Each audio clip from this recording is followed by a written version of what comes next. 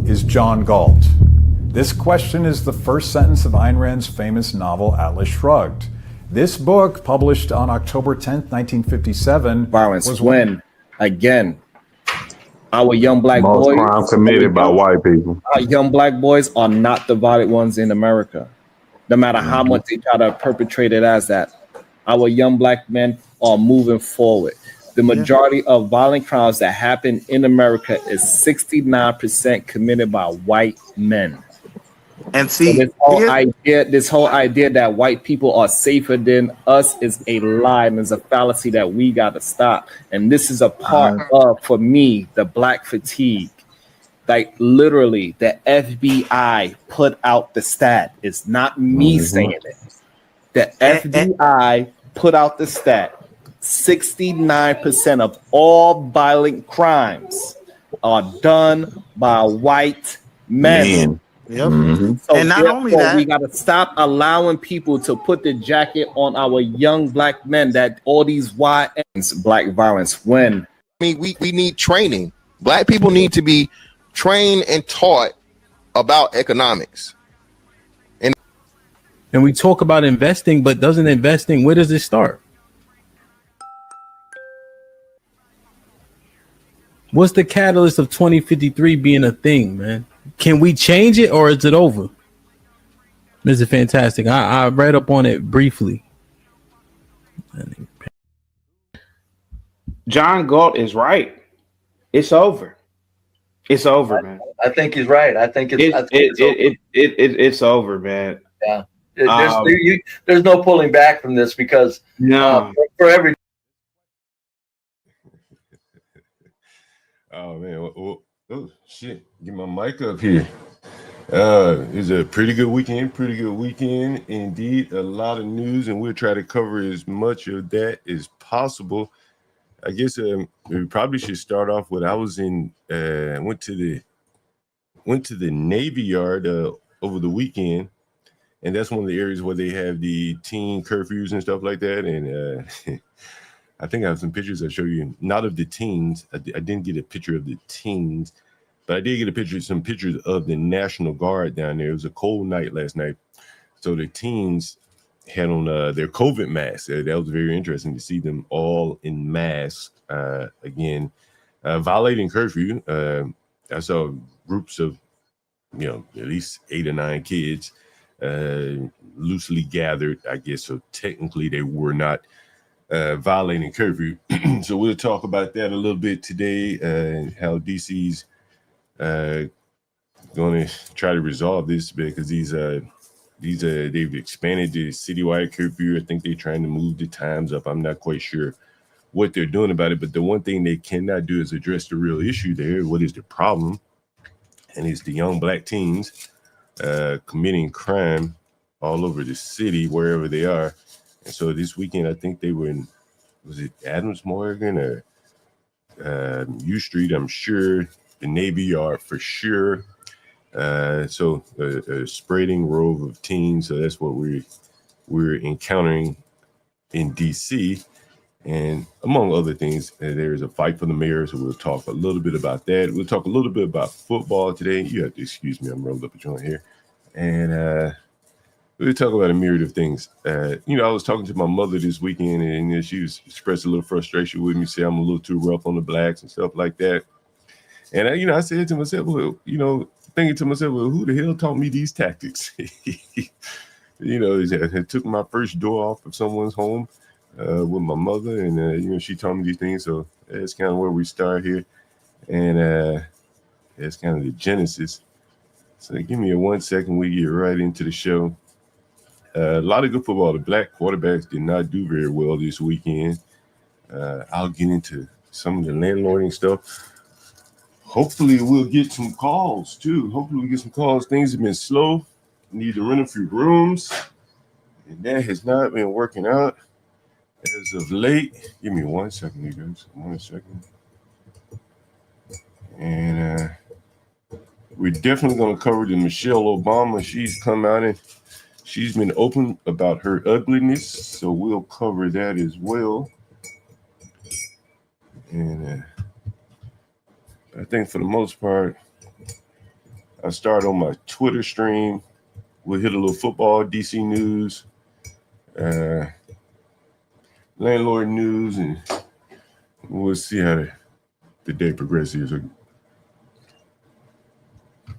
So I guess I should start with Twitter here. So a lot of news over the weekend. So a lot of this stuff I just bookmark, talk about it as we get back on the stage here. So here's the first thing. I guess I'm going in no particular order. And so the first item I saw came up here was I guess they allow men in women's prisons in Minnesota. About the injustice. Yeah.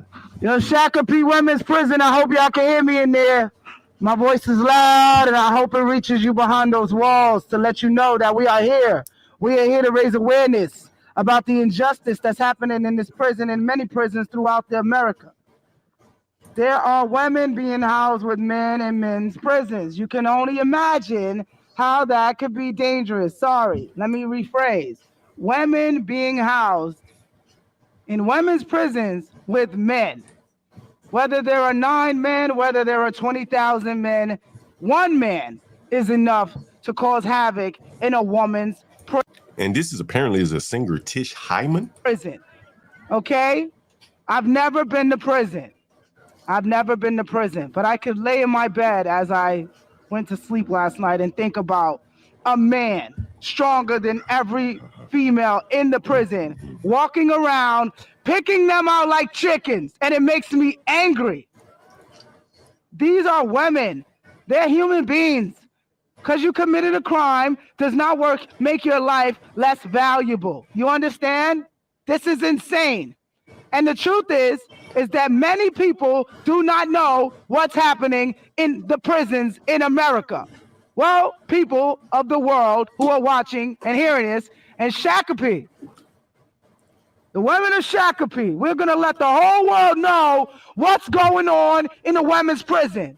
Men are in there. There is no such thing as a trans. There are just... I wondered, did she vote for these things? And now the results are coming out and she doesn't like men and women. Some men like to wear dresses, and there's nothing special to see there. Women need protection from men.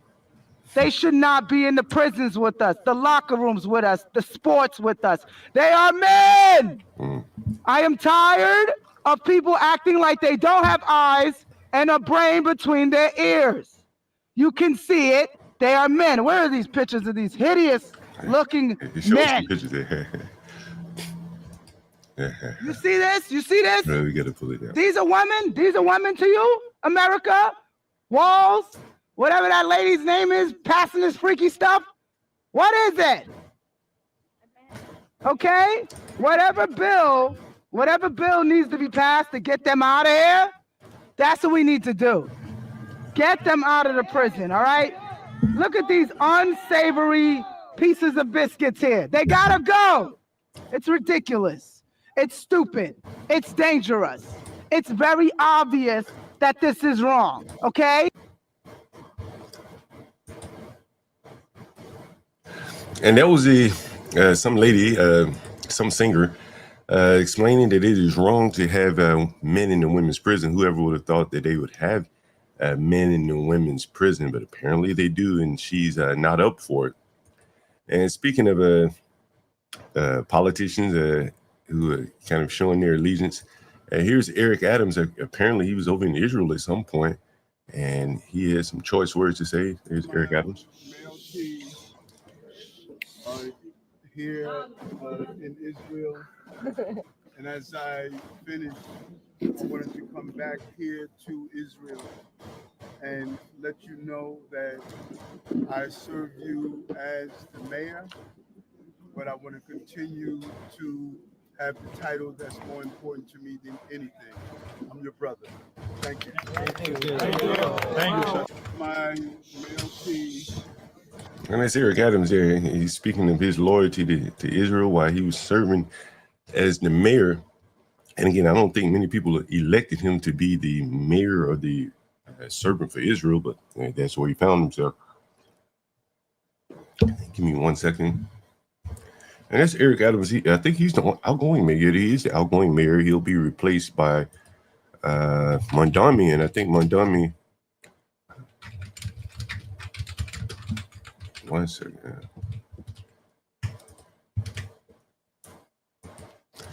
Yeah, I think he's replacing Mondami.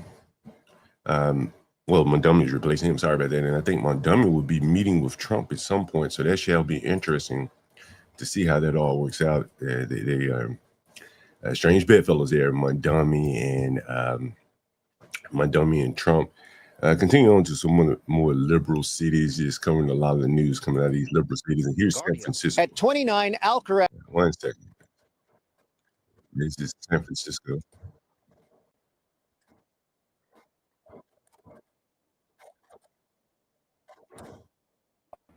Last week, when asked why the mayor would pick a political novice, he noted her 6 years experience as the owner of a pet shop and a lifelong resident of the Sunset. This is our chance to have a seat at the table.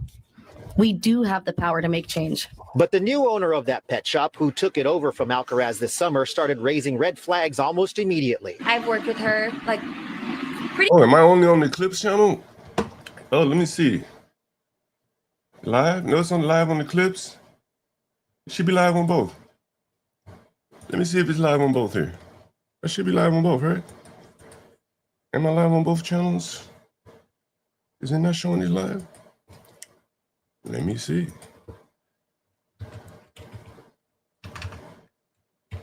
I think I took the mobile off.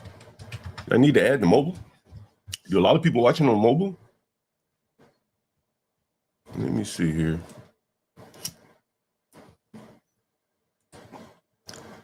Do you watching on mobile? Is that what it is? Let me see what's going on. Let's see.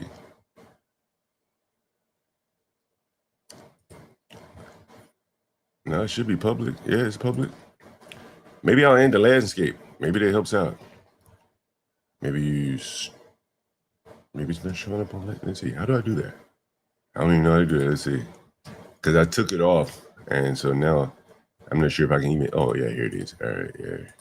Oh, maybe I can't change it while I'm midstream. Either way. So, yeah, I'm on. I should be on both. Let me check and make sure. Just give me one second.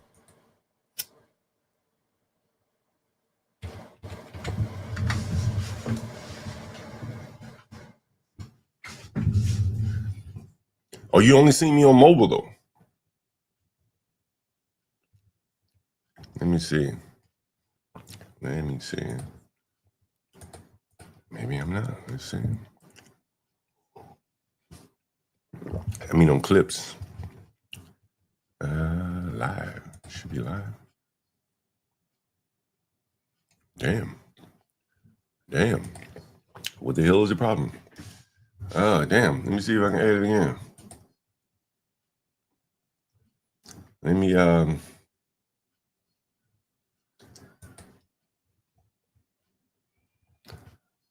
me save changes. Let me see what the hell happened here. That should be public. I see what you're saying, though. It's not showing up. I don't know what the hell's happening. Let's see.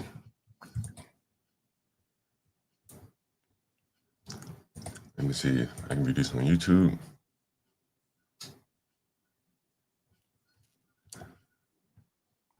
No, it's showing up as live. Oh, it's showing up as private. Analytics. Let me edit it. Damn. Okay, I see what the issue is. It's showing up as private. Let me see if I can set it to public. Damn, I'm glad you said something. I'm sitting here talking to myself over here. Give me a second. I wasn't even paying attention to the audience here. Seeing who's in the audience, I just happened to see you come in, MFB. And all right, so I think that resolved. It should have resolved there. Yeah, that should have resolved it.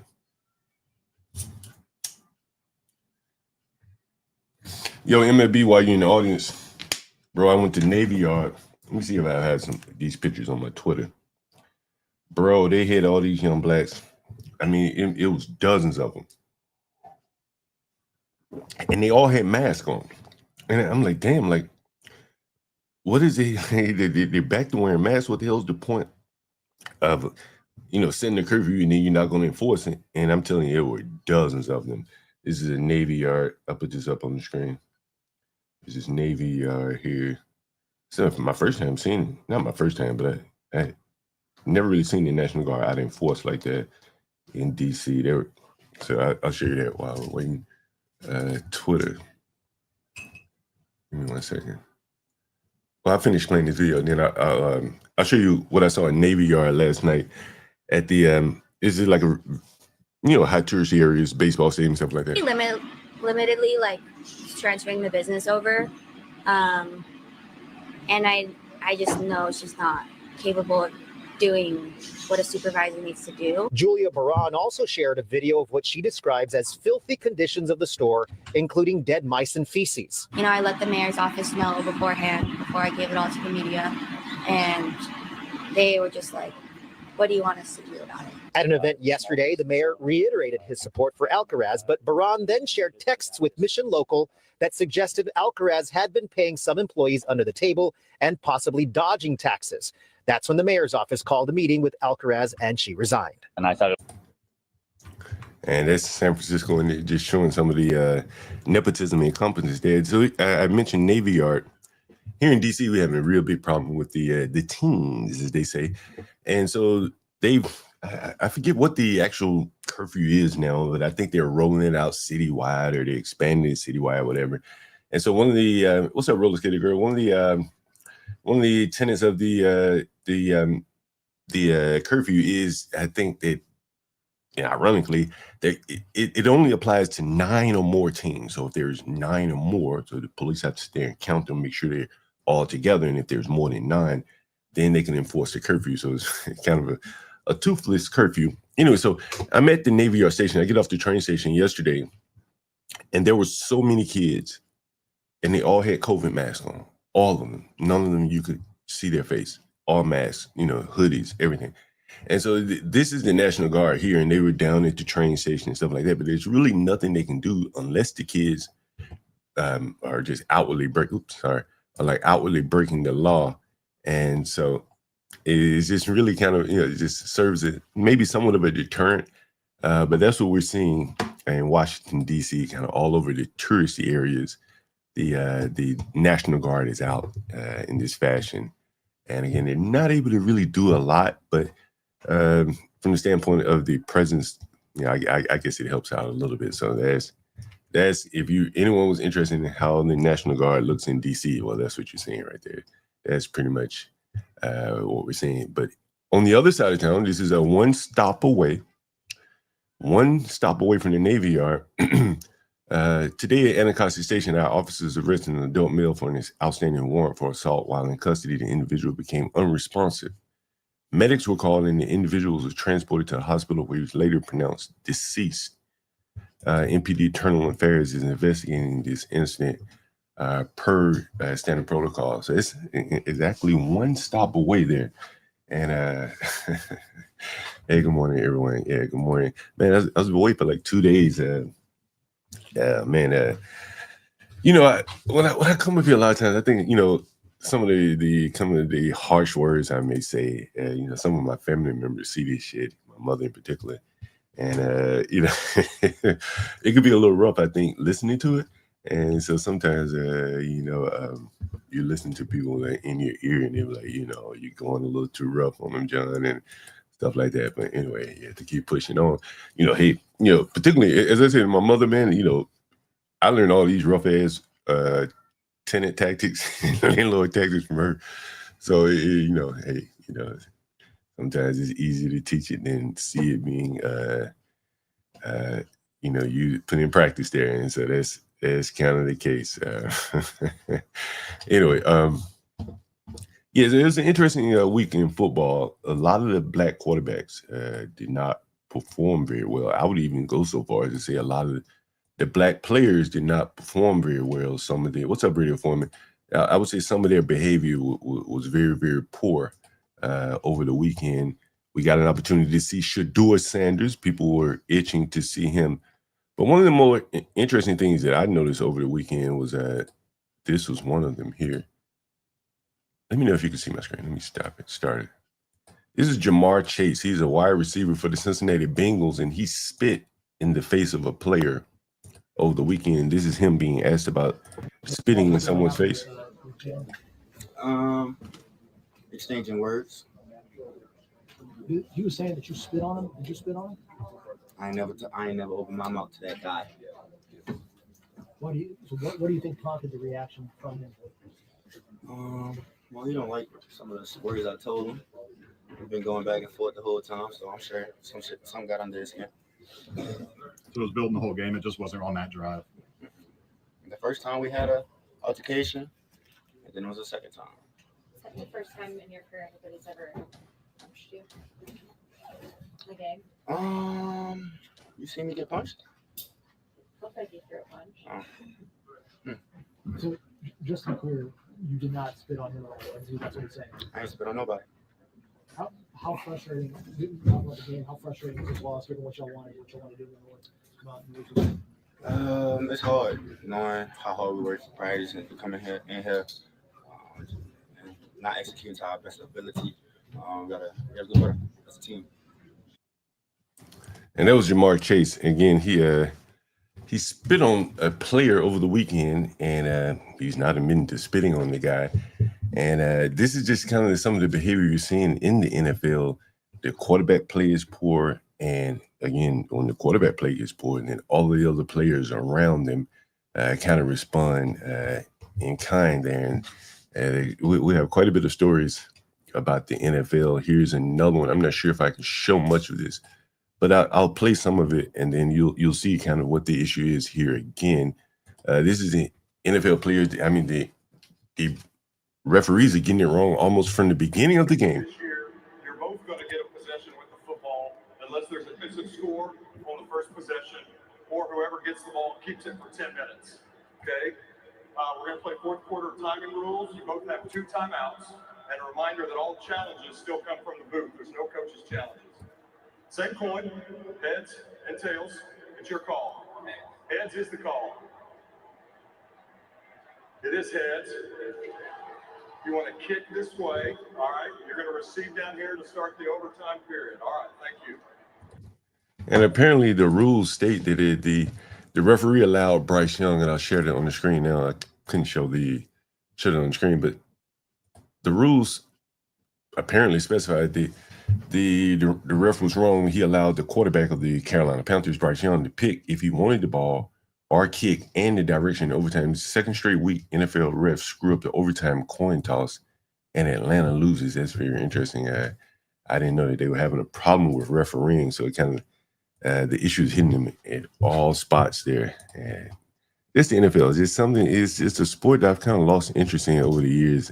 Just the poor play of the quarterback, and we'll get to some of that with Shedeur Sanders. How many of you guys saw Shedeur Sanders play this weekend? He came in, the starting quarterback, Dylan Gabriel, he was hurt. And so Shedeur came in, and we'll talk about that a little bit as we get to the clips. I'm just going down the Twitter stream here. Just some things I saw over the weekend on Twitter. I bookmarked it. I wanted to come in and show you. Here's another one here. There's the utter dysfunction a guy like me, a landlord, sees in these homes here. And here's... All right. Okay.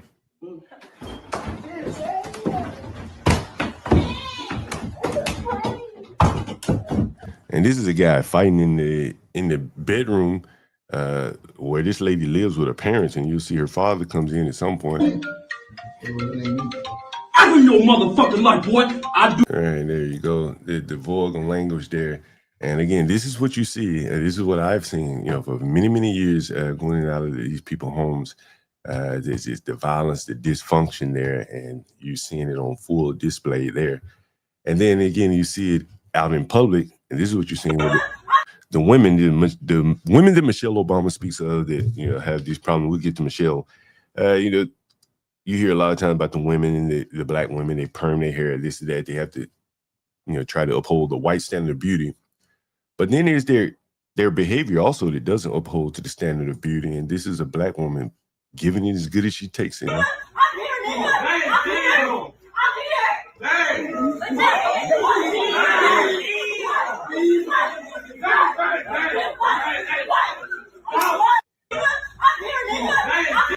I'm here, nigga.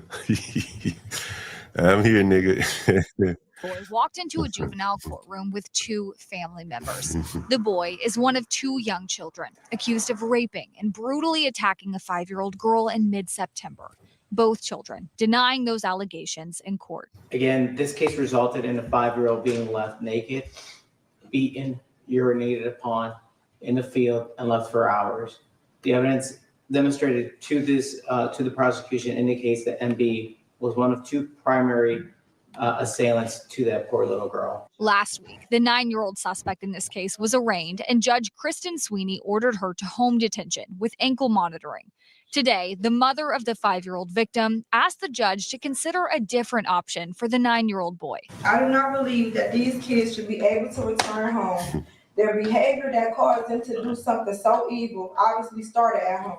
Judge Yeah. Sweeney ultimately did order the boy to home detention with ankle.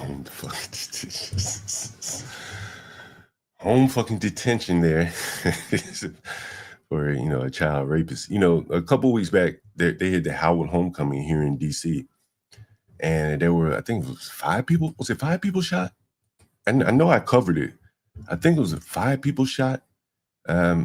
So then now they've arrested the person that did the shooting. It was a 17-year-old shot 5 people near Howard University during the homecoming. And here is the reporting on that. And so basically a 17-year-old boy is facing adult criminal charges after DC police said he was responsible for shooting multiple people near Howard University during homecoming weekend, according to the police department. Kavion, I think that's how you pronounce it. Kayvon Dudley, he was 17 apparently, of Northeast DC, faces a charge of assault with the intent to kill pursuant to a DC warrant, and this happened about 8:22 surrounding the university's Yard Fest. This is 600 Howard Place. This is right at Howard's campus. 5 people, 3 men, a woman, and a young boy immediately started aiding them. So 5 people shot there by a 17-year-old boy, and that was a case that we had covered because it's very close to some of my properties up in Northwest DC. So it's very interesting that it was a 17-year-old that shot those people. That's very interesting. Goddamn, that is very interesting. Again, this is a fairly affluent part of DC. The houses there are probably about $500,000. Well, no, more than $500,000 right there by Howard. About $800,000, I would say, about at the Howard University area. Right being in my backyard, Mike Epps had a concert, and I guess it didn't go off as smooth as he had wanted. And so here's Mike Epps at the National Harbor. This is Mike Epps at the National Harbor here. No. Hell no. Y'all not. No. Hey. Nobody is fucking getting kicked out. What y'all doing? Where you going? No, that ain't how you work shit out. No, fuck that, man. She did what? She been talking shit. Okay, get your fat ass up here. So these people were fighting, and so he had to pause the concert, the performance while they were playing. Get her out of here.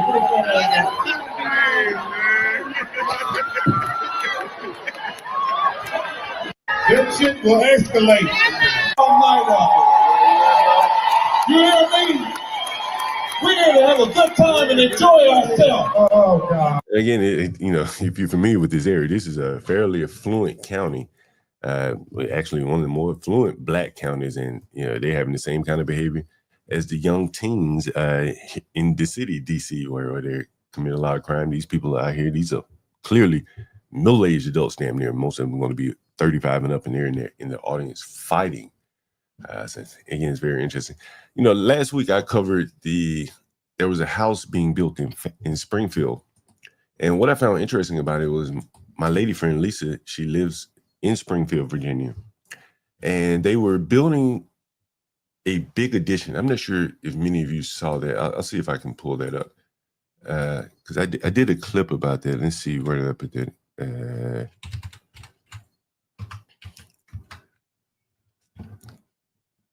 Matter of fact, I'll pull it up. Was it Fairfax County? Fairfax County, large home being built. And yeah, so here's the article. Here's one reporting about it. County, Virginia. So obviously there's no HOA in this community. Yes, and my lovely lady Lisa lives in this area here. But if you're going to do a big project like this, you're going to piss some neighbors off. So you want to make sure you get the proper permits, go through zoning, which apparently this addition was built too close to the neighbor's property line. So now construction has been paused and the county's going to take another. And so that's an Instagram reel about it. Let's see if there's any other news reportings about it. I'm sure it is. And there was news about it. Let's see.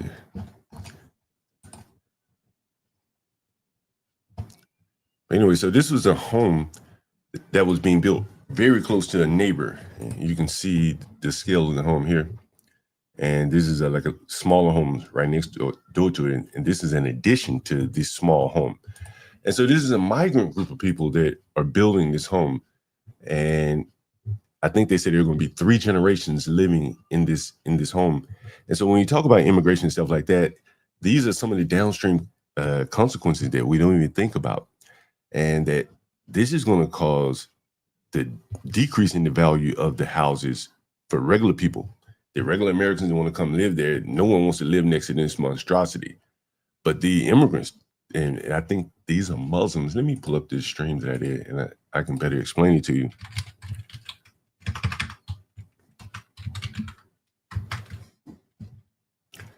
And so these are, migrant Muslims, I'm pretty sure. And I'm pretty sure that the news kind of spoke of that. And what you'll see here is that there are a lot of mosques being built in that area. And here's the article. Here's the video that I did.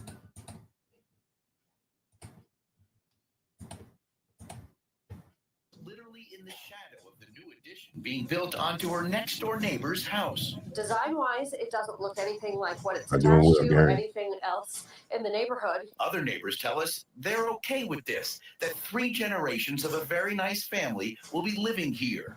That family told us they had nothing to add to our story. It feels like it's not real. When you see it, I mean, you've seen it. So yeah, it's shocking. Katie Dash lives several blocks away and says she's alarmed, like many who know about this. And so I think we're all just concerned if it could happen to her, it could happen to any of us. And I'm still confused how it was approved. I think that's our biggest issue in the neighborhoods, like how there has to be something wrong. It's been weeks and weeks of back and forth, and I love this neighborhood, and the people in it have been so helpful. It just feels like there's nowhere else to go at this point. We turned to Pat. And that's right there. For her, it probably is very few places to go. This is already an expensive area to live. And now that they are being forced to live with something like this, she's probably looking to move further out into Fairfax County, which is even more expensive. Parity for clarification, he's the Fairfax County supervisor for this area and has been out to see this with his own eyes. Clearly does not belong in our suburban neighborhoods, a structure like that, 8.5 feet from the property line, three stories tall for the length of the lot. It has no place. And we need to fix our zoning ordinance to make sure that doesn't happen again. Well, what I'm guaranteeing, or what I would be willing to bet here, is that the people that built this and bought this place probably combed over the guidelines with a fine-tooth comb and knew they were within their rights to build this. They probably went into this intentionally to build this for their large family, I think. The reason why I find this interesting is there were years ago, I read an article about a lady, it's an old white lady, and she was living in Britain, somewhere in the UK. And this was done to her. And so her house effectively became worthless to regular British people, whatever, however you term it. But to the immigrants, the house held some value. But she couldn't sell it for what it was worth, because no one was going to buy it other than the immigrants. So effectively, they had her in there buying, and that they would lowball her on the price, and then they would turn around and do this and house multi-families.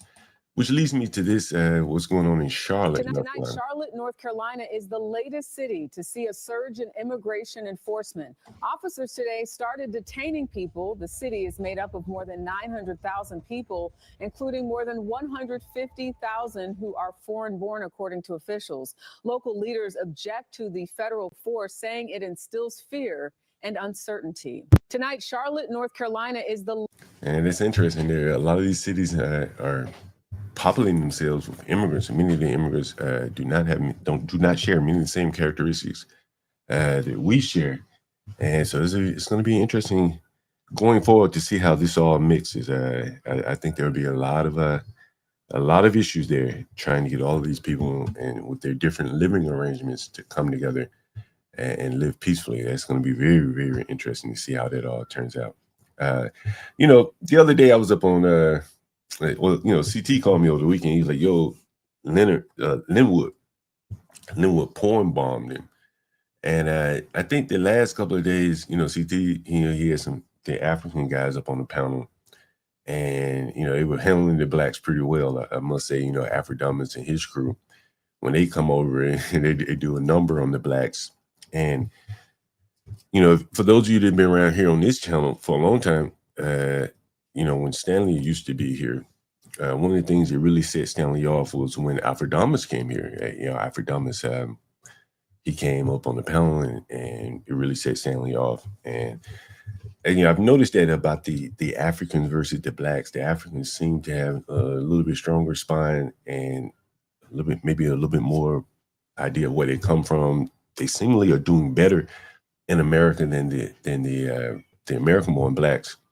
And so I saw this debate between I forget this guy's name, but it was him and Obama a few years back. I think he's dead now. Said that you and Mr. Obama are of the same race, but not from the same heritage. Do you feel you are more personally in touch with African Americans than he, because you are a descendant of slaves? I simply observed a fact. I didn't make any conclusions from that fact. I wouldn't do so. And I thought it was rather strange in the last debate that we had, that when I talked about the effect of my heritage on my outlook, for instance, in dealing with the issue of abortion, one of the reasons I'm so intensely interested is because there's a disproportionate impact of abortion on the Black community that threatens to reduce the numbers of Black people in a way that would be quite demographically drastic over the course of the 21st century. I did misspeak a little last time because I had said This is Alan Keyes, by the way. that more Black babies are being aborted than are being born. In fact, I think the ratio is 55% live births, 45% abortion. But, that's still pretty bad. And it leads to a situation over time that's going to be awful. I'm gonna keep playing. I'll be right back. I gotta show you guys something. For the Black community. So I think that it has an effect on one's outlook, because you look back to a heritage where things like the Declaration of Independence were critically important to making progress in the battle against slavery and in the battle for civil rights. The thought that we would discard it, that we would, for the sake of, sexual license and other things, be talking about the world as if the Declaration didn't apply to our babies in the womb, strikes me as a devastating loss, because I know how important it was to the progress of justice in the court. Anyway, that's Alan Keyes expressing kind of his difference between Obama and the tether versus the FBA argument. Look, I found this picture a while back. Let me show you this picture. I found it recently in one of my Airbnbs here. Hey, take a visit.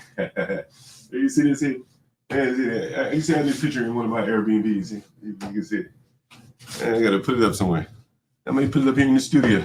I may put that up in the studio. I had this shit framed there. Anyway, I thought it was an interesting picture. One of my Obama pictures that I have up there. I'm gonna put the link in the chat. Anyone want to talk about football? I'm gonna cover some of the football stuff here. A lot of good things to talk about, a lot of interesting things to talk about. Let me see. I think I want to start off with Shedeur Sanders. And then we get back to the Twitter feed. I had to step off a little early today. I want to get to this Shedeur. See what was being said about, they have every play of him already up there. I'm going to pull up a little bit about Shedeur. He came out because the Dylan Gabriel guy was hurt. And so he came out, he threw an interception early on. I didn't think he played all too poorly. But you know, I think he did miss a few plays that he probably should have made. Let me see if I can find those. Did I lose him? I don't know. I'll find him at some point. Otherwise, we get back to the Twitter stream. And but anyway, as it relates to Shedeur, I think it was a middling performance. I think that he gave enough for the true believers to still believe in him of this one game. And I don't know. We'll see. We'll see. I'm skeptical that he'll be able to play very well, but we'll see. What did you guys think of it? What did you guys think of Shedeur over the weekend? Anyone see Shedeur play? The previous tall house could have been built wider and shorter, but the Muslims took their neighbor's private view and son. Yeah, the thing about this, Palomino Ricky, is that again, I've seen this happen in the UK, and once you start getting houses like that in the neighborhood, again, and I sold a house recently, very similar example. So when I sold this house recently, the blacks and the Americans, it just held its value, whatever the value was. But the Hispanic man that bought the house, it had additional value to him because of the parking. He had commercial vehicles. To park his commercial vehicles on the street, you can't do that. But with the house that I sold, he was able to park his commercial vehicles off of the street. That had a lot of value to him.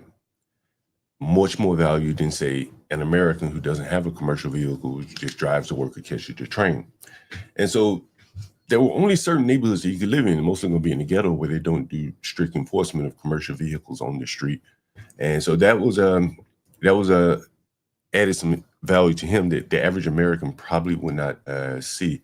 And that's what I think you're seeing in the Fairfax County, and that these people were able to get away with building this house.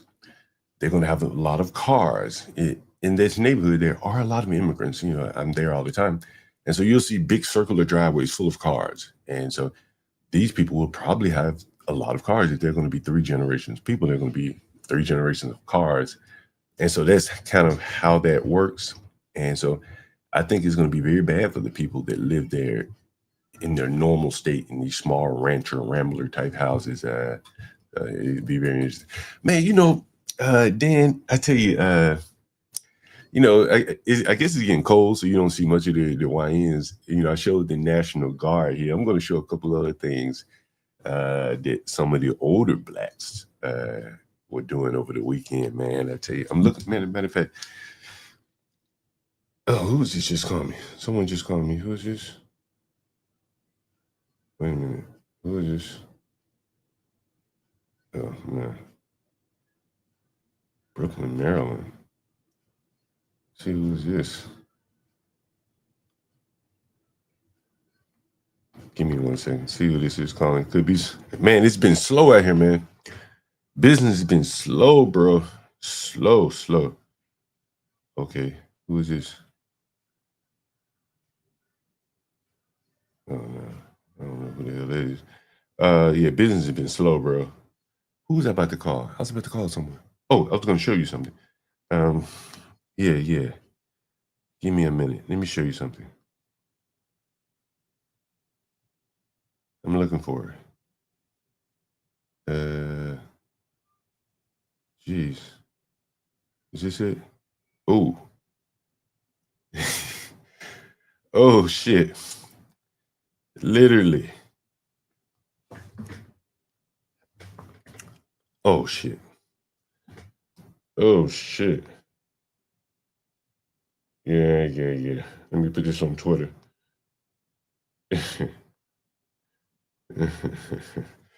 So I tell you, I've been having a shitty week, a very shitty week. And so part of the shitty week has been the tenants that are, I tell you, the blacks really, I did a stream. I think it was a cartoon that we put out there. And I said, I don't think that a lot of the blacks understand plumbing. You heard me say that. I don't think they understand modern plumbing. And so I want to share this with you. This is what some of the, I got a lot of pictures. I'm going to share this. Is the first picture here. So what the plumber sent me. If you haven't had your breakfast yet. Yeah. This is a picture of what the plumber sent me. Those are rags and towels that the blacks put down the drain there. You can see that.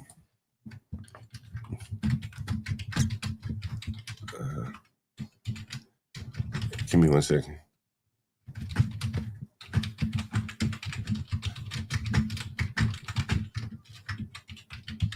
Yeah, this is a picture. It's a very good example, I think, an illustration of blacks and their lack of understanding of modern plumbing. You see all these towels and rags that these blacks that they just flush everything down the toilet, everything. That's sewage right there that the blacks cause this problem by putting towels, microfiber towels, and everything else that they could that you can imagine that they will put in the toilet there. And so this is another reason, a very classic reason, why people have a hard time renting to blacks. You can see this. It's really unbelievable, the amount of damage that these blacks can cause. And I'll show you some more pictures. Here's another one here. As blacks, understand, like, not many people want to rent to these type of people. You have to understand. And here's another picture here.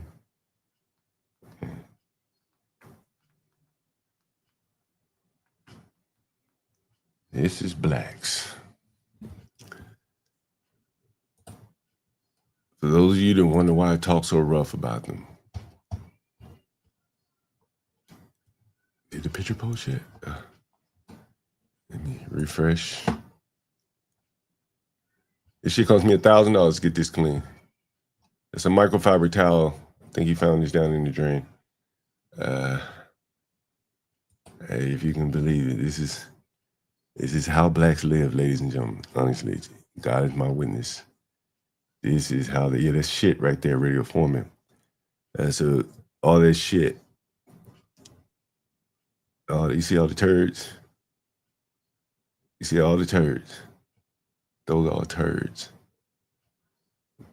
Blacks with that lack of understanding of modern day plumbing cause very, very serious problems. You can see. Oh, you ever see this? Yeah, you ever see it, right? This is blacks and their lack of understanding of modern day plumbing. They don't understand modern day plumbing, and they cause problems like this. This is why, like, honestly, trust me, this is why no one wants to rent to blacks.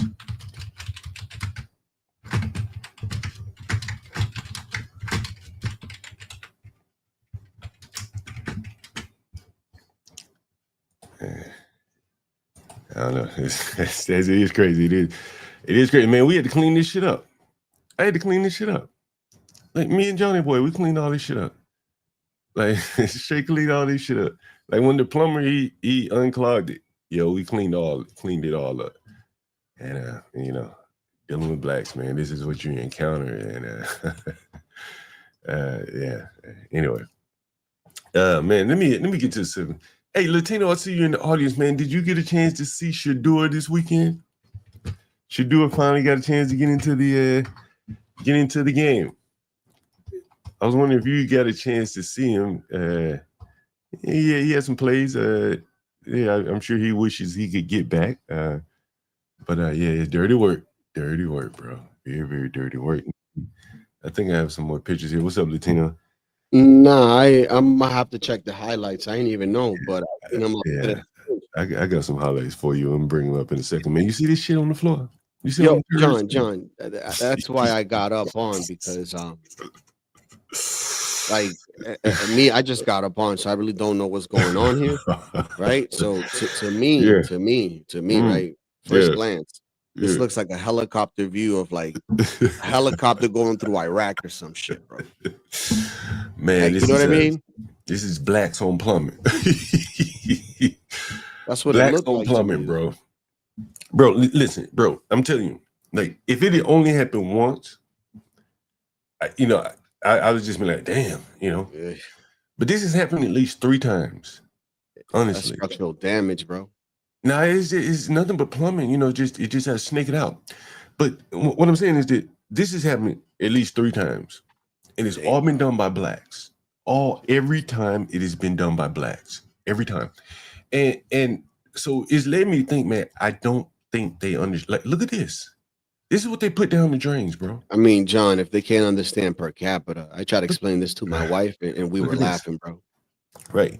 So, and like, you know, a pipe is what, 1.5 inches? I think a plumbing PVC pipe. Now most pipes are not even made out of metal. They're made out of PVC. The only ones that are made out of metal and copper is the hot ones. But I'm saying, you know, your plumbing pipes, your sewage pipes are going to be 1.5, 2 inches. I'm not quite sure. Jeremy and all the team would know. And so, I think it's 1.5. Right. And so you can't put something 2.5 inches down the pipe. It's gonna clog it up. Right. And you can't put things that aren't gonna break down. And so what you're saying are things that don't break down, like microfiber towels. Yep. Stuffing paper towels down where they will just clog up. Right. And this is the thing to the toilet, right? This is where the toilet used to be. Yeah. Right. That's where the toilet used to be. And so I'm pretty sure that's where the toilet used to be. And so this is this is clearly the blacks not understanding how to use a toilet. This is really what it is. Yeah, it's truly like, dude. I have to unclog the tub, right? But you gotta understand, I live with 3 girls, bro. Yeah, that's just a tub. Then not no toilet, not no sink, just a tub. And I mean, unclogging the tub. I mean, you have to do. I mean, it makes sense. This is what I'm saying. Right, but these people are they're like they're taking massive shits, right? You know, the food they eat, and you know, they take massive shit, bro. Yeah. And so, you know, they take massive shit. You know, this processed food that they eat, and you know, they this is what you see. This is why no one wants to rent to them, bro. Trust me. You know what I'm saying? Like, if you can get beyond their bad behavior and all of the other things you're gonna have to deal with, then you deal with this right here, and you're like, oh, fuck it, you blacks are not worth it. I'm not worth the time. I'm not worth the time, bro. Man, let me get to a little football since I got you up here, Latino. Well, first off, did you hear about Jamar Chase spitting on the other player? Get out of here, bro. You didn't hear about this? Nah, I know that what I was getting into though was Buffalo is attacking, all the players are attacking, even the defense is attacking Kenny, whatever his name is, the receiver. Kenny Pickett? Who's the receiver? Kenny Pickett? No, his last name is Kenny, but he was basically criticized by the team because he kept dropping balls and not putting his all into the play. Man, you know, you see a lot of like frivolous behavior from the player that you normally did not see. No, of course not. Yeah, that's very interesting. Because of course not. Because John, but you remember, man, like, let's be honest. You would have your Brett Favres of the world. Even we didn't even have to go that far. We could go as far as Carson. You remember Carson? They used to play in Carson Palmer. You talking about? Yeah, Palmer. Yeah, he used to play for the Bengals, right? You see how that guy used to dress. You see how what's his name? Alex Smith used to dress. It's like these guys look like truckers, normal, regular Americans. Yeah. But now, what do you see? Yeah, no, it's gold chains. And I be hating it because Dominicans do the same shit too, and I get so mad, bro. I'm like, why, bro? You know, we got to get to. There's a lot of football stuff we got to get to. You know, there's a football player shot in New York. You know, and guys, if you've been watching the channel for quite a while, you probably seen me in that area. That's Times Square. Is it Times Square? It's south of Times Square, Theater District area. Where the man was shot. Did you hear about this player shot? No, I did not hear about that, man. You did not hear about this? But I guarantee you he was hanging around the spots that he shouldn't be. Bro, you know, the name of the place was Say Less. See? But it was say less, Chinese play on the word, so SEI, less. You got it? So the name of the place was Say Less, Chinese place, popular with stars. I've probably walked by there a million times. I've never been there before, but I've definitely walked by there a million times.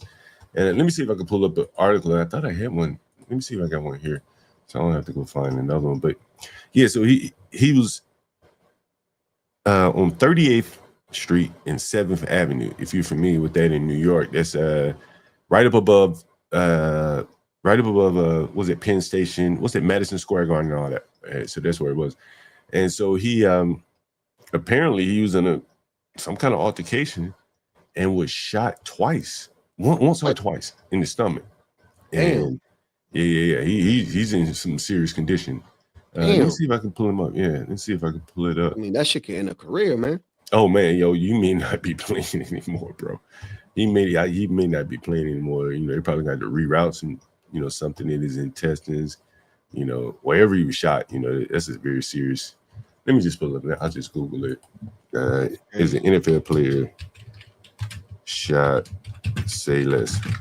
Are you gonna hire somebody to clean that up, or you and Johnny Boy did the work? Yeah. I mean, Johnny Boy cleaned up most of this shit. I gotta go. You know, we gotta clean up the rest of it. Say less player. That shit, man. Man, I got a big ass wetback, bro. Yeah, I got one too. I got one too. It comes in handy, bro. Thank you for here it is. We begin with the Midtown shooting of Jets player Chris Boyd, who remains in the hospital tonight in critical condition. The shooting happened around 2 a.m. outside of a restaurant on West 38th Street. As Naveen Dhaliwal reports, police say an argument quickly turned violent. Mayor Adams has confirmed the victim in the shooting is New York Jets player Chris Boyd. Police say he's in the hospital in critical condition. Now, investigators say West 38th Street near Broadway came to a standstill overnight after shots rang out as a 29-year-old was leaving the Salus restaurant. Boyd was with a small group of people Poor when wetback. they were confronted by a second small group that had left the same establishment just after 2 a.m. Police say during an argument, someone from the opposing group pulled out a gun and fired 2 shots, hitting Boyd in the chest. I'm very sad. Jesus Christ. I hope he's all right. I'm going to pray for him. I'm going to pray for his family. And God willing, he survives. Tragic. This is This is nuts. what's happening in the city nowadays, you know? Even a sports cat, you know. Oh, my gosh. Right. It's so sad. Boyd, a cornerback, hasn't played this season, his first with the Jets after going on the season-ending injured reserve list in August due to a shoulder injury. Now, in a What's up with these Jets players, they man? quote, "We are aware New York, of the bro. situation." They hanging out in the city, bro. We had Sanchez. You saw what he did. The video came out that he was the aggressor. Yeah. You know, I think in this guy's case, you know, I'm not sure what the particulars are, but like he's clearly with some rowdy people. You know what I'm saying? I mean, this is what I said from the get-go, John. Because you know you can't carry guns in New York. You know, it's strictly it's very, very illegal. Very few people Like have. Washington. Right. I mean, you know, you can have a gun here, and you may not go to prison. But in New York, you're going to prison if you don't have the permits, right? Like, and so you can't be around those type of people. And he was, and so that means he likely was, you know, involved in kind of some street life of some sort, right? Involving Chris Boyd and will have no further comment at this time. Police say no one has been arrested. In Midtown, Naveen Dhaliwal. Yo, they said people were leaving like with Maybachs and shit like that. So hell, it may have been another football player that shot him. See, no way. Developing Listen. now, we're getting our first look at the alleged gunman who left a member of the New York Jets seriously hurt. Cornerback Chris Boyd was shot early yesterday outside a Manhattan lounge. Today, New York's Tracy Strahan's in Midtown now with new video just released a short time ago. Trace, good morning. Darlene, good morning to you. We're coming to you from that Why area in? that was a crime scene early Sunday morning. Now, Chris Boyd remains hospitalized at this hour, but a short time ago, the NYPD released new images. They're asking for the public's help and hoping them locate a suspect in this case. Now, take a look at this. You can see he's wearing a black knit I guess it ain't a football player. They would know him, right? hat, also a black shirt, Some and YN. a black backpack. Look at Now, these that's the motherfuckers. same description of the suspect the NYPD says fired the shot that sent the Jets cornerback to the hospital. Yo, you want to know what's impressive? What? How the hell can they run with them skinny ass jeans they be wearing, bro? Bro, shit, they like It amazes me. it's like wearing panties. Yeah. I guess you can run with them easily. Hell, they Fuck, you know, like, they you don't get contour an to yeast your body. infection in that shit. I mean, shit, it's like running with tights on. Damn. That's what I would imagine, like running with tights on. It's just so gay, bro. Got into a fight here outside of Say Less nightclub on West 38th Street around 2 o'clock Sunday morning. The 29-year-old suffered a gunshot wound to his stomach and at last check was listed in critical but stable condition. Now, Boyd is a Texas native who signed to the Jets for a one-year contract, but he's been out most of this season with a shoulder injury. Amazed. I mean, you don't expect things to happen. Yeah, is he serious? I'm a mate. The guys like that. This guy doesn't live in the city. It's kind of weird. Another look now at the newly released images of the suspect that the NYPD is on the hunt for in connection to the shooting of Chris Boyd. Sources tell News 4 that he was shot after a fight here on the sidewalk, but still there's no word on what may have led to that violence. A spokesperson for the New York Jets says they're aware of the situation, but they have no further comment. What's Bringing going back on, live, bro? Mayor Eric Adams posted on social media that he is praying for Chris Boyd and his family and said this whole situation is another example of why gun violence in the city needs to be stopped. Live in Midtown Not this morning, Tracy Strahan, Today in New York. Yeah, so that's Chris. I'm surprised you didn't hear about that, Latino. Yeah, I'm surprised you didn't hear about that one. Yeah, I know who Boyd is. I think he was in Detroit in the Lions at one point. No, yeah, I think It's it not was a the same special guy. team or something like that. Yeah, I think it was a Yeah, special team or something like that. Hey, And then man, he like, got himself. Well, it's like, bro, you want to know something, John? What's that? Tom, you never found Tom Brady in the clubs or any of that shit during the regular season, bro. And that's to say, bro, it's like you see where the focus is, bro. Yeah. Speaking of Tom Brady and, kind of his counterpart, I want you to take a look at this. I mean, how long has Jameis Winston been in the league, man? Yeah, oof. But more He's than been 10 in the league, years what, now, I about wanna 20 say. years, 15 years? Yeah, And I mean, like, definitely you more than 10. And like, you still got to get these emotional kind of send-offs from your wife before you start a game. Like, he's acting like this is his first game ever starting. It's his wife right here.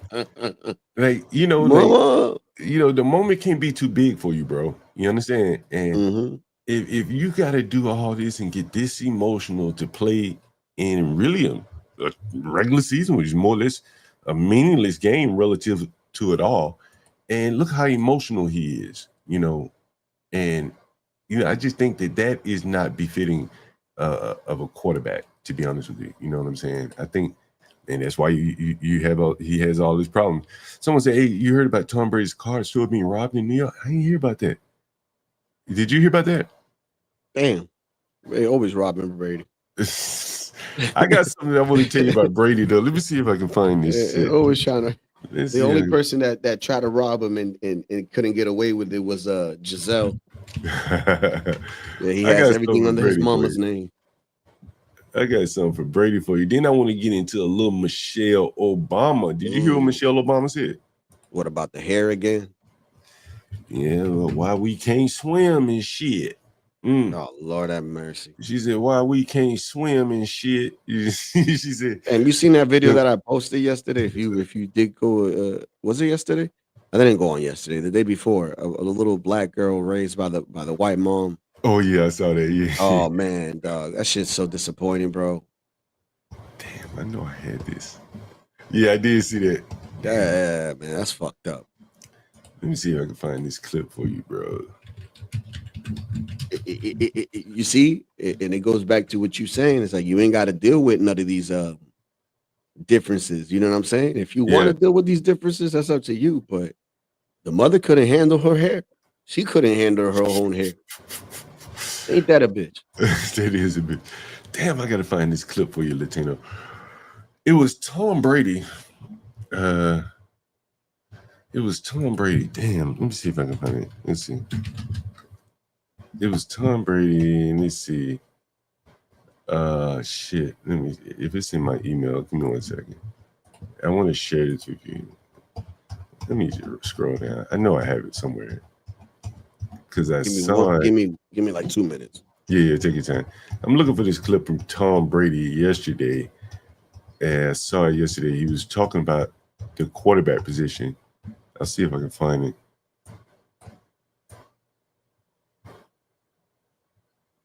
Otherwise, I have to just Google for it. But anyway, Tom Brady was saying that he said being able to run is not a talent. Well, how did he say it? It's not a skill, it's a talent.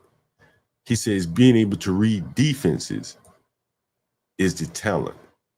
And I think that's the first time I've heard him mention it, talk about, playing football like that. He's probably always thought this way. But, as the quarterback play gets worse and worse, I think it is, it's becoming hard for him not to speak out on it. And I think that's what we're seeing. And let me see if I can find this clip. Tom Brady, skill versus talent. Tom Brady, skill versus talent. Yeah, I may not be able to find it. And I had it yesterday. How much skill versus luck? I don't know where I had it. I'll find it at some point. But yeah, anyway, so Tom Brady's saying your running ability is not a skill. He says it's a talent. He said learning how to actually play the game is the actual talent. It's the actual skill. So I thought it was pretty interesting from Brady, because it strikes at what a lot of the other players I think are struggling is that they can't read the defenses and things like that. Anyway, I'll see if I can find it. I'm sure I have it somewhere. Let me get back to the Twitter stream. Had a couple things I wanted to cover from Twitter. I've already shown you the shit. I think I've shown you that. No need to go back over that again. I got to clean that up at some point. Clean the rest of it up. Get this place ready to run again. But yeah, I was talking to CT. I don't know if Latino, I don't know if I told you this. Did you hear about Linwood porn bombing, CT? I'm not sure if Latino's there, but did you guys hear that or see that? Did Linwood porn bomb CT? I didn't see it, but CT called me to tell me about it. I said, damn, like that's very unfortunate. Like he would go up on the channel and porn bombing. But I told CT, I said, man, like is that a dude? Is that a dude? Yeah, that is a dude. Hey, did you hear about CT Linwood porn bomb CT, man? Yeah, I was told. Well, CT said he got angry about something and just pulled the plug on him and just porn bomb him. That's why I say, man, like those people, they bring so little to your panel. Mm-hmm. I don't even know if they're worth even having on your panel. You know what I mean? Like, if Linwood's going to do something like that, why even have him up there? You know what I mean? Like, it's not like he's bringing some high level of thought or something like that. It's just, it's basically. If he is, it's something that he read off a book. Yo, I found this Brady clip, bro. Oh, shit. Listen to this. There's been a regression mentally of the game Yeah. that when I watch, it's more trait. We value traits and not skill. Do you feel like that pendulum has swung too far the other way? It is flag football for quarterbacks. Yeah. Mm-hmm. Like when they. Yo, I said that a few weeks back. I said, bro, if you can stay in the pocket and play from the pocket, it's like flag football for a quarterback. You're the most protected person on the field. And this is what Brady's saying.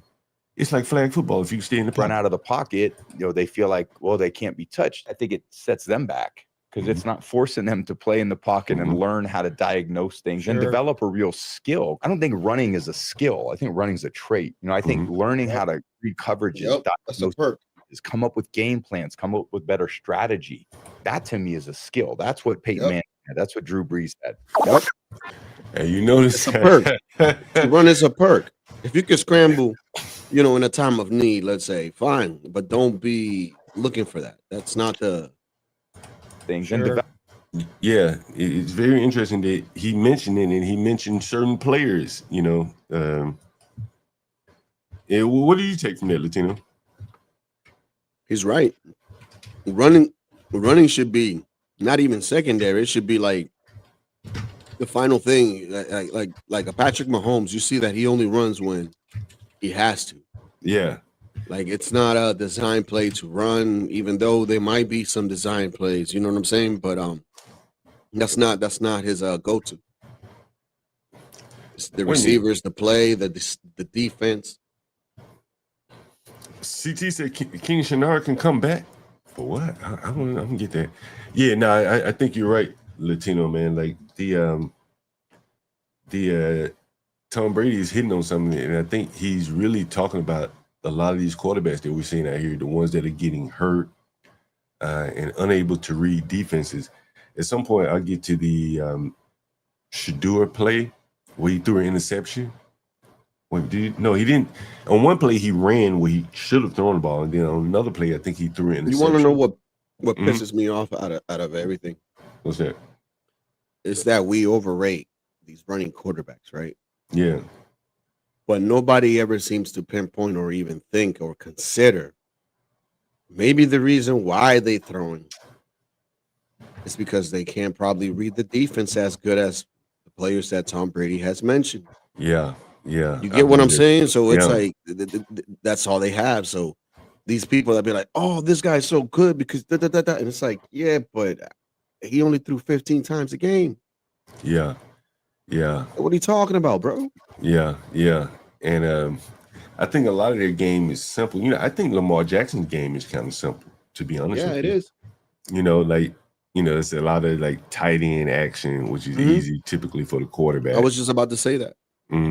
It's not a lot of, you know, he's not like Kurt Warner. You know, Kurt Warner, you know, he was really throwing a lot of crossing routes, you know, stuff like that. Jalen Hurts is another one that's not very good, in my opinion. I never bet on him. Yeah, you know, now what I will say though, on his behalf, he's a good teammate. He's a good teammate. That doesn't mean he's gonna be a good player, man. You know, I think this is kind of what Tom Brady's talking about here. You look at this, like, look at this silly ass shit. You see that silly shit? Huh? You know, as a quarterback, man, I just don't think that kind of behavior should be in you. You understand? Like, if you're able to jiggle and wiggle like that, you're probably not a quarterback. You know, what'd you say, Latino? Oh, You're gonna grab a phone call real quick. Oh yeah, go right here. Yeah, I just don't think you're a quarterback if you're jiggling and wiggling like that. You know, someone said Michael Vick. You know, I think Mike Vick was. I think he was a decent quarterback. I think of the quarterbacks that we've seen, he probably had some of the best passing ability. You know, he threw a nice ball. I guess he was fairly accurate. I don't remember if he was or was not. But you know, I could watch Vick play. I can't watch some of these other quarterbacks play. They're just too. Yeah, no, he didn't win any rings. You know, I don't think he was that good. But I could at least watch Vick play. He was exciting. I don't think watching some of these other players are that exciting. Maybe it's because Vick came along at a time when he was much more talented than all the other defensive players. So that you know, made him look more exciting. Anyway, very interesting. Yo, here's an article, you know, for the people that always talk about this delineation between the blacks and the FBAs. California is now starting the delineation process. I was not aware of this, as it begins to become federally recognized on U.S. Census and what they're going to have here. And let's see if I can zoom in. So under Black or African American, it's 3 categories here. A descendant of a person or persons who were enslaved in the United States. Not a descendant of a person or person who were enslaved in the United States, but not limited to African Americans. I guess that would be Africans. And descendant status is unknown or choose not to identify. I guess that would be all encompassing. But here it seems that they're now making the distinction between blacks and Africans. And I guess Caribbeans too. Would that be Caribbeans? Yeah, I guess Caribbeans would be included in that. So this is very interesting. You said who was the quarterback for the Eagles? That was Randall Cunningham. Yeah, he was, or McNabb.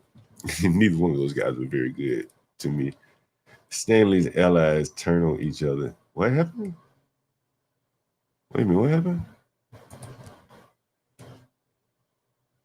At Bob's last night, Stanley's allies turned on each other. Bloody battle. What happened there? Yeah, I haven't watched Bob's in a while. Yeah, McNabb, he wasn't very good. What happened on Bob's, Slick Rick? Stanley's ally, who, tough guy? Who, Mike 123 or somebody? You know, I think McNabb was better than Randall Cunningham for what that's worth. But I don't think he's very good. Yeah, so what happened on Bob's last night? It's usually a pretty, well, the last time I watched it was a pretty tame panel. I didn't know they were on there arguing and stuff like that. So what happened at that Slick Rick? I was on the panel with Skywalker, 90s versus American Man. I was on the panel with Skywalker the other day. I was on Big Dog Sports. He was just talking sports there. 90s versus American Man. Does American Man still go up on Stanley's panel? That's interesting. That's interesting if he does. Anyway, so California is delineating by different types of blacks.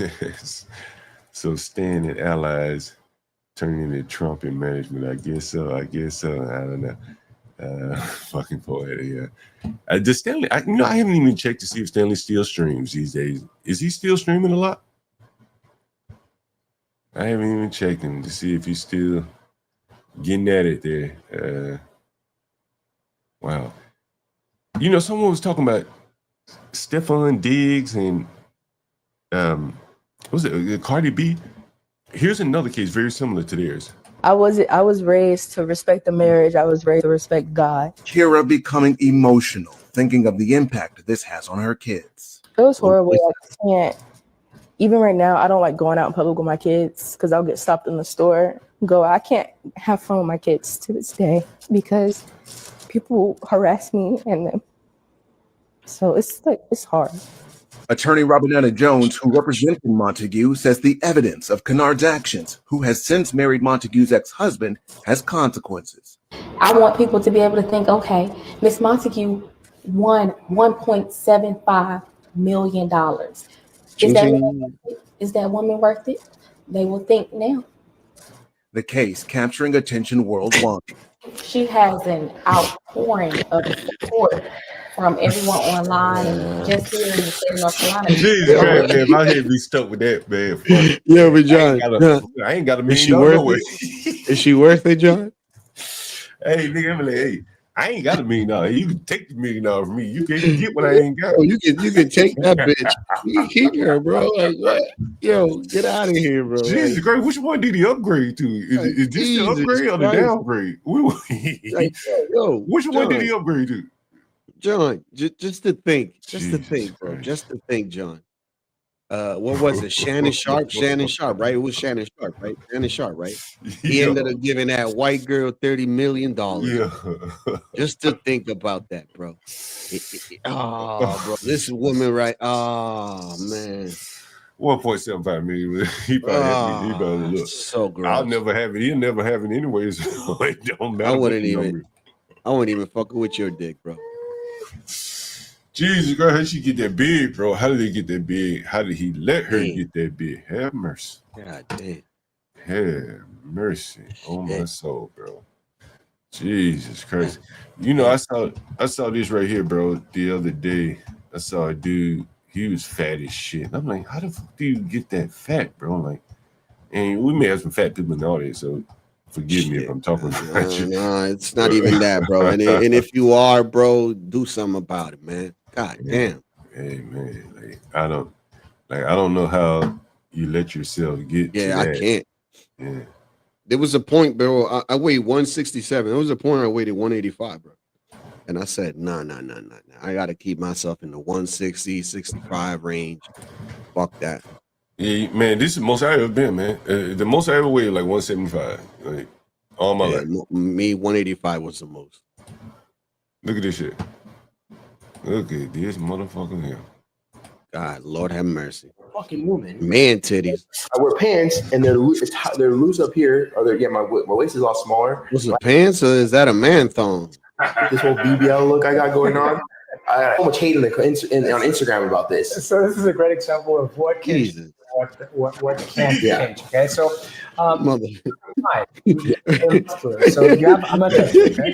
So we have a lot of muscle arterials. We got spots. Yeah. So one of the things that I change is I can't take away. You look like a rotisserie chicken. I just don't want the fucking shaking and baking when I'm walking. So the thighs are very limited to procedures and to what we can offer.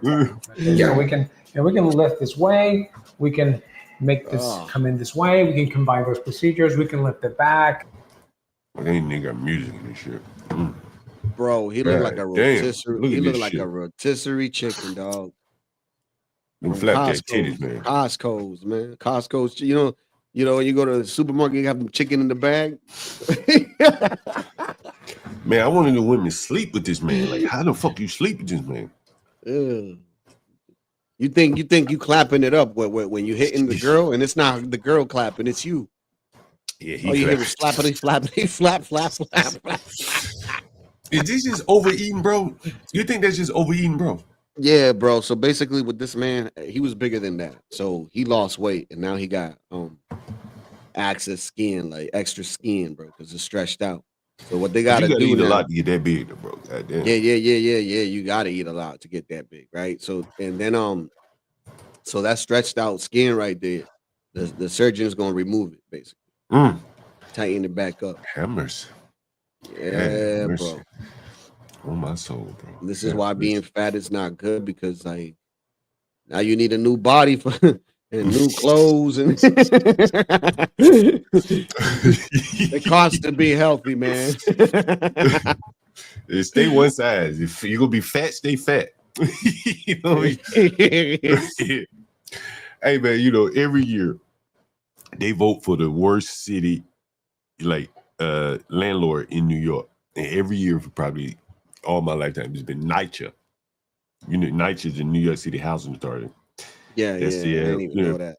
Yeah. That's the name of the town? New York City Housing Authority. That's the name of the welfare organization. Wait a minute. That shit falling apart or? To say. Whoa. Not allowed for a NYCHA.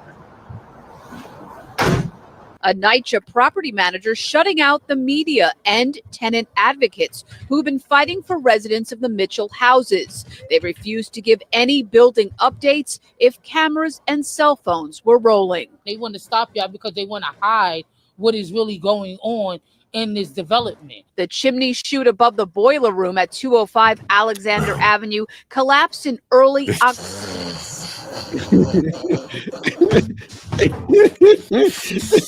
I don't even mean to laugh, bro, but damn, man. Man, this government housing, bro. That's sad. Bro, let me tell you, listen, God, my witness. Shout out to NA Way, man. Day one, man. 5 memberships, man. Shout out to NA Way, man. Yep. Bro, always coming with matter the of fact, hit, man. you guys are gonna get the vote. We're gonna show you the we're gonna do the room. We're gonna have 2 rooms. So we're gonna be 2 opportunities to win $250 from John Galt if you can help me design a room. Members only vote though, so only the members can vote. Anyway, shit, we probably, if we had enough members, we only let the members be in the contest. But man, let me tell you, so every year in New York when it gets cold, and it's only in the housing projects, because these are the only people that would be allowed to do this shit. They set up like temporary heat for these people. And this is what they're complaining about. What?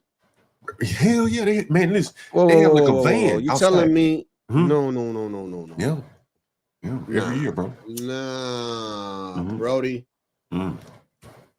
God, It's every year, bro. You be walking down the block and you'll see like this, Why? like heat system. You know Why what I'm not saying? just fix the goddamn heat? It probably costs too much to go in and heat all that shit, fix all that Oh, shit. but Like this it's been, is- everything's just been destroyed. And so, like, man, we can do some October, stories. No. more than 5 weeks ago. A temporary system has been used to provide heat and hot water to residents, See? but gas for cooking. See, that's what they're talking That's about. Right crazy, there. bro. That's what they're talking about. That's Right crazy. Yo, that is wild, Right. bro. They provide a temporary, and they set it up like in a parking spot on the street, and they run this shit into the building. So this is what they're talking about here. Cooking has not been restored. Several residents we've spoke to say the temporary heat is not working Hell no, that properly. shit don't I ain't work. got no heat. That's crazy. I ain't got You ain't lying either, bro. Hey, you got no heat. I don't have Mm. no heat. And then that's what I told him. I don't have no heat. I don't have no crock pot. But it was cold in the apartment earlier today, since the morning to about 5:30. There's been a problem like that, seems like every day. A NYCHA spokesperson said the meeting was not open to the public and media because it was building specific for residents. Afterwards, some residents told us that they were told each apartment needs to be tested for asbestos. Oh, nigga, it's over. Yeah. You know how much that shit cost? Do you know how much that shit cost? And we talking about how many units in this bitch? Man, you said that big ass building, bro. Yeah, bro, it's over. It's gonna be at least bare minimum, maybe $30,000, bro. Let me show you this shit right here. Look, wild, bro. I'm gonna finish playing this shit. I'm gonna get this. Before the gas line running into the apartment can be repaired. See, there you see. Yo, they be the worst night landlord year in, year out, man. Have these people living like hell. Statement, a NYCHA spokesperson said in part that gas service interruptions and restoration work are a matter of public safety and involve multiple partners and steps. And while it is taking longer to repair the gas here, NYCHA saying long term it will lead to more stable service for the Mitchell houses. So why is the media and the public not allowed in a meeting for NYCHA? Listen to this shit, listen. Look at this shit. Supposed to be fixing apartments instead were allegedly throwing sex parties involving supervisors, workers. Bro, that's all these motherfuckers could think about, bro. Damn, man, like, Jesus. Unlivable conditions. Get out of here. Now we're talking about sex, lies. Give me a second. Pictures, potential videotapes, and we know of cover-ups. Pix 11 News was shown some of the pictures taken at those alleged sex parties. The story, the topic of our live Monica Makes It Happen Facebook show. Monique Johnson was one of our guests. She is the Tenant Association president of Throgs Neck. Jesus Christ, I hope nobody was having sex with her. Have mercy. I hope they ain't have her sex with her. Please tell me no. Yes, she is the Tenant Association president of Throgs Neck Houses. These acts took place during working hours. Johnson says she brought the explosive information to the attention of the general manager of NYCHA, Vito Mosticello, after numerous staff members and residents came to her with complaints. This past Friday, NYCHA cleaned house, relocating 40 workers. I've spoke to staff at the borough office and informed them months ago what was going on. Months ago. Months ago. So this was before. And Allegedly, the timeline they pushed say under the rug. was May. A Department of Investigation spokesperson tells Pix 11 News, quote, DOI did receive a complaint this month and referred the allegation to NYCHA for appropriate action. Earlier this summer, NYCHA officials spoke to DOI about staffing concerns at the Throgs Neck houses. And NYCHA I think Throgs Neck is in the Bronx. I'm pretty sure it is. indicated it would take certain steps. And NYCHA tells us this: we take this matter very seriously. The moment concerns were raised, we began an investigation. Based on that investigation, NYCHA's new leadership determined staff had to be reassigned for the good of residents and employees alike. Johnson says this is just the tip of an iceberg. It's a female supervisor, it's male supervisors. It wasn't one supervisor, it wasn't two supervisors. It was a number of supervisors. A dangerous environment for workers, residents, and children. Thank you, council member. Thank you for the work that you're doing. What a conversation. Please share, like, comment, and send us your stories. We're making it happen. Oh, shit. A quiet Anne Arundel County community is left stunned after the murder of a married couple. And this morning, a suspect is in custody. Let's get to Fox 5. Stephanie Ramirez, she's live this morning in Pasadena, Maryland with more. Somebody did a refrigerator to me. Man, speaking of that, this morning, God is my witness. I was out of the house at 4:30 in the morning. Somebody texted me. He said, man, my medicine. He said, what? He said something. My medicine is in the refrigerator. It seemed like a circuit flipped or whatever. And I said, damn. And I got my ass up at 4:30 in the morning and went and flipped the circuit down in the basement where shit smell. Just to just so this guy's medicine, wouldn't go bad. And here in NYCHA with billions of dollars and much more resources than I do, they can't even keep these people.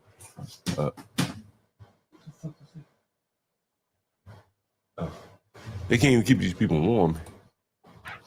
Marissa Makia, we know the married couple. They have been identified as 56-year-old William Hayes and his wife, 54-year-old Jenna Hayes. This whole horrific scene unfolding inside their Twinkenberg Road home behind me. Now, it's hard to see at this hour, very quiet here, but police say this was a little before 2 in the afternoon yesterday, and they were able to make an arrest within a few hours thanks to a 911 call made, and they wanted the community to know about this, know that this was not a random act.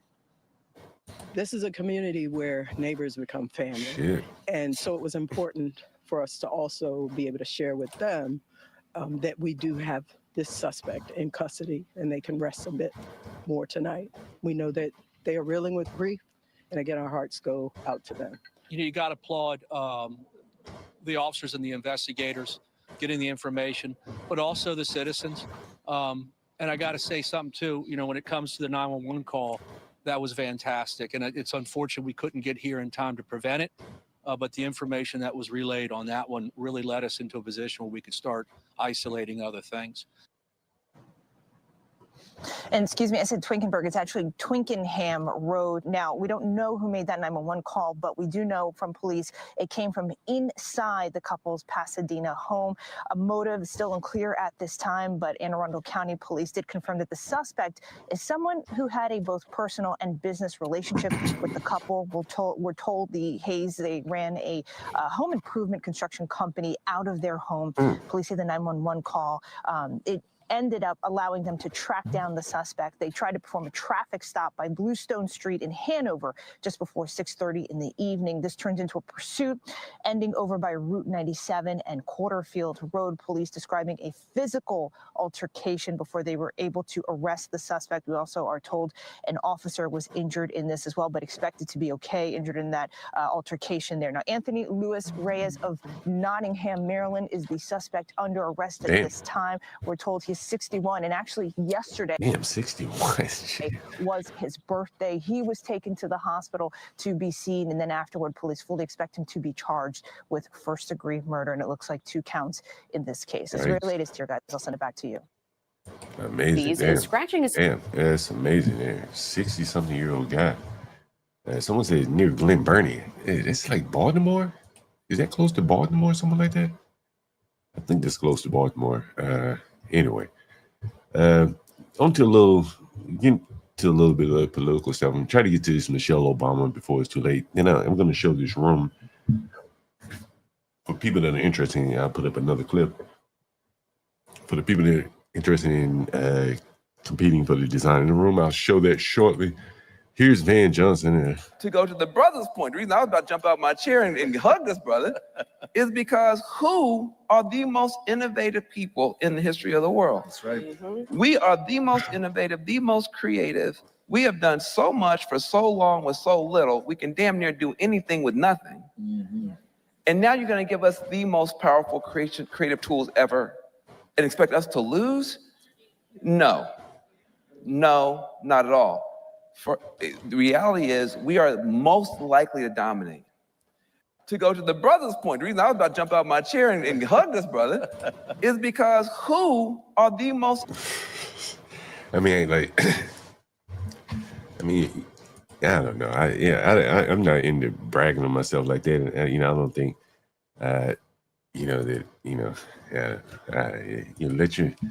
let your accomplishments fall where they may. I will say this.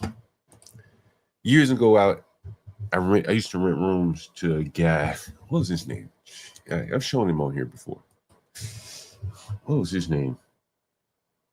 Damn. But he went to prison with Kwame Brown. And he used to work for Van Jones' organization. What was the name of it?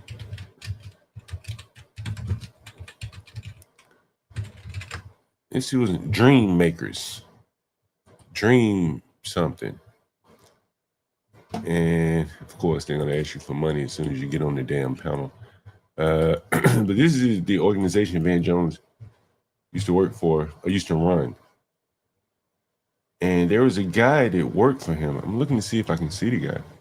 He may not be in the videos anymore. But he ended up going to prison with Kwame Kilpatrick. See if I can find. Damn, what was his name? He was the former chief of staff for Kwame Kilpatrick. Kwame.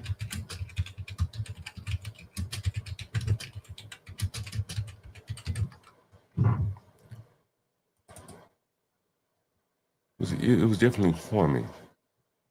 Damn, what was his name? Not Beatty. But he was his right-hand man. God, I can't remember the guy's name. Anyway, he used to stay in my Airbnbs all the time. And, Van Jones was collecting a lot of money. At that time, he had collected, he had gotten some money from Bezos or someone like that. And he would rent this little small room in the ghetto for this guy. This guy was like 6'5". And he put him in this little small room. He could have rented any other room for the guy. And I always thought that was incredibly like petty of Van Jones. This is the guy who, had a decent position within his organization, and here he is renting this small room to him. Anyway, that was Van Jones, and my experience with Van Jones there is very interesting. And the other, a 21-year-old woman. Now, they weren't the only ones hit in yesterday's act of violence. Additionally, an 11-year-old boy was among the surviving victims, along with two men, ages 19 and 60. So a total of 5 people were shot. And it happened here along Leslie Avenue near the 300 block of Chancellor around 7 p.m. And that's when a gunman opened fire, spraying the block with bullets. And moments later, several evidence markers showed more than a dozen bullet shell casings scattered along the scene. Now, both the 10-year-old boy and the 21-year-old woman were rushed to University Hospital, where doctors unfortunately couldn't save either victim. Now, former NYPD detective and John Jay College criminal justice professor Mike Alcazar walked us through what goes into an investigation of this scale, sharing what police are looking for as a gunman is still somewhere out there on the loose. We're going to look at the victims, see if they've had prior complaints in the past. This is pretty standard investigative techniques. We're absolutely going to canvass for surveillance videos. We're going to review the ballistic evidence. I know they already have a Crime Stopper tip, so we rely heavily, on the public to give us some kind of information that will lead to the apprehension of this individual. Now, just moments ago, there was a vigil full of community members and clergy locking hands, saying prayers for those victims and showing community support just one day after that horrible incident. That professor went on to say that because of the wide range of ages concerning those victims, again, a 10-year-old boy and a 6-year-old woman, it heightens his suspicion that the shooting could have been random and not targeted nor gang-related. But again, all of those details are up to detectives to determine. Now, Essex County prosecutors, they're offering up to a $10,000 reward. Yeah.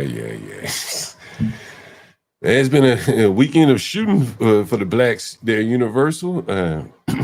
Football players, random. Yes, indeed. Good afternoon, gentlemen. Black excellence continues to be on display. I didn't get a notification that you were on, so I'm late to the party. But I did catch Van Jones talking about us having all the tools to be great. And then we go right to this segment next. It's amazing, the connection. Amazing. Man, these people think real highly of themselves, and it doesn't show up on the ground. Universal, man. I went down to the Navy Yard yesterday. I just wanted to catch a little bit of football games out in public. So I said I'll go to a sports bar. And man, the things they're having to do to respond to the black kids, is really amazing. You know what I'm saying? Like, if you've ever been to the Caribbean or something like that, one of the things you'll see, like police, but they may not be armed. Yes. The people don't want to see armed police. This is what you see when you go. This is at the train station as you enter the train. This is what you see when you get off, and this is a billion-dollar neighborhood. Baseball stadiums. Everything is here, all kind of bars and stuff like that. But you got to walk through this kind of environment, and it's just not. It just don't hit the same way you would like. when you're living there, you got the National Guard patrolling your neighborhood. It just seems a little off, you know? Yeah, absolutely. And so, go ahead.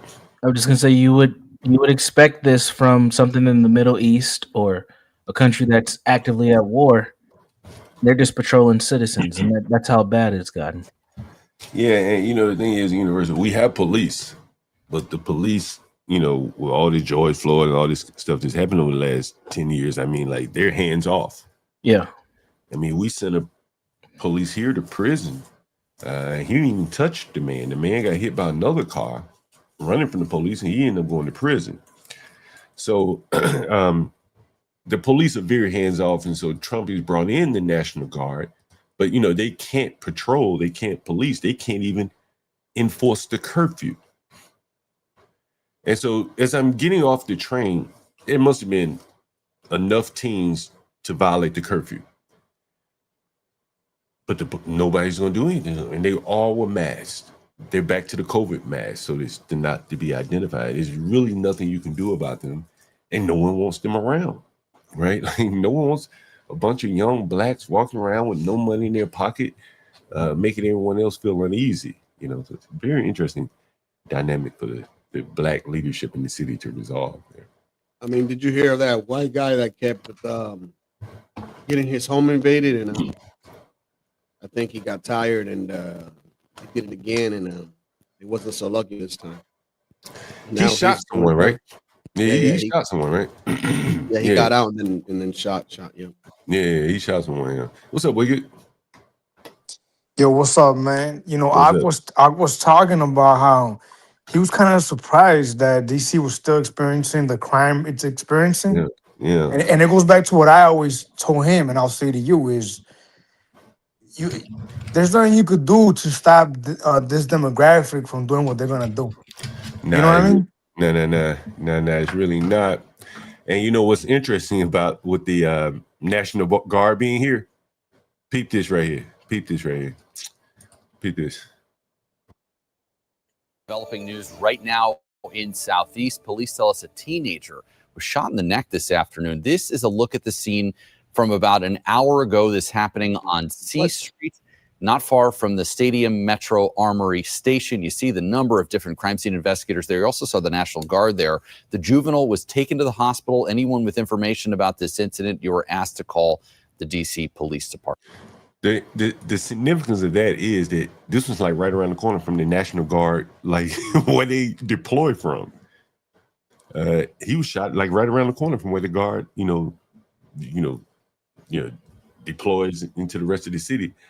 So it's really, as you were saying, Wicked, there really is not a lot that can be done.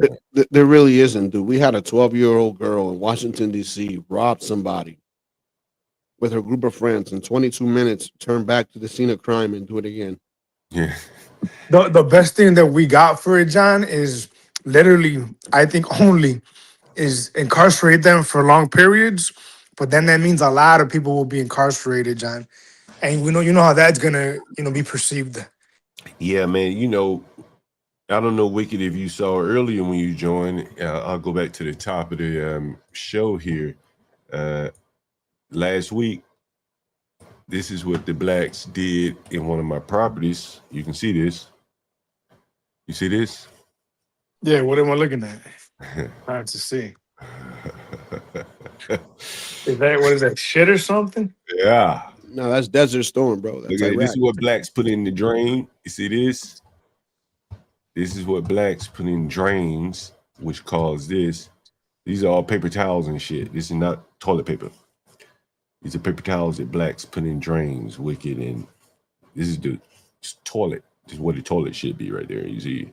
Yeah. It's incredible, John, because look, we both know that if you didn't come clean it, it would be there forever. No matter the negative effects the inconvenience it will cause, they would just step over it and proceed. I've shown that as well.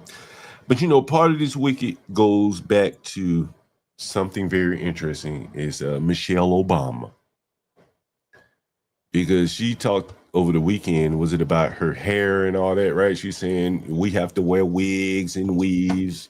Universal, you familiar with what Michelle Obama said, right? That's an older speech, right? I remember that. Well, I Or think is it she's new? saying it now. Oh I wow. think she said it recently. Did you hear this? Anyone hear this I lately? haven't heard the new clip. I've heard her speak about this before. Yeah, so Michelle Obama, I think she was on, was it Amanda Seals? Oh Lord, what a combination. Yeah, Jesus. that's a very good combination there. Amanda Seals, maybe Michelle Obama had her on her show. I have it clipped somewhere, but I just gotta find it. And go ahead. What you about to say? Well, you know what, guys? You know what, Universal? The last speech that became pretty popular. She spoke about how whites, and she referenced a Hispanic neighborhood, but she was speaking about how whites fled their neighborhoods because black folks were moving in because of their hair texture and their skin color. That's what she said. That's not the reason why, because there's That's videos. not the reason why. Listen, there's videos of the same video that John showed a while back. Act showed that same video where people in Compton was talking about other blacks coming in. Yeah, it was old school, right? I remember that. And they were pissed off. So at the end of the day, I don't want to hear Yeah, another. but the fact that he was Latino, that she said that, and nobody bat an eye. It was just accepted at face value, and we had to just eat that. As opposed to trying to address the issue at hand, even though, again, I think it's no solution, it's hopeless, it's pointless. Yeah. But at least try to address it, right? Well, you know, I think what she said was, I don't know what she was really saying. And here is one clip of Michelle Obama. This is not with Amanda Seals. This was with Tracy Ellis Ross. How many of you know about Tracy Ellis Ross? Isn't that Diana Ross's daughter? Yeah. Yes. I think this. She got a fatty, bro, but she ugly. Let me lead it off by showing you this. As I was looking this up, I said, who the hell is Tracy Ellis Ross? I vaguely remember her. And before we play that, we're gonna play this. Please welcome your what's it called? Octobuddy. Right. Indication that I've done something wrong. It's not indication that I'm broken. It's not indication that I'm unlovable. It's just that I'm a human being and I experience deeply and I'm connected to what I'm feeling when I'm feeling it. And one of the things I discovered is the fastest place to where I want to go is through where I am. And that for me means that I have to acknowledge what is true for me. I'm also an artist, I'm an actor, so I can't have dark hidden spaces in myself. So I experience and hold myself in a really whole way, and I allow A little bit more about that. I completely agree. about loneliness. Yeah, and how people assume that loneliness only happens when you're anyone can be lonely, and that how you push through it and just work Yes. through it and traveling on your own. First of all, loneliness is a human feeling.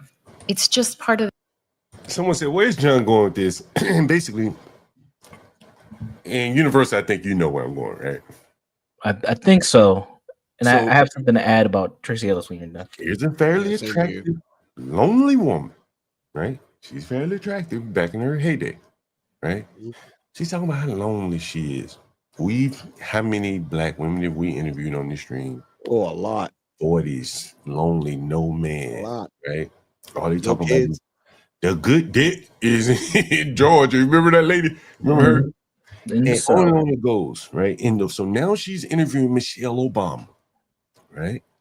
And she's Lonely bringing shit. her lonely angle to the chick.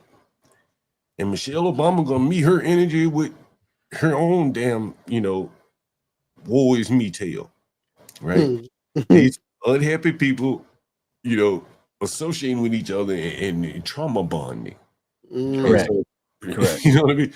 And so this is Michelle. If she's reached the highest as she can be in America. Exposure to the high end of Chicago and to access those places and not be accused of stealing, you realize very early on that you better let them hear you talk or, come in with the right LASAC case or else you would be watched. And, so I think I learned then that how you show up, especially when it comes to white folks looking at young black kids, that how you present can sometimes save your life. So yeah, I think I was learning that all throughout my youth. That's an interesting thing. Exposure to the high end of Chicago and to access those places. If she would have lived in Chicago with most of the threats to her life would have Bro, been black. she was from Old Block. Right. Like most of the exposure she had, any negative interaction likely would have been with black people. Yes. In Right. Old Block. Right. You know what I mean? She can't even go back to her old neighborhood, right? No. And here she is talking about, what the white people have done to her. And it's like she's trauma bonding with this other woman, Neither one of them were able to accept the successes that they've had in life relative to other people. Hell, they're doing a podcast. She's talking to the president. She's lonely, and the other lady, she feel like she's been discriminated against and put down. And we're gonna get into some clips of how she says that she's ugly, she's ugly, and all this kind of shit. And, I don't know how you can build a strong community. If she's made it to the top of the top, bro, and she's still feeling. Yeah. I mean, think about what you just said, John. Right? How can you claim it's if it is very racist out here, John? The white people suck at racism. Yeah. She was able to climb all the way to where she's at today. Yeah, it's not making a lot of sense. Things are adding up. You think most people would be happy with where they are, and be happy. I think it shows the opposite, that maybe racism isn't as prevalent as they would like us to think. Yeah. She came from a neighborhood, John, that is Woodlawn it's not a good neighborhood. I mean, I'm sure there's good people there, right? Yada yada. But it's not a good neighborhood, man. 64th, 65th, but we not from 63rd. You guys, you know about this area then? Yeah. It's a neighborhood. Yeah, Old Block is in Woodlawn, the community of Woodlawn, right? Okay. It's the kind of neighborhood, John, where there's robberies and whatnot, but that's what Little York came from. Where stray bullets are going into houses, John, and little kids are dying. It's happening there more often than you'd like it to, Yeah. And she overcame all of that, went to school. She's an intelligent person. She is, at the end of the day. She's a grifter. Yeah, but she's not. I wouldn't call her a complete idiot, right? Relatively speaking, and she's accomplished what she has. In this country, man, you can make it happen. And this narrative of blatant racism or nakedly racist, yada yada, it's not mad thing, John. Hold on. I'm gonna tell you this, and I want to show something to you in Universal. And I showed this earlier, but Universal wasn't here, and I want to see what he thinks about this. It's the California census. Universal, what do you think about it? I gotta blow it up. It's too small. Hold on. I'll blow it up for you. Yeah, it's hard to see. I got it on my screen here. Let's see it. Blow it up in here. So you see this? Looks like they've broken down black now. A descendant, a person's enslaved. Oh Lord. Oh wow. Now This is gay. Now, you say that, but honestly, they should do this because we're not all the same culturally. But if they're gonna do this, they need to do this for the other groups too. That's the part that doesn't make any sense. At some point, when I look at this, we just need to get away from racial categories and just go to ethnicities, because at this point, it's just gonna get confusing. But this is in California, right? I don't know where this is. I'm not sure. I think John said it was California, and if it is California, it was not a slave state. It was California came to be towards the end of the abolishing of slavery, right? So how does it even I mean it's that's a crutch to black folks, it feels like, bro. Black folks that hang on to that for dear life. Everybody has been oppressed in one way or another. And Ketanji Brown said it best. Hey, hold on. Handicap. I was asking, what does it say? University? Did you get a chance to explain to everyone? Oh God. Imperial. Yeah, I we'll up here today. Keep it civil. Imperial. We let you up. Imperial. Keep it civil though. Hey, so what does it say? Did you explain to him Universal, or you need me to do it?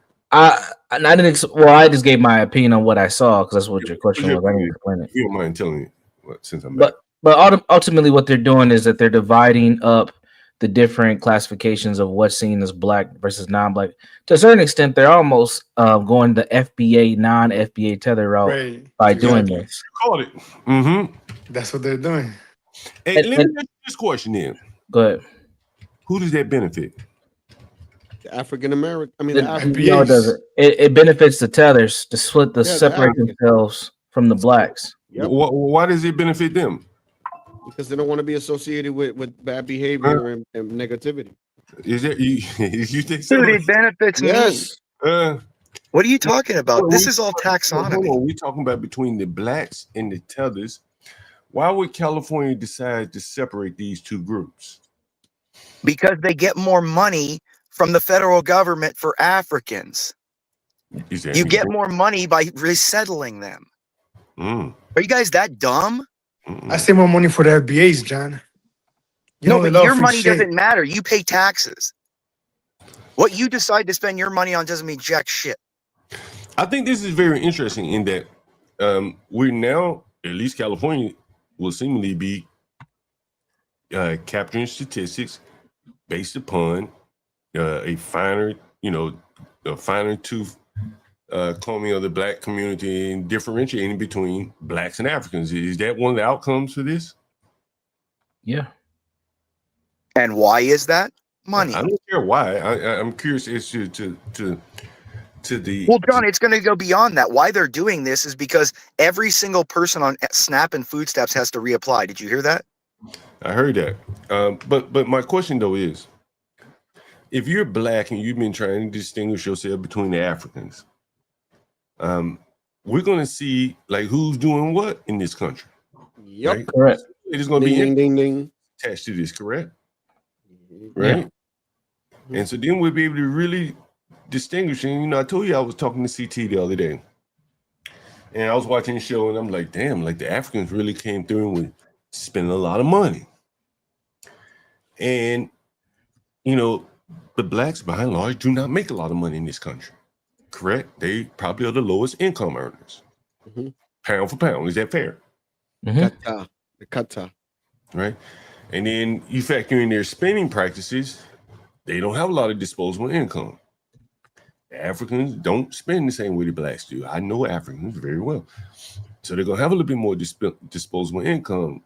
And, I think we're going to start to, distinguish between the groups. It'll be easier to distinguish between the groups here. And I think what we'll see is that the African Americans or the blacks or whatever the hell are really getting outpaced by these other foreign groups. But that's just a result, though. Like I think it's a result of coming from abject poverty, and that immediate jump of first generations from abject poverty to industrialization is massive. But once they come here second and third, they're the same as the blacks, the FBAs. Like this is what I'm saying. Like John, like this is why I disagree. hold on. This is why hold on. This is why I disagree. Because like I've seen, 2 generations of Africans, and like they don't eat like Black Americans. Trust me. Like the food, the amount of money the blacks throw away on food. Yeah, that'll distinguish them right there. Yeah, Africans. They typically eat what they need at the time. Their refrigerators and shelves and shit are pretty bare. They're not fast fooding it either. The way no, not at all. There's similarities to African cuisine that there are to the Dominican cuisine. You're right. Rice base, that shit cheap, right? Yep. You get your big ass 10-pound bag of rice, you eat it for a whole month. No. 20 to no, 50 that's John. That's first generation. The moment those kids go into the public schools, they're no longer living like that. Shit, the fuck they come home to their first generation mama and they go eat. Yeah. That's what I'm saying. So when those second generations are adults, they're no longer living like that. I don't think they're so. living like I don't think so, bro. I don't think so, bro. You can look at the numbers. It's the same thing with Latinos. The people, right? I know the people. Yeah. Anecdotally, I'm looking at overall numbers. They still got a taste for fufu, rice, and jollof and shit. Like they don't quit eating that. Right? No, they just No, they just eat the food that's available here that tastes better, that's unhealthier, and that's why they go on and get unhealthy and start having heart disease and cholesterol, just like every other American. Like you got, this is what I'm saying. There's no difference. I mean, If I'm looking as a white man, there is no difference between an African and an FBA. All right, They're all black to me. Right? Yeah, I understand. But there is a difference, though. To be there is fair. a big difference. No, there's not. There's no difference. Just like to Nigga, I me, sleep there's with no one. difference between Nigga, a I Jap and a slept with- Chinese. Nigga, please. Nigga, I slept with an African woman for years, day in, day out. The fuck you telling me she ain't different than a black? The fuck I sleep with No, a black? I see them as the What fuck? same. Okay, They're but black that on the don't mean outside, so they're fucking- black. They're black You on the just being outside, so they're argument- black. look, don't come here to just be arguing, just be arguing. I'm telling you, they're different people. The fuck the skin color don't make them the same. They're different fucking people. They eat different. Do they have the same third missing genome? I don't know about all that. Okay, I so if research you don't know that. your own That DNA, that that third of doesn't you mean guys they are don't missing make- the same. You don't know what you're talking about then. You don't even know what you are, a human or an animal. Do you know that a third of your DNA sequence is unaccounted for? And So what the periods, the African tethers are not robbing everybody like the FBAs are at gunpoint. I don't care. They're all black and savages compared to white people. Yeah, They're all savages compared to white people. You're giving me a fucking headache in periods. Listen, like nobody's gonna give you back on this shit. Ain't nobody's arguing that they're not savages. We're arguing that they're different savages. If you wanna I'm go arguing there. they're not different. Okay, well, shit, that's okay. That's you're one of 5 up here. Your opinion is duly noted. All right, they did different than me.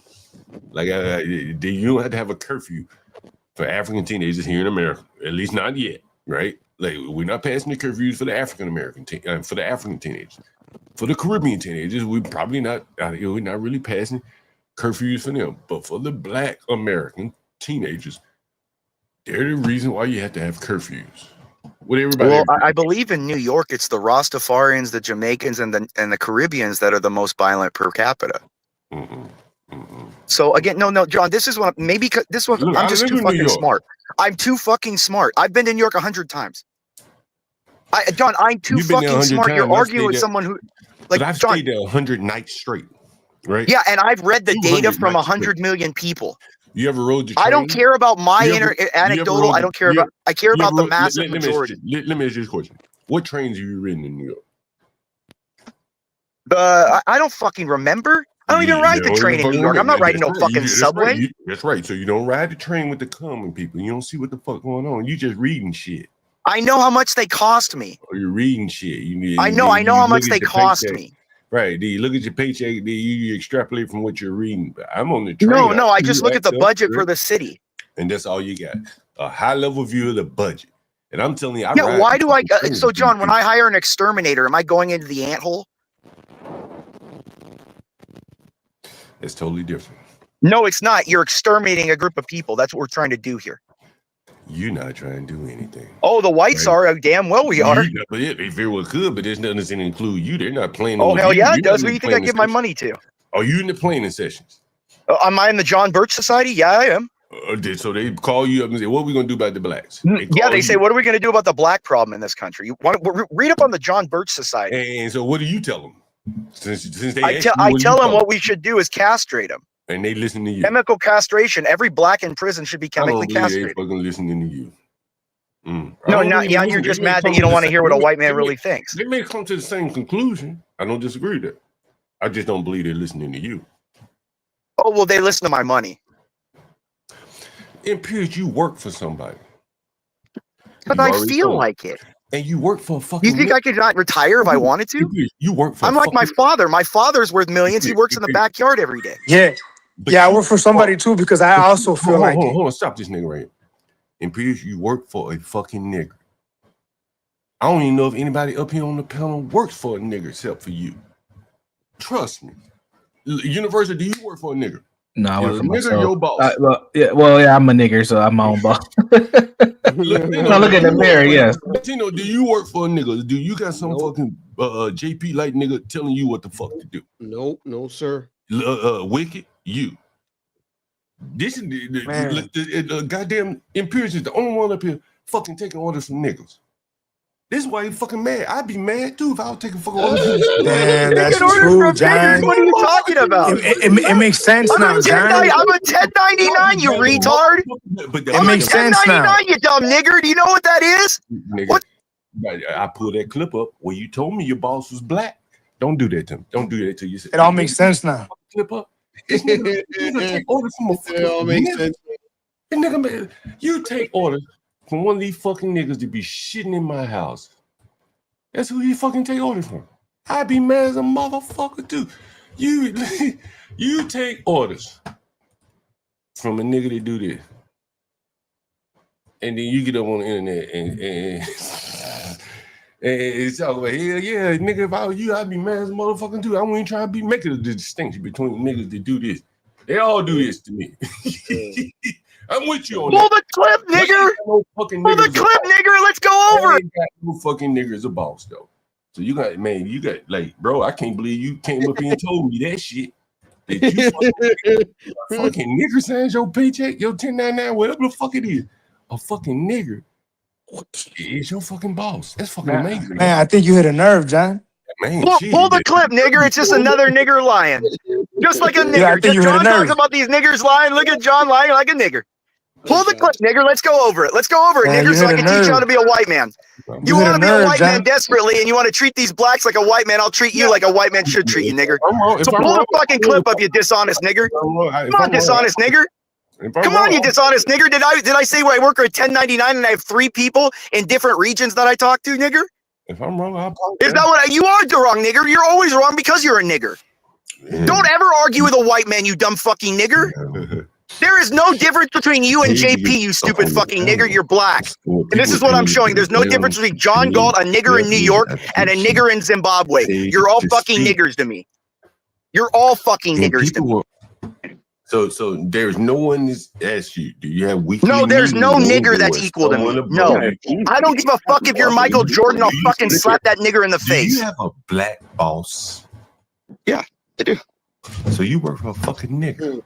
Damn, there it is. Oh no. I can't look at you the same in Paris. Do you have a black boss? Yeah, I do. So you work for a fucking nigger. He knows I'm richer than him. He treats me better than I treat him. What are you talking I about? asked you a question. Do you work for a fucking nigger? No. Could that fucking nigger be a fucking nigger? Boss. I love me. Equal to me. Choose me. That's here. Do you have a black boss? Yeah, I do. Have mercy. Have mercy. Again, and keep playing the clip, John. You think he could fire me, John? Did you say he could fire me, John? You stupid fucking nigger. Just like your nigger friend couldn't get all those approvers in NVIDIA. You're so fucking stupid, you nigger. You don't know how corporate world. Do you have a John, black keep playing boss? it. Does it say I work for a 1099 that he could not fire So me you work for a and he didn't fucking hire nigger. me, John? Did He it knows also I'm say richer that in than the him. clip, you stupid fucking nigger? Don't try to act hard in front of your nigger. Man. You gotta go somewhere else with this shit, man. Like, fuck that Man, shit. what's wrong with him, bro? Fuck that shit, man. Yo, Like, take your medication in man, Paris. shit, nigga. Like, ain't nobody up here working for no fucking nigga, man. Shit, the nigga, that'd be a step down. I'd be working. I ain't never. I'm trying to think if I ever worked for a fucking nigga. One time I was working out in Prince George's County, and it was just all fucking niggas like that. So of course, but I ain't ever worked for no fucking nigga. I'm trying to think, but hell, I worked for a Jamaican nigga one time in New York at an ad agency. But he wasn't my direct boss. He wasn't a software developer. But damn, in Pierce, you got a fucking white nigga. Yeah, come up here and defend yourself. I could call him a nigger and he couldn't do anything. Do it. That's the Do I'm it. a 1099, you stupid fuck. That mean you're not Come even and go as I employed. please. I make my schedule. They pay me a salary based on the rate I give them at the beginning of the project. You stupid fucking nigger. We went. Let me ask you a question. Who approves your work?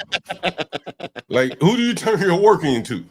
Yeah, okay, it's just That's what I'm curious to know. Like who grades you when you do your 360 and they send all the feedback to your boss? That's the black man. Does he do your 360 shit? Is his name? Yeah, is who his name reprimands you, bro? Does is he his grade name you? Darrell?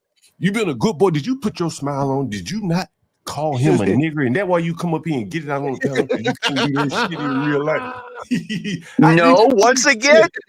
See, the difference between you and me is I got niggers that pay me, and I call them fucking niggers to their face, whatever the fuck.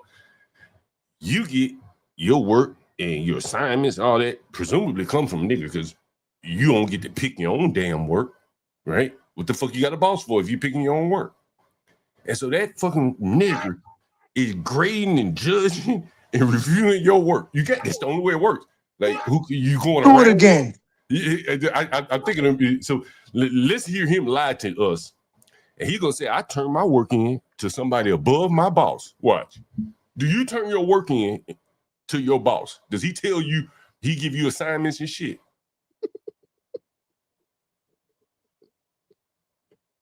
Did your No, boss, you stupid nigger. He's in the Midwest, you idiot. Who do you get assignments from? As I said, why did you play the clip, nigger? Keep playing the clip so you can show how dumb and wrong you are. Keep playing the clip. I explain. So what the fuck does a boss do? Right? What's the like? What are the job duties of a boss? Right? If you say, if Imperial says this is my boss, right? Then what is his boss? Do you have a black boss? Okay. Yeah. Okay. So what the fuck does your black boss do? What the fuck does he do? Does he approve your work? What does he do? Like, tell us what.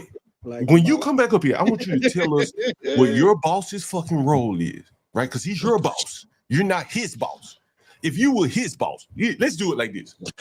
If you were his boss, you tell us what your role would be as it relates to him. Try that. Very simple. Top of the ladder, VP of legal.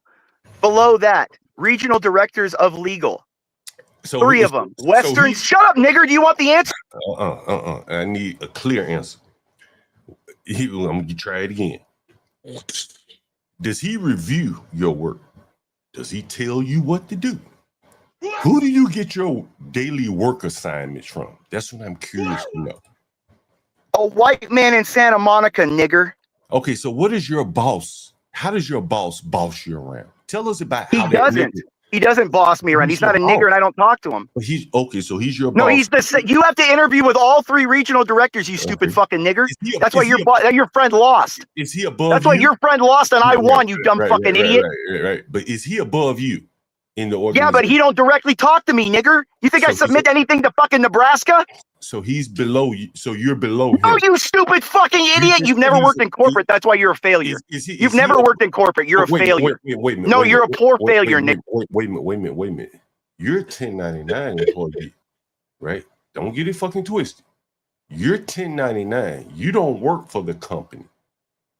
He works for the company and has all the benefits of the company, right? You're 1099, right? Like they can end your contract right now. If he found out your ass running your mouth on here, he can end your contract. These things are true, right? And you work with a government, you're government attached. These things are true, right? If your boss caught wind or anybody working with you caught wind of your ass running your mouth up here, your ass will be out of a job. You do know that, right? That's why you can't fucking show your face. Those things, all these things I just said are true, right? And it would probably be that fucking nigger ass boss that would be happy to bounce your black ass out of there if he caught your ass up here. You do know that, right? That's why you can't fucking show your face. Everybody else is fucking cammed up here. You supposedly the most powerful motherfucker up here. You can't cam up because that fucking nigger would bounce your ass. A fucking nigger would bounce your motherfucking ass so fast if you cammed up. It'd be all over for you. You wouldn't be able to fucking get a job. You know these things. Nigger, what you got to guard most, I don't give a fuck about. Right? I show my face. I ain't got to answer to them nigga. I call them nigga dog, bitch ass nigga. I throw their black ass out. I make them live in shit. Fuck all these niggas. You better not show your fucking face and say half the things I said. You better not even be singing up here with me with your face shown.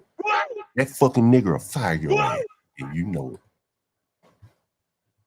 You know it. Maybe they get the white man to fire your ass for the nigga. And I've done done that to every race my entire life, you poor piece of shit.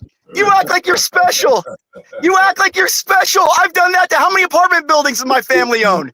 You are so fucking you. I tell you what. Another JP trying to equal. I'll tell you what right now.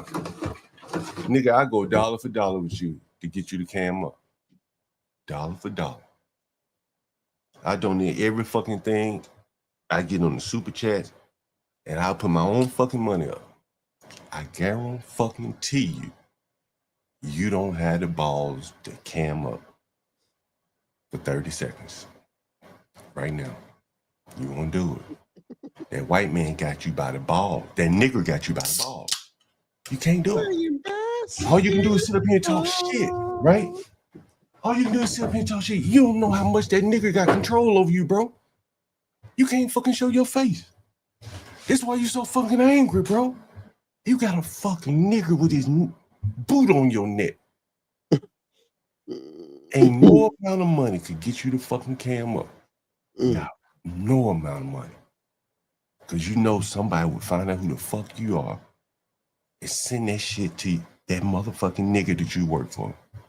And you be out of a job before this fucking stream is over. You do know that shit. You do know it. You'd be fired right here. You'd be fired within 15 minutes. I guarantee you. Like, if you showed your face 30 seconds, the motherfuckers that would see you would get you fired so I can end this fucking stream. Trust me.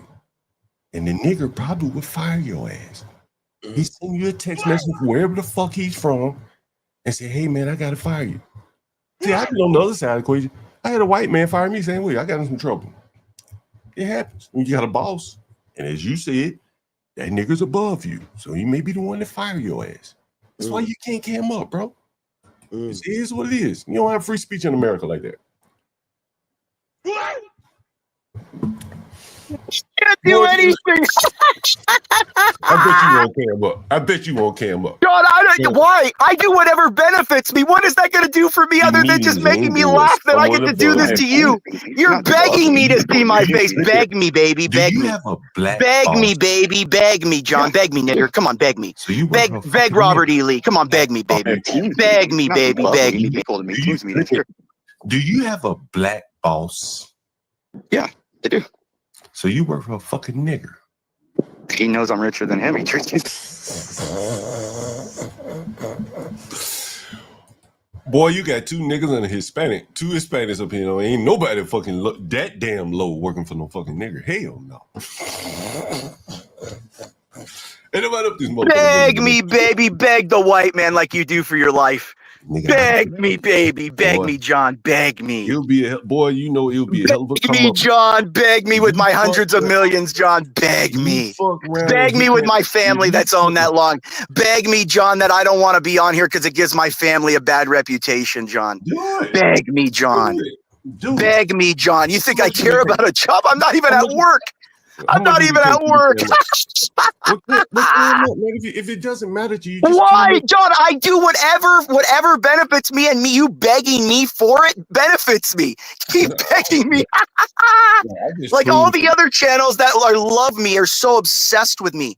It feeds my ego more and more. That was cool, John, but I think we could move on from Imperious. Beg me, tar babies. Beg me, tar babies. It was good, but I think we could move on from Imperious. Go take your medication, Imperious. I mean, like, bro, like you work for a fucking nigger and you get up here and talk all this shit all day, knowing that if you fuck around and made a mistake and hit that camera button, your whole life would turn upside down. Your whole life will fucking turn upside down. You know that. You gotta guard your fucking privacy to no end, just the look of your face, right? And it's a nigger over your head. Like, come on, man. Like, you gotta be honest with yourself. Shit. Go ahead, guys. This is fucking crazy right here. Yeah, he was telling Imperious, do it again. He'd be out of job. Life be turned upside down. Like, bro, I've been a subcontractor. You don't have the employee benefits of being a subcontractor. They end your contract at any time. I did that for many, many years. Like, you're not fooling anyone up here. Like, you definitely not fooling me, bro. fucking subcontract. Hell, a DoorDash guy is a subcontract, right? Uber, all these motherfuckers subcontractors.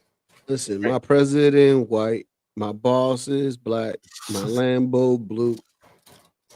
I mean, like, shit. I mean, like, What did he goddamn, do? like, come on, man. Like, you gotta come off that horse in Pierce, man. Shit. Y'all crazy. No, you're just niggers beneath me, and you need to know it. Y'all crazy. Don't ever equate yourself to me. Don't think you can ever fucking match me in any way. You're not on the same social level as me. I could get fired tomorrow. Do you think that matters if I have 5 houses? Do you think that matters if my grandfather made $300-400 million at Oppenheimer funds? Mine too. My grandfather too. Your grandfather made $500 million. Look up Oppenheimer funds. And all you got is 5 houses? Shit, I got 5 houses. Yeah, how many grandkids are there? 40, 50? But all you got is 5 houses, right? Yeah, all I got. And how much were they each? And then how much do I make each? How much of my stock dividends that I make from this contract? He gave you those houses. No. He gave me about $1.3 million. So you went out and bought and I invested and I got these things. And so how much do you make it work? 300 plus. You're a fucking liar. You're a motherfucker. What are you talking about, nigger? You're a motherfucker. I'm in the legal department. You're a motherfucker. This is what I'm saying. You're just so fucking out of the loop on who makes money and who doesn't. You think you're so on top of society because you boss around fucking nigger trash. That's the difference, John. You're used to thinking you're high up because you toss around crackheads. I ain't never made 300,000. I don't even say. Yeah, exactly, because you're a nigger. But I'm saying you. You also didn't go to a top 10 law school, you fucking idiot. You ain't making 300,000, bro. Trust me, right? Not as a trust you, John. Trust you, John. Why should I trust you, John? When I'm working on things like missile defense, John. How much was my new contract to help develop the Golden Dome, John? Tell me how much my contract's worth, you fucking nigger. I don't believe you did that. Because I don't believe you were. I don't believe you were shit. You know why, John? Because all the bullshit that you say, I could talk. John, you want to talk about balls? Why don't I just call the social? The reason why I don't believe you do that is because of this. You're speaking too much, and you're saying enough things where people could probably try to deduce who you are, and you hold your privacy very close. You're saying enough now where, like, you speaking of missile defense. Okay, well, how many companies are in missile defense in America? Ain't that many. You tell us you worked on the Golden Dome. Only one country has a Golden Dome, is Israel. I could start backing out who the lawyers, who the subcontractors are, and we can get close to who you are. You understand? You're talking a lot here. So I'm assuming you're probably lying and send us off on wild goose chase, and you don't want to tell who you are. So I'm just giving you a heads up. Right? How many companies work on the Golden Dome? Right? You might want to curtail what you're saying if you're telling the truth. Yeah. Anyway. Dude, you're so stupid. What was Trump's executive order this year? This just shows how stupid you're. No different than Sharon. You're a fall intellectual nigga. No, I'm not. Try to still think because you own land, like a couple buildings, that you're anything. You're just like Bob. You sit up here and you talk down to blacks and think you're white. You'll never be white, John, and I'm teaching you that right now. I don't. Well, then don't try to equate that you can talk to a white man until I'm done talking to you. Anyway, Piers, you know I could put you. Anyways, how many hundreds of companies are contracted to the Iron Dome in the United States that Trump signed off on? I don't know. Exactly. You don't know shit. Just like Sharon doesn't know shit. Just like fucking Izzy doesn't know shit. Just like all these blacks on every panel that I torch and put back in slavery don't know shit. You're all terrified of me. Hey, you know what? Nobody ever gonna say I won't be white. You will tell this story because we do have a white guy on the panel. Like I got my lady, and you would tell me. She said, "Can you at least tell them one thing for me? Can you at least do one thing for me?" Yes. What kind of? Because I told you I was telling you this in college. Wait, can you at least tell me? Hey, hold on. Hey, can you at least do me a favor? Can you at least do me this favor? Hey, can you at least do me this favor? What kind of women do I like? What kind of women does John Gall like? Tell my audience for me. Ghanaian women, Caribbean women. Nigga, I ain't never want to be white. I don't know what the fuck you talking. I've always been happy with myself. Nigga, shit, yay. You got anybody telling you? Man, dude, I got people telling me whatever I want them to tell me. Yeah. That's the difference. When I have a black girl, I call me Grandmaster. Yeah. Yeah. Imperious, you told her one No, time. I'm just a hateful person in my entire life. One time you told her you've been celibate for years, right? Like, ain't nobody else up here voluntarily celibate but you, right? You chose that shit. And I don't know many men that choose celibacy. Usually it gets put upon them by the women. And by your behavior. Oh, you mean like Christ and the apostles? I don't see many. Well, okay, but you're not Christ and the apostles. I follow them, so I should emulate them, right? Again, I don't see many men just. What about this? What about every priest in the country? What about every saint? What about every deacon, bishop? You're a man of worldly possessions. You love. And what about all the faithful and the monks? What about monks? Men that typically go out making a lot of money and brag about a lot of money. So what about all the princes and dukes of Europe who died virgins? What about Tesla? What about Newton? Well, you don't know anything about anything. This is what I'm saying. Women are a weakness. If you need pussy, that means I can own you because if I own women are a weakness to you. Ain't been no fucking weakness for me ever. The fuck you mean? They ain't stronger than me. They ain't mentally stronger than me. They ain't gonna fucking go places that I'll go. Like, what the fuck you get that from? Like, I ain't never seen it. You're not stronger than me.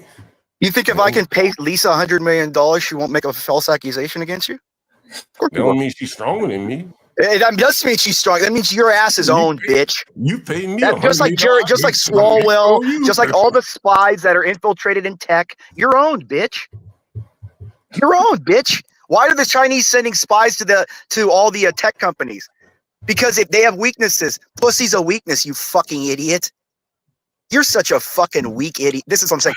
You're all failures and you'll never beat me because I have no weaknesses. There's nothing you can bribe me with that I want. I want the whole human race exterminated so we can go see Christ. You can't beat me with anything, John. That is why you all lose. Why don't you start with your paymaster? Like, start with that nigger that you work for. Right? What nigger that I get paid by a white woman? The white woman signs my check, John. Why don't you go to that nigger? A white woman signs my check, John. Nigger that approves your work, right? He doesn't approve my work. He's in the Midwest, John. I work in Florida or in California, John. How does he approve my work? You fucking idiot. So you work for a fucking nigger. He knows I'm richer than him. He treats me better. He called me teams meetings here. Do you have a black boss? Yeah, I do. So you work for a fucking nigger. He knows I'm richer than him. He treats me better than I treat him. What are you talking about? I asked you a question. Do you work for a fucking nigger? No. Could that fucking nigger fire you? No.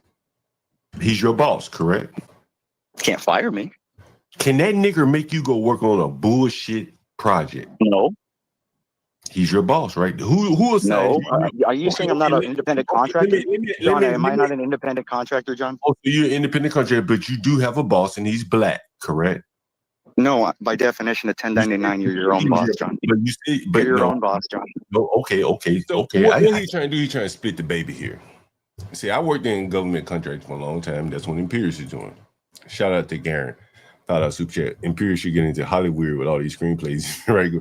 Like what he's doing. Look, I've been a contractor for many, many years. I worked at General Dynamics, Northrop Grumman, one of the other ones. And so what they do is if you have your own contract, which I don't believe he does, then you technically don't work for the company, right? You work for yourself. But you have a contract administrator, right? So let's say Imperious has an LLC and he has a contract with, let's say, Northrop Grumman, whoever's building these missiles, whatever he said he does. He has a contract administrator. He doesn't have a contract with the federal government. He has a contract with Northrop Grumman or whoever the hell. And there's someone that signs that contract and they tell him to report to this black guy. That's how it works. Now, Imperious may have some quirks to it, but by and large, you work for somebody at the main contractor, and that person, that organization tells you what the fuck to do. That's right, Imperious, correct? No, again, John, you're wrong, and you did work for a black man if you worked for fucking Northrop, because Kenneth Robinson was there when you were there, so you worked for a black man, you stupid fucking nigger. So shut the fuck up, John. Shut the fuck up, John. Shut the fuck up. I don't know if he was there when I was Yeah, there. he was, you stupid fucking nigger. He's been there You 28 won't know years. when I was there, but Shut okay, the man. fuck up, nigger. Stop lying. Shut go the ahead, what you fuck got? up, nigger, before I go fuck Lisa in front of you. I'm a white man. I can do what I fucking want. Now shut the fuck up. Don't fucking try to get equal to me. That's why I had to fucking shit on fucking Low and shit on all these dumb cunts the other day. Don't fucking, like, it's fun in games when we're playing games and it's all nice on the internet, but when you think you're equal to me in the real world, we have a fucking problem. All right, you derailing me, man. No, I'm a fucking angry, fucking competitive and hateful I person. know That's how you you are get to very the top. angry, bro. And That's we why you trying get to the top. I think we've gotten to where the anger come from, like, and you. put Yeah, it that out all other people online. breathe the air that I breathe. I don't want the human race to exist, John. I want the comet to come so we all go before Christ. But Imperious, like, and I'm engaging you probably more than I should, honestly. Here you are, you roll around the dregs on the internet. CT, John Galt, JP channel. Why the fuck would you be on those channels rolling around with the muck? What's the shadow? What's your shadow? I'm just asking you a question. I don't want to What's your shadow? Question. It's my I don't want you to shadow. answer- I What's your like shadow? to abuse I like to let my shadow out. Very simple. It's no, instead of going to my gym that I used to go and smash people's heads into the mat, I just come on here. It's called your shadow. John, some people are psychotic and just like hurting people. Do you feel like Yes, and I'm me, not- I like hurting people. Yes. No, The reason my parents. parents put me in wrestling at 7 is because I used to push kids off the monkey bars for no reason. I don't know what to say to that, Imperious. Yeah. So shut the fuck up. You don't know anything about me. No. So when you try to analyze my work status or what I'm involved with, John, I have federal just going judges by in what my you feel. family. I have a great aunt, a great aunt who was memorialized in Congress. Do you think I give a fuck about these people? I could give a fuck if these people think I'm some 500-pound loser. It doesn't fucking bother me. As long as I get to get my shadow out on these idiots, I get to go and have a wonderful life when I shine off here. I'm not at work today. I'm not doing anything. You took It's off beautiful today? here. You took off today? His black boss gave him the day out. John, I work from remote when I feel like it. I get a certain amount of days I can take off. Oh, you And logged then in the end of the today? year, No, and so John, if you- you've worked in defense, you know that the last month of the year is off. December's closed. I never worked in defense. So, John, you're Lockheed, Northrop, what is a Palantir? All those companies close for a month at the end of the year. So you're off for the rest of the year? Pretty much, John.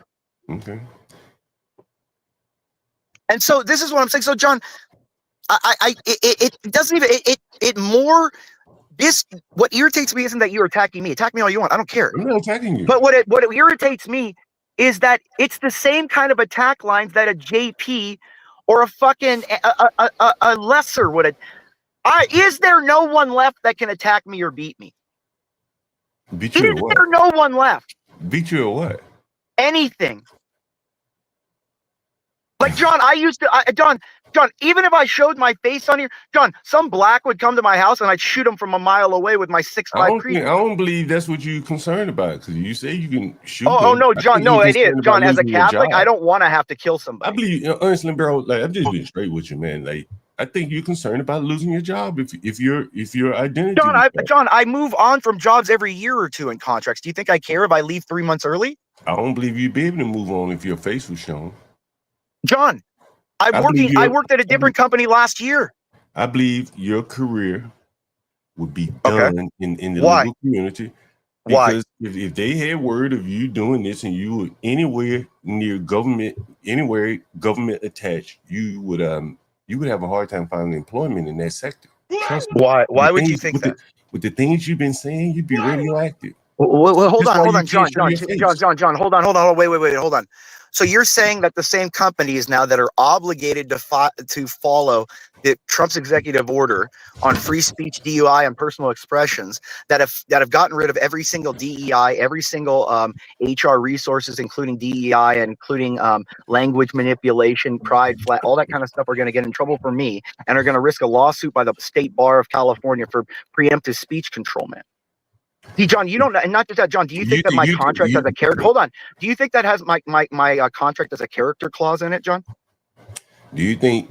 No, hold on. Do you think that my character? Do I have a character clause in my contract? I don't know. But what I do know okay, is so why would you think that a 1 year or 1.5 year contract without a character clause? What I do know is this: that you're speaking of character clause. That there are many things that they have in an employment agreement, particularly if you're a subcontractor, where you can't embarrass the company. And so that's a character clause, John.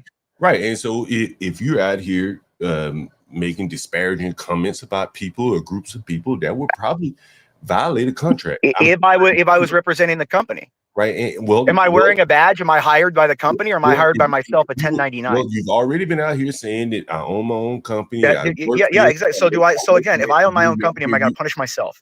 Well, but let's just take your mindset. Let's say I get found. Hold on. We're gonna go one step at a time. Here's the first question I have for you. You own your own company, correct? Yes or no?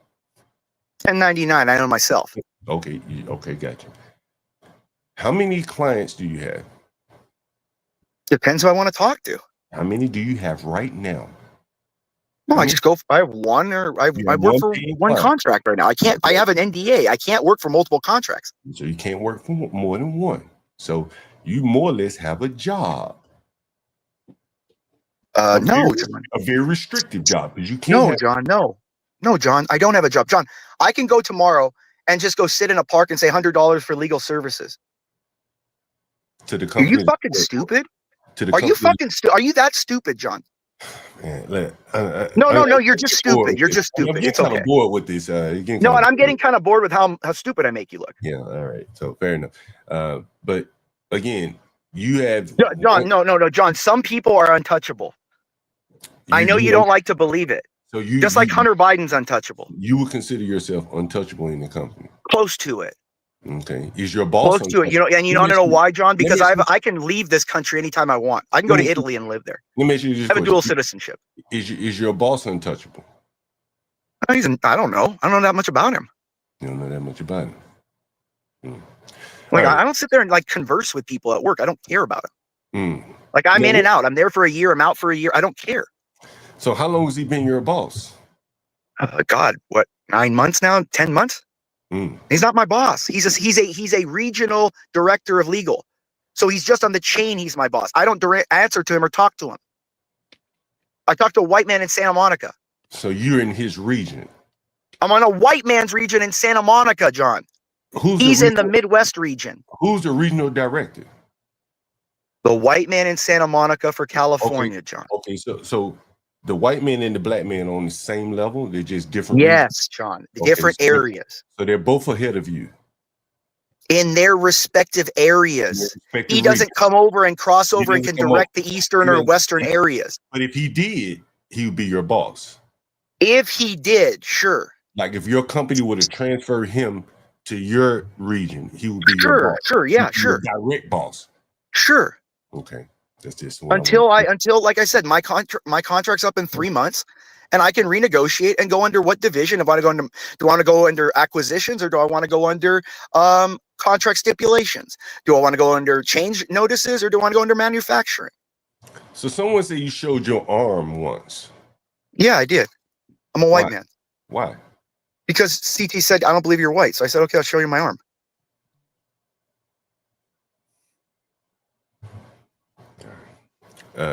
Like I know you're going to try to find some inconsistency. You're not. I've never lost in life, John. I've never lost in anything. No, I'm kind of bored with this now because again, because you can't find a weakness. So the boredom's gone because there's nothing you can attack, John. You're just like everyone else, but you probably are a little bit more restricted in that you come up here, you say a lot of things, but you wouldn't dare show your face.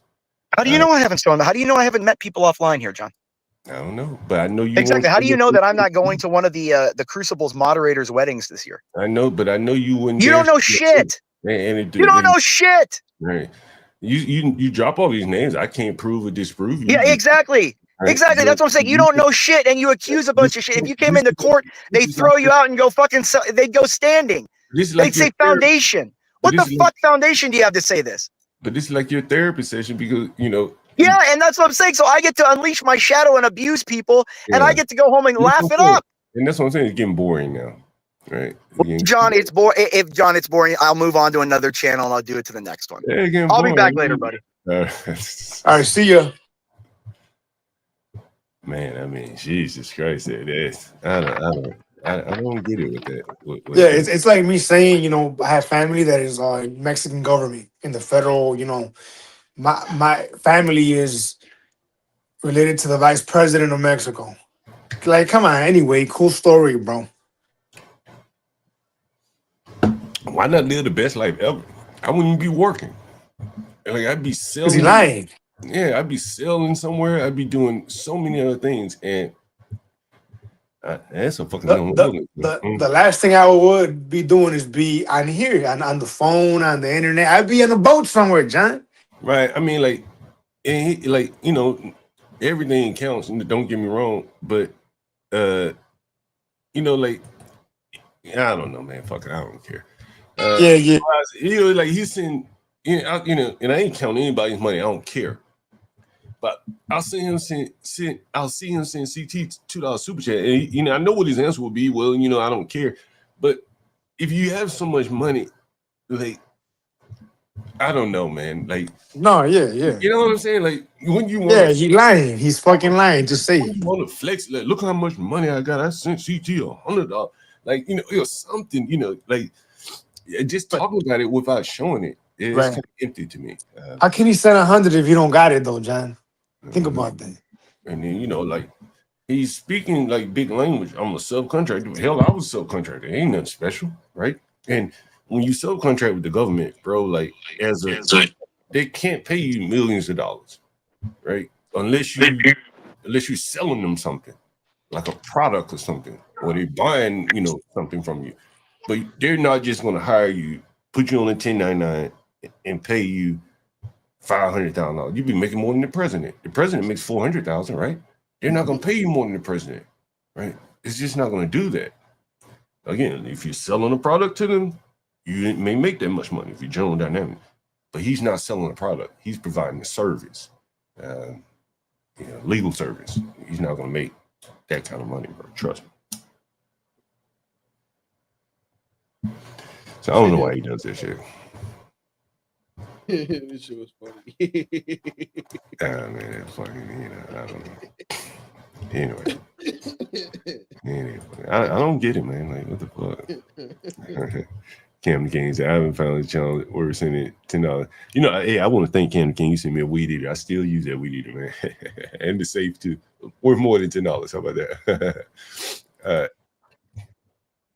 How you present can sometimes save your exposure to the high end of Chicago, and to access those places and not be accused of stealing. You realize very early on that you better let them hear you talk, or come in with the right LASAC case, or else you would be watched. And so I think I learned then that how you show up, especially when it comes to white folks looking at young Black kids, that how you present can sometimes save your life. So yeah, I think I was learning that all throughout my youth. That's Man, that's Michelle Obama again, talking the same old Black ass victimhood shit when she lived probably the best life ever. It's just really kind of amazing to see these things. What do you think about that, Wiki? She's from your area of Chicago there. You wouldn't have been on, ethnic. I think he's white. I think he appears as white. I don't think he's not white. And that was kind of funny. It appears wrong to speak. Man, I don't pay any appears any attention there. He's an interesting guy. Hold on, I got a grocery order coming. Give me 1 second. Shit, it may already be here. Damn. My shit outside. Oh God. It's cold out there, so I ain't worried about it. Oh no, it's on his way. Yeah, I had a dude, I tell you, Latino, Don't take your shit. Yo, let me see what kind of medicine this dude had last night. Nah, they ain't gonna do it right. This dude said he had $1,000 worth of medicine. Let me see what kind of medicine he said he had.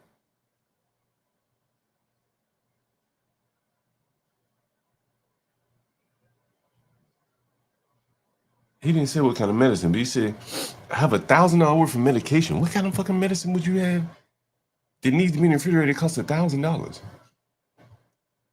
That needs to be refrigerated? Yeah, what was it, insulin? Some shit like that? Insulin. That shit $1,000? He said he paid for it out of pocket. What the hell would that be? A lot of money. I should call this motherfucker. You want to see what kind of medicine he on? Is it something you think he on Ozempic or something? Let me see. Let me see. You think it? Yeah. I'm gonna call it right now.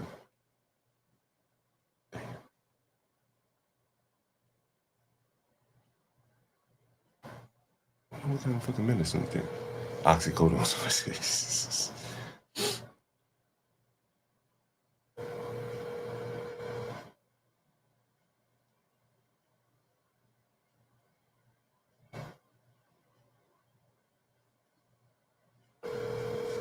Shit. Hey, what's up, man? How's it going? I'm good. How you doing? Hey, I plugged that refrigerator up about 4 o'clock this morning, 5 o'clock. Okay. Yeah, we're good. Hey, what kind of medicine was that? $1,000, you say? Yeah. It's what you call it? It's called Zepbound. What the hell is that? Injections. What the hell is that for? I don't want to go over that. Okay, sorry. Okay, my bad. Yeah, I'm just curious. I'm like, damn, $1,000. This sounds like a lot of money. Yeah, it is, and I pay out of pocket for it because Medicaid doesn't cover it, so. Oh I shit. have to pay out of pocket. Oh shit. Okay. Well, I'm glad I was able to get that back on for you, man. Yeah, I appreciate it because it's a whole mess to have to try to get a refill and Yeah. all of that. So I do appreciate it. Thank you. No problem, man. All right, yeah. What the fuck he said he was taking? What the fuck was it? Right there. What he said? What somebody put in the chat? My bad. I was like doing something in the back. What was he taking? Somebody put he diabetic. He diabetic. That's what I thought it was, but I could be wrong. He said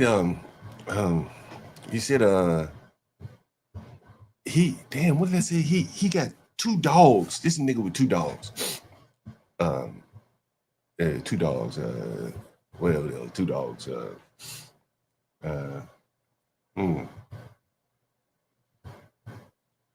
Yeah, but he didn't want to go into it. I wonder what it is. It's something.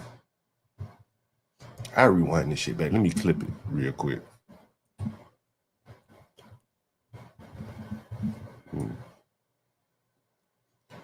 This should be it right here.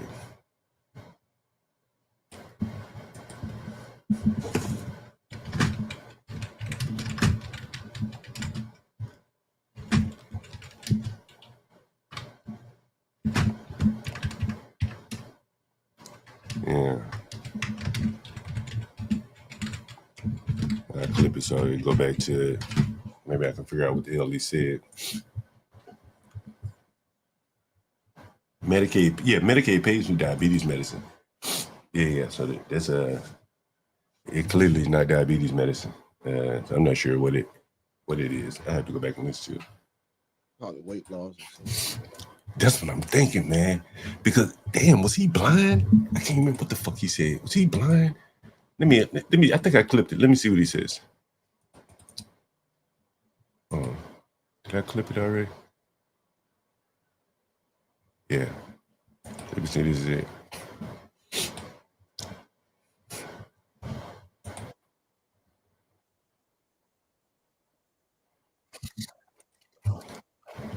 He said he had $1,000 worth of medicine. Let me see what kind of medicine he said he had. Yeah, what was it, insulin? Some shit like that? Insulin. Is shit $1,000? He said he paid for it out of pocket. Let me see. Oxycodone.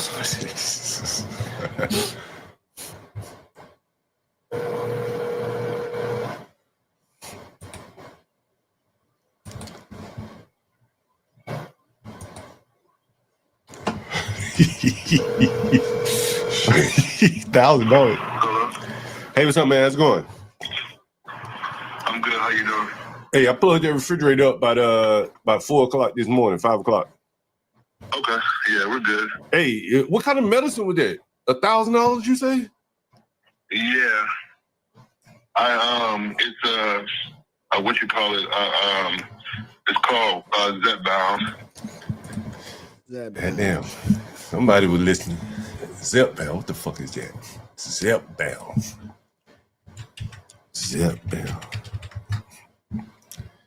Zepbound. A Lilly medicine. Oh, it's a weight loss, motherfucker. Weight loss. Weight loss.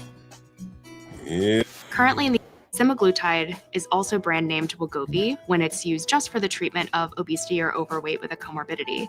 The exact the brand name is Zepbound people because all of these names are used again to treat. Listen, you heard this? Listen. Treat obesity or overweight with comorbidities. Fat motherfucker.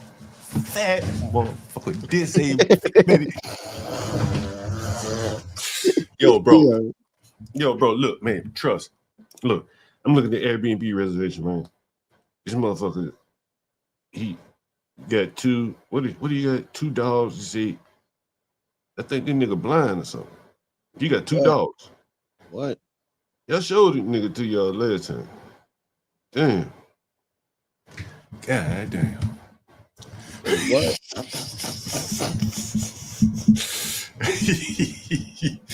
Oh, shit. The brand name when used to treat individuals with type 2 diabetes is Mounjaro. This is pretty confusing for a lot of people because all of these names are not necessarily interchangeable because when your doctor's sending in a prescription, it needs to be for the right diagnosis. However, for individuals who are considering these medications, it is important to realize that they are the exact same molecule, depending on if it's semaglutide or tirzepatide. There are 2 GLP-1 medications available for weight loss treatment, currently approved by the FDA. There's Wegovy and Zepbound. Wegovy and Zepbound are both approved. Weight loss, nigga. This shit weight loss. Damn, you gotta pay out of pocket for this shit? Damn, this is expensive. Damn. Weight loss drug. Zepbound. Might as well clip that.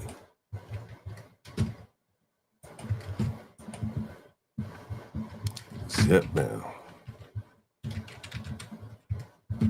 What the fuck? Yo, you know what's so crazy, bro? You know what's so crazy about all this shit? If he could just control his eating, he'd have $1,000 going the other way. He wouldn't even have to live in together. Yep. You know what I mean? Like, you want to see a picture? Let me see. I'll show you a picture. I mean, he ain't that big. I'm surprised they gave him. They giving out these damn prescriptions to anybody these days. Man, that shit, man. I'm telling you, that shit leads to a lot of complications in the future, bro. Yeah, I know it do. I know it do.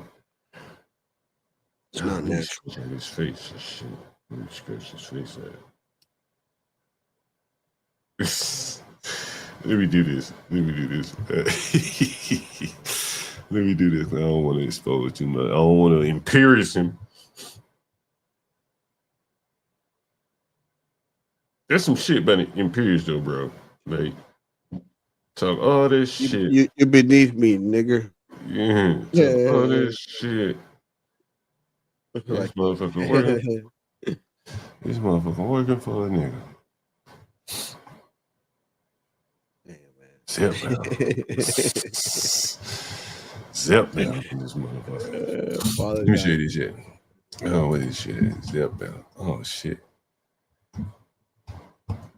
We gotta come back to this Michelle Obama shit. We gotta come back to that. Zepbound here. Look at this shit. This is dude right here. You see him? Yep. Yeah. He ain't that big, right? I mean, he big. Yeah. He ain't that damn big.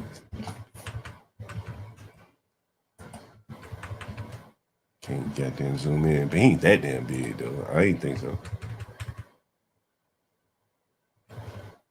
Yeah.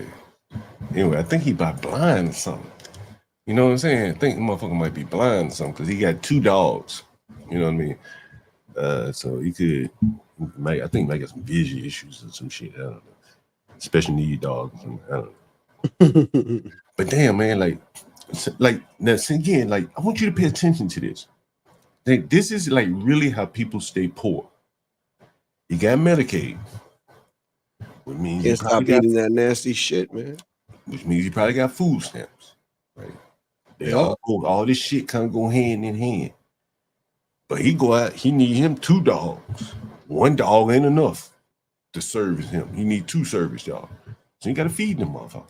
They ain't free. I don't think they feed the service dogs for you, do they? They don't give you free food, do they? So you got to feed them. You got to pay for them. You got to feed them. You got to take them. Do they give you free veterinary appointments if you got a service dog? I don't think so.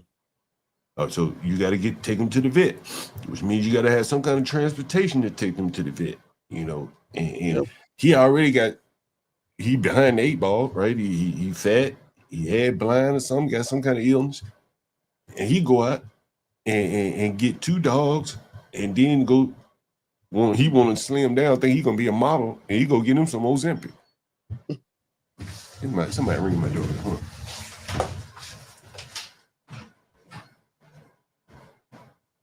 You say you're gonna be a model taking Ozempic, bro.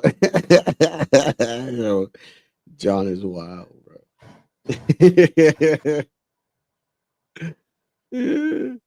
I mean, dude, like that last guy that he showed with all that loose skin, that's literally what people look after they lose weight.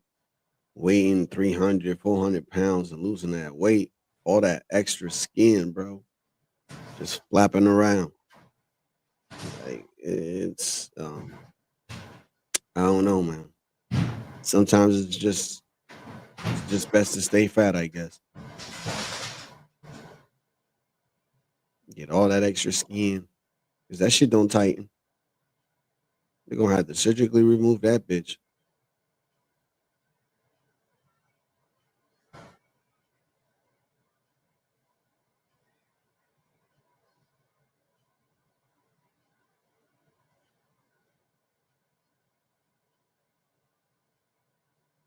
Shit's wild though.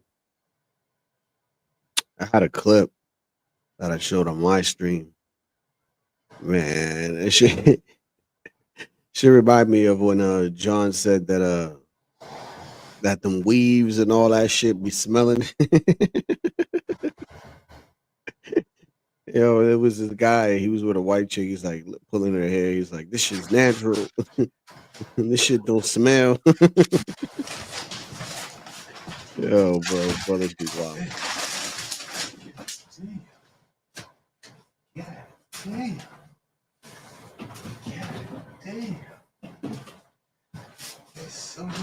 I mean, Gary, from what I'm seeing, the little picture, he's a big dude, yo. He remind me of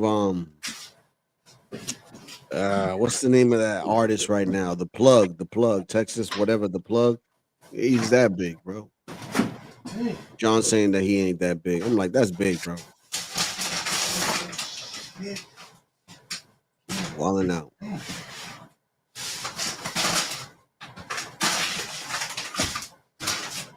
I'm the biggest. I'm the largest. That's how big he was. He's the biggest, he's the largest.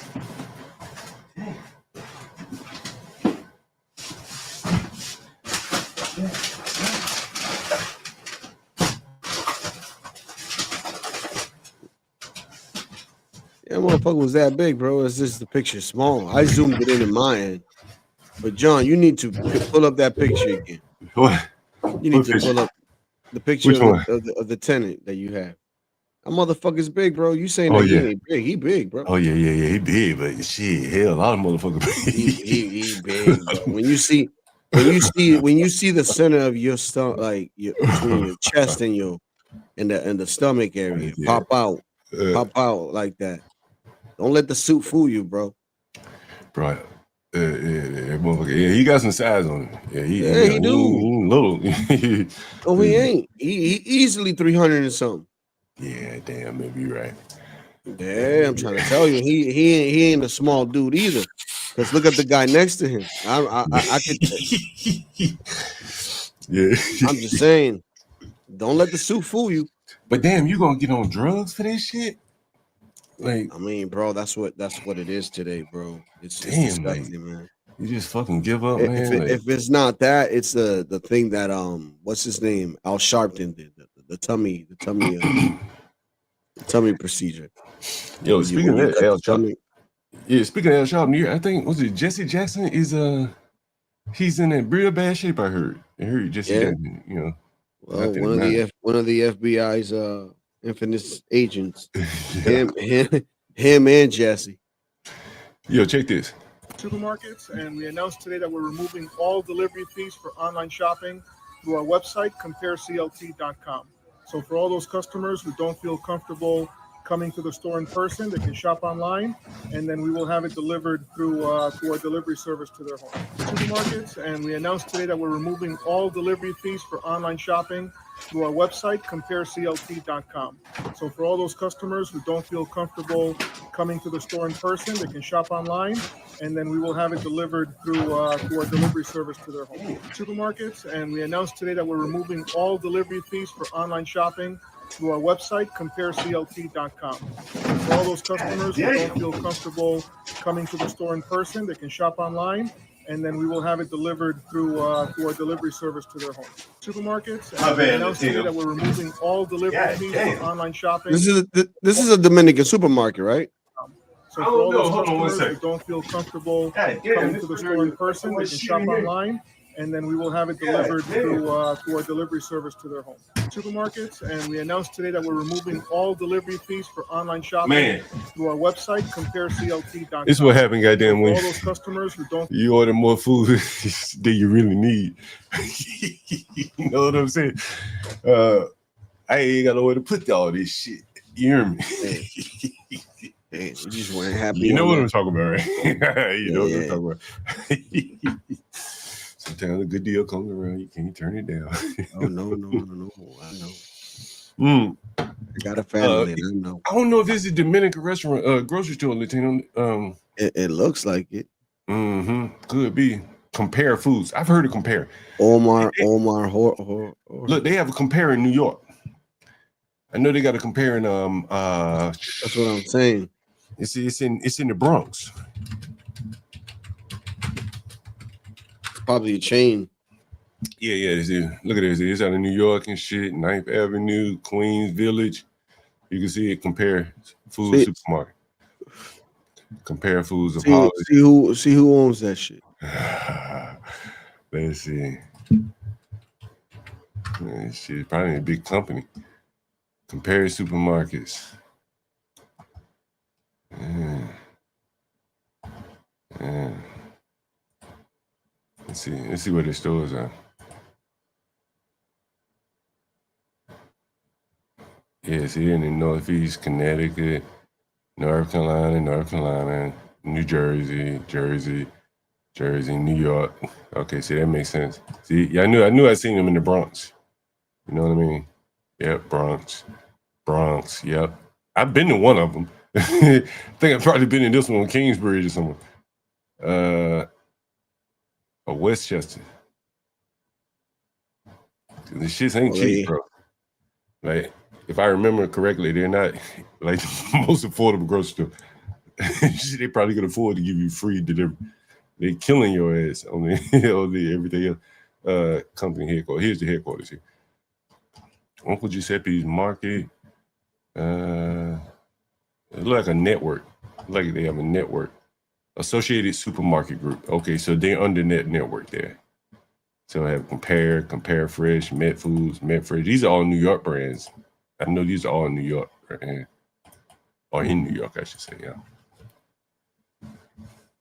The Latino guys, yeah. Get the food. Man, Johnny boy, shit, he good, man. He ain't worried about food. I can't even get in touch with him. I don't even know how to reach him, so I can't give it to him if I need to. He wouldn't want this what I bought anyway. Latino, did you watch any football yesterday? Look, when you scroll down, you see who's the CEO. Oh, really? Yeah. Oh, yeah. Joe Garcia. Right there you go. That's what I wanted to know. That's what I wanted to know. Yeah, Garcia. You know, these Joe Garcia. Now I'm gonna have to Google who Joe Garcia is. Around the corner from my mother, there's a grocery store that was taken over by I think it was a Dominican chain out of New York, man, and they've done very well running the grocery store. I will say that. Yeah, man. Hey, the food I bought, the OGs won't want it, bro. You got to cook it. How about that? You got to cook it. They ain't gonna want that. You got to be cooked. You got to give them food. Already cooked food. Man, plus they give out so much free food around here, bro. You'd be amazed. Every morning when I wake up, I look out the window and I see like men like streaming to the. Oh damn! You know what? That's a good question. Sergio texted me the other day, and I guess he had to move somewhere. He said I missed his call. Damn, Sergio. I tell him to give me a call. Yeah.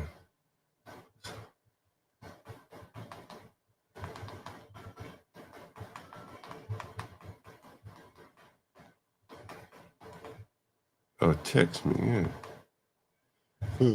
yeah, man, I missed his call. That would have been a good ass tenant too, bro. Damn, I missed out on Sergio. Sergio would have been a great tenant. Man, let me run some of the football shit past you, Latino. Did you watch any football yesterday? Me, nah, I was busy. You didn't watch any football yesterday? Nah, I was working. Oh shit. Well, the first thing first, I guess we should start here then. Yeah.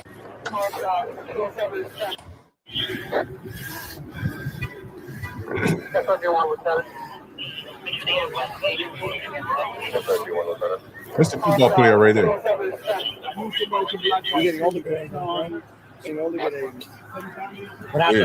He got shot.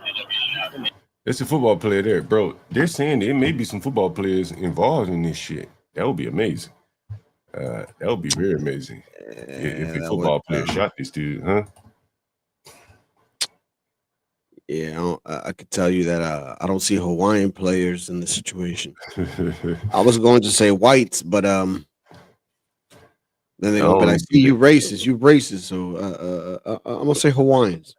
Hey, bro, you know what's interesting about this? What no one's talking about, and this is why I think Atlanta, DC, Chicago already moved. This is why I think those teams don't win. Is because this is the night before a game, right? Isn't this the night before the game? Right? It's the night before the game, right? And in cities like New York, cities like Atlanta, cities like DC, the players are so undisciplined and there's so much nightlife that they can't stay out the club. I'll tell you a funny story, bro. It was one Thursday night. This was years ago. I was in the club, right? And it's this dude, I'm gonna pull him up. Yeah. You remember this guy? You remember this guy right here? Look at this guy. You remember him? You remember this guy? Remember him, Rod Gardner? Nah. Anyway, he used to play for the Redskins. He was a wide receiver. You know, one night I'm in the club, and he's all down on the floor, bro. Him and a woman all down on the floor looking for a ring. They both half drunk. And he dropped a ring or something down on the floor. And they drunk. And it's a Thursday night. I mean, the game, what, 2-3 days? Yeah, Sunday. And he drunk. And if you're in Green Bay, you're not drunk on a Thursday night. Right? There's nowhere to go get drunk. But he was drunk on a Thursday night. And I've long suspected that's why they can't win. Because they're all out in the club all the time. There's just too much for them to do in a city like this. Anyway. got it. I ain't doing shit.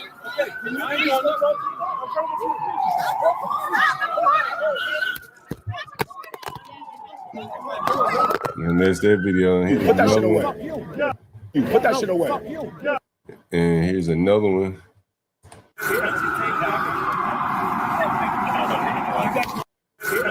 Yeah, it is my job. It is my job. It is my job. It is. That's a football player right there. I'm pretty sure that's a I'm football getting player. shit. Yeah, right. Oh. Yeah, right. Yeah, it is my job. It is my job. It is my job. It is my job. What is that playing at? Yeah, I'm getting shit. Yeah, right. Yeah. It is my job. And so that's a football player. It's got to be a football player. Do you see him, Lieutenant? That's crazy, man. Like this one right here, this guy right here. Yeah, I'm getting a football player, bro. Look at the body on this guy. More than likely, he gotta be. Right. More than likely, that's a player. And so he was at the club. No, that's not me at the club. So this guy's at the club with the other football player, and it's likely another football player may have been involved in the shooting. Like, this would be the first time. Would this be the first time that a football player shot another or was involved in shooting another player? If that turns out to be the case, that'd be fucking amazing. Well, I know this guy shot himself. Oh yeah, there's Plexico. He shot himself. That was true. Black on black crime. Real black on black. And anyway, what? Nigga, you see this? Oh yeah.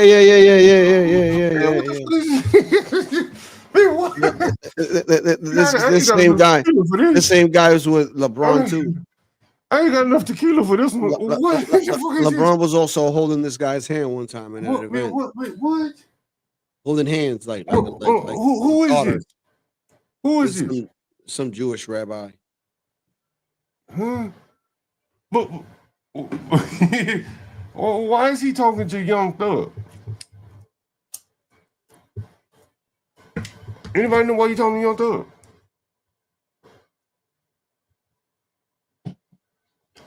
Anyway, someone said Kanye too. Who is Kanye this? too. Kanye. I did a story on this, dude. Who the fuck is this though? Not on Who this, is he? but on Kanye. Who is he though? I don't know, What's so special about him? You usually apologize to this guy, and then good things happen. Oh, is that right? Oh, he a rainmaker. That motherfucker rain. Look, he only got 200. He only has 200 subscribers, bro. I'm assuming this is him. Damn, look, man, hold on. We gotta play this. Yeah, I get me. You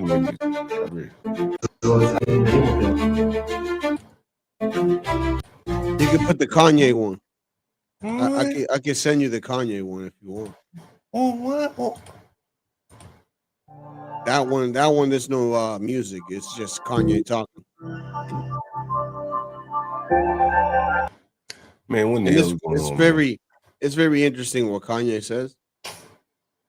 He goes, man, what the fuck is wrong? Man, what the fuck is wrong with these niggas, man? Huh? What they doing this for? So listen, I linked my reasoning to why Kanye did What the it. fuck I don't are they know doing why. this for? I don't know, but I know my reasoning why Kanye did it. Like why he do my reasoning is because I believe Kim Kardashian is about to lose 60 million. And apparently she doesn't have, this is what they're saying, right? So this is alleged. Right? That she doesn't have the money. So the money was gonna come out of the kids, what the fuck is it? The kids, it's like some shit that they have set up for the kids. So so that was gonna come out of there, and Kanye was like, nah, fuck that. So he went and apologized to this guy, and this is why I think he went over there and apologized for what he said about the Jews and all this shit. So yeah. But what's so special about him? I'm not very familiar with him. Huh? I really don't know, man. But this is where people go to. Is he in America? Where is he? I think I think I could be wrong. Yeah, that's interesting. That's a very, that's very interesting. They have LeBron James too walking with this guy. Yeah, But why would LeBron James need to go to him? LeBron James, he's straight, right? He don't need any money issues. Man, John, this is deep. Yeah, this is fucking. I don't even want to get into none of this stuff on your channel right here, bro. This is like a conversation for Rumble. No, not here. Do a stream on FARA applicant. FARA, that's federal something agent. What the hell is? Let me Google FARA. What the hell is FARA? Damn, FARA. I've heard that. It's a foreign agent, some shit. Yeah, right? They got to sign. Foreign Agents Registration Act. Yeah. Foreign Agents Registration enacted in 1930. Yeah, that's fucking weird, bro. Like, look at this shit, bro. This nigga got all these niggas bound down. The yay right here. I feel really blessed to be able to sit here with you today and just take accountability. I mean, he don't speak English? Nah, I don't think so. But play it to the part where I find interesting. John. He don't speak English? Dang. I was dealing with right here some various issues, dealing with bipolar also.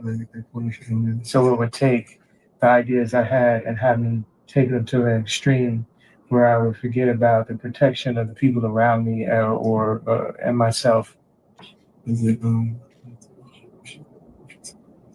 So I wanted to come and take accountability. Sometimes people aren't that knowledgeable about the bipolar and the cause or what causes it and the way you act when you have this disease.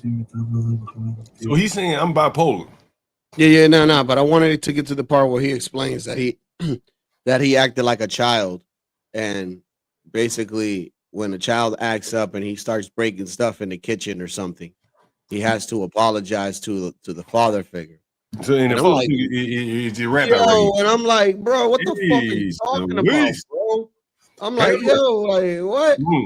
I'm like, you would never say that about no other man. That ain't your father, John. Christ, man, this is all new to me. So it's like if you left the house and you left your kid at the house, right here, and your kid went and messed up the kitchen and messed up the garage and messed up the living room. Now when you get back, it's your responsibility because that's your child. And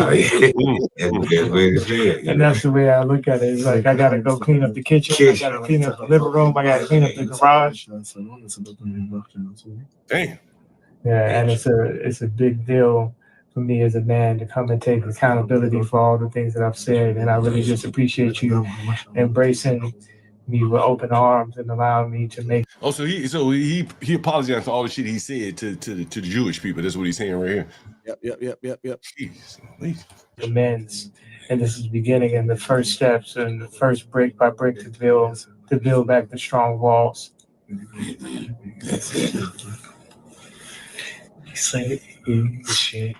יהדות לא ביסדת בג'ודאיזם, היא נתנה לעולם את התשובה. Judaism brought to the world a way for someone when he regret about something that he has done wrong. היהדות חיה על התשובה. And the Jews live on this way of if someone did something wrong, you can regret and fix it. And the rabbi is hugging you and hugging everybody. And God willing, and from now on, strong things and good things, and only good. You are a very good man. Amen. Amen. Okay. Yeah, man. Yeah. Unbelievable. This is unbelievable to me, man. I don't understand why they have to do that. Why do they have to do that to him? Who is he? Who is he? You know who I don't he know, is? but I could tell you this: you get benefits from that. Yeah. Damn, that is very interesting. That is very interesting. Fucking interesting, bro. Man, damn, we got to get to the football, bro. We got to get to the football. But I wanted to, damn. Hold on. I wanted to do Michelle Obama. Damn. Big Mama Michelle. Let's do Michelle first. You want to do Michelle first? Or you want to do football? Big Mama Michelle. You want to do Michelle first? Yeah, Big Mama Michelle. Obama. Who is Let's she do with? Michael. Let's do Michael. Who she was? She was at. Was it Amanda Seals? Was it with Amanda Seals? I think it was with Amanda Seals. Something's happening. Who she with? Give me a second. Recently, I was cleaning up people's shit. Oh no. Maybe it was Tracy Ellis Ross. I thought she did Amanda Seals though. Here it is. Here we go. We're gonna skip through this shit. We're gonna listen to all of it. I am a believer in the agency and opportunity that fashion can offer. How we express ourselves through what we wear can tell people how we want them to regard us. It's not always about the what, sometimes it's just about the how. Our clothes can be a tool for creativity and joy, an expression of freedom. They can connect us to our history and message the future. It can seem like an unimportant and frivolous topic. And for a Black woman who is our first Black First Lady, it is certainly not. Yeah, all right. Your journey is much like that of many. Shout out to Imperius, man. Imperius, hey man, I got to give you a hard time. I got to push back, you know what I mean? But you know, it's all in fun, bro. It's all in fun. I think your Bible stuff, your Christian stuff. I mean, even the legal stuff, bro. No one doubts that you don't know your stuff. Trust me. Like, I've talked to a lot of people behind the scenes. They're damn Imperius, but he like on the legal stuff, bro. Everyone will show you a lot of deference, but I think you would come off a lot better, like focusing on your strength there, and that is the legal. And you have a good mind, religion, stuff like that, man. And again, the N word don't bother me. You're not even like getting a reaction out of me. But I think it dulls your message on all the other very, very intelligent things you have to say. That's just my opinion. So, I do thank you. I appreciate you for joining, because you are very intelligent, and so to have you over here listening is an indication of something. Anyway. This is Michelle Obama. Many of us Black women who have felt that we have had to conform to beauty standards that we didn't see ourselves in. How did you keep your hair healthy with all that heat? What day was wash day? Did you sleep in rollers or a bonnet? And how did you keep your edges? You fucking nigga, Latino. Do they have these conversations in the Latino? They do the hair when they go out, but it's not a conversation where it's like your edges, your weave, and not really like a thing, bro. I mean, she's gonna get into some shit again, man. Most Spanish women deal with their own hair. I'm gonna say this: like, if Blacks are gonna get over their problems with hair, first they're gonna have to stop doing this shit, man, bro. I was talking to a buddy of mine the other day. And we were talking about the chemicals that they have to put in their hair. Man, that shit got it's toxic barrier, right? It's toxic. It's got to through your skin. Yeah, hell yeah, that shit man. I'm gonna send you something in the back, bro. Like, bro, I've dated a lot of sister gals. Like that shit, their hair. How many of you guys knew this? Once they put a perm in, their hair does not revert back to its normal texture anymore. Any of the hair that's permed, it doesn't revert back. So what they have to do, you'll hear them talk about a big chop. So they have to cut all of the perm out. And that's a difficult thing for them to do because the perm is throughout their hair because they put it on the roots, right? That's how you put a perm in, you put it on the roots. And so you got to cut all your hair out. And so basically you see all these women that look like they're bald head because they've cut their hair out. That's how they get there. to the bald head, and you know, the when they do decide to get rid of the perm, they got to go bald.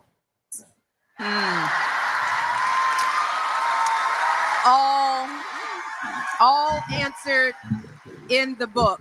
All answered in the book. Growing up in Chicago at the time that I did, extensions, wigs, all of that, that wasn't a thing. You went to your hairdresser every week, and mine was Ronnie Flowers at Van Cleef. I had a relaxer like everybody else did because I was a professional, and so I wasn't in the world Still has a relaxer though. Yeah. of hair and what celebrities were doing. So for the first couple of years, that was me wearing my hair, getting it done 2-3 times a day. And Johnny Wright, who was my stylist throughout the White House years, with Yanae as his assistant, you know, they knew, girl, you're not gonna have your hair if we keep doing this. And I was like, well, what am I supposed to do? And that's when he finally convinced me to start using extensions and wigs and things like that. But I had to tell them, look, I cannot show up with my hair, my length, and then down my back the next day. You know, I said, we can't live in that world. So just settle down, partner, you know, because they wanted to, and I was like, I'm about to go into a school with children. I can't have all this, you know. So the deal was, okay, we'll do this, but it has to be exactly my hair. So that's was the plan, and that saved Now her hair is not that textured. Trust me. my hair, because you want to talk about, I wanted to come out of the White House with my sanity, my children intact, and my edges together. That was really the directive. So hair health was a big part of that. And Listen, one of the reasons why they talk about edges, as I just explained earlier, is that they have to put the perm on the edges of their hair. That effectively kills the edges of their hair, or it really deforms it. I think what was it called, malform it, or whatever the term would be. Anyway, so that's why you hear so much talk about the edges, because they put the chemicals on the edges. They're fucking crazy. And then I realized, well, that's what everybody's doing in Hollywood, and you know, for women and Black women and things. And you can talk about this because the hair journey for women in TV has changed significantly, because there weren't people who knew how to do textured hair at all. No, we all, I mean, we're not talking about me. I'm like, Okay, I'm like, why are you looking at me? But it's also, No, but yes, I knew that it is a journey for all Black women, Yes. whatever industry you're in. Yes. And in Hollywood, it is a thing. And now they're You finally. said why she's talking about me? She got white people here. One of her parents is white. I was just about to say that. Now, within the Black community, man, like they're looking at her saying, look, your hair is 3C or whatever the hell the texture is. It's not like my kinky ass shit. She doesn't have to wear perms. Trust me, if we look at a lot of pictures of this lady right here, this Tracy Ellis Ross, you're not going to see her with a hair, you know, with a perm and weaves and shit. That's the Michelle Obama, the blacker blacks. Yeah. Having hairstylists that are trained to be able, but what that was is that you had to learn how to do your own hair. Exactly. And that's part of where Pattern was born from, because the Pattern Beauty. Get it. For curly, coily, and tight textures. The drugstore near you. Yes, we exceed the needs of the curly, coily, and tight All right, texture. we're going to charge you for sponsorship. Sorry. Question number 11. So, but yeah, I think I can't imagine.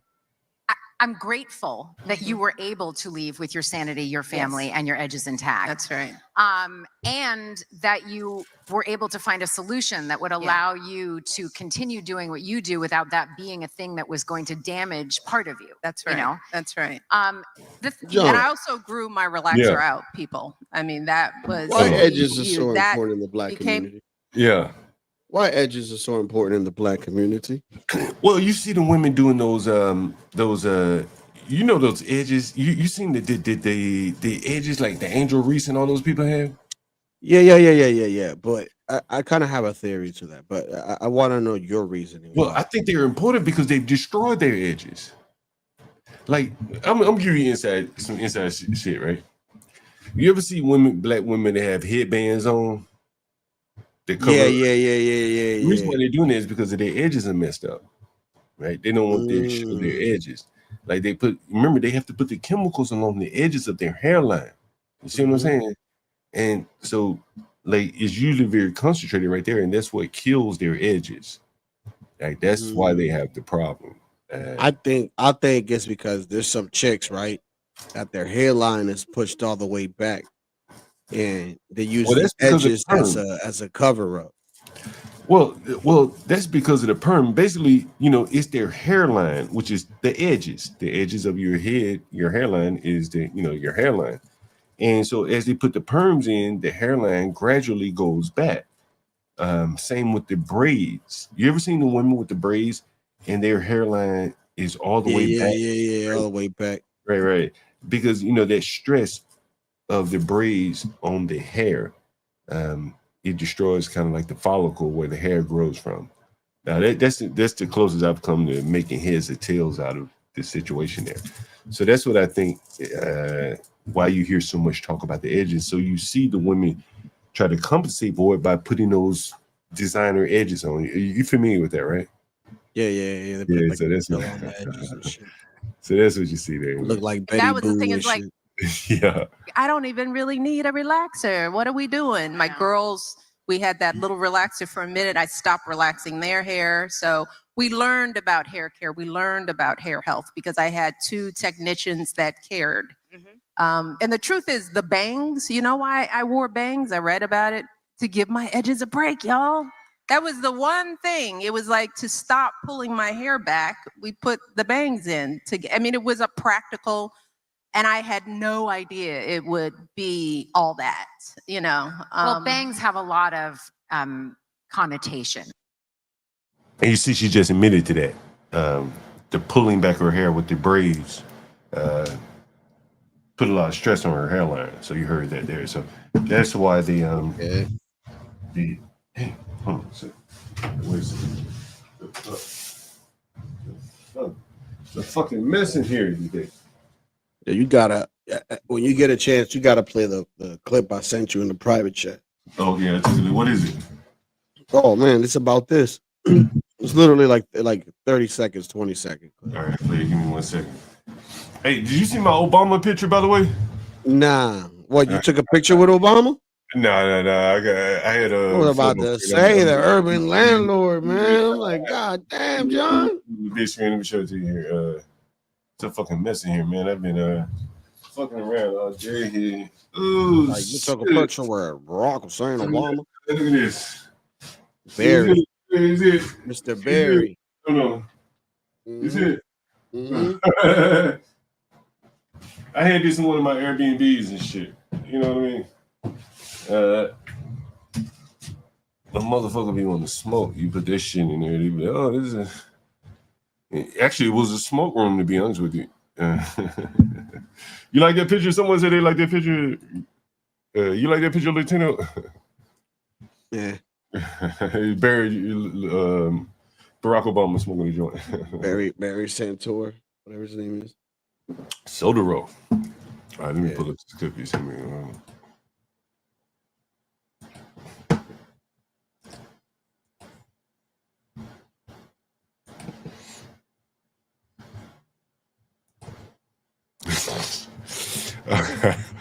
Oh shit! I see some videos. You know exactly what I No, don't play the music. Don't play the Yeah, music. I got it. Yeah, you got this shit. Yo, brother. I gotta Bro, tell you, she got a crown.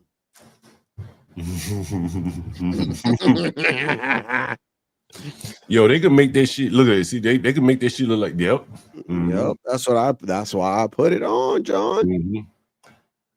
That's why I put it on. That's why I told you put the shit on, man. Make that shit look. Look, she brand new now.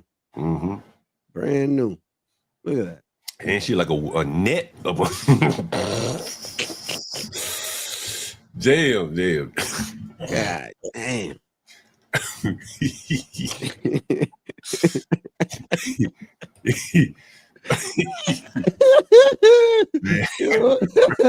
Oh god, I've seen, bro. I don't give a damn what they do to her hair. that shit would kill your self-esteem. You know that this is what you look like up on there. What hair? You know, I don't think her hair will grow back. Honestly, I don't think, you know, she can get hair to grow out of her follicles. I think those chemicals actually kill. What's it just called? Yeah, she looked like a chichichia plant gone wrong. Man, that is terrible right there. That is terrible. Man, damn.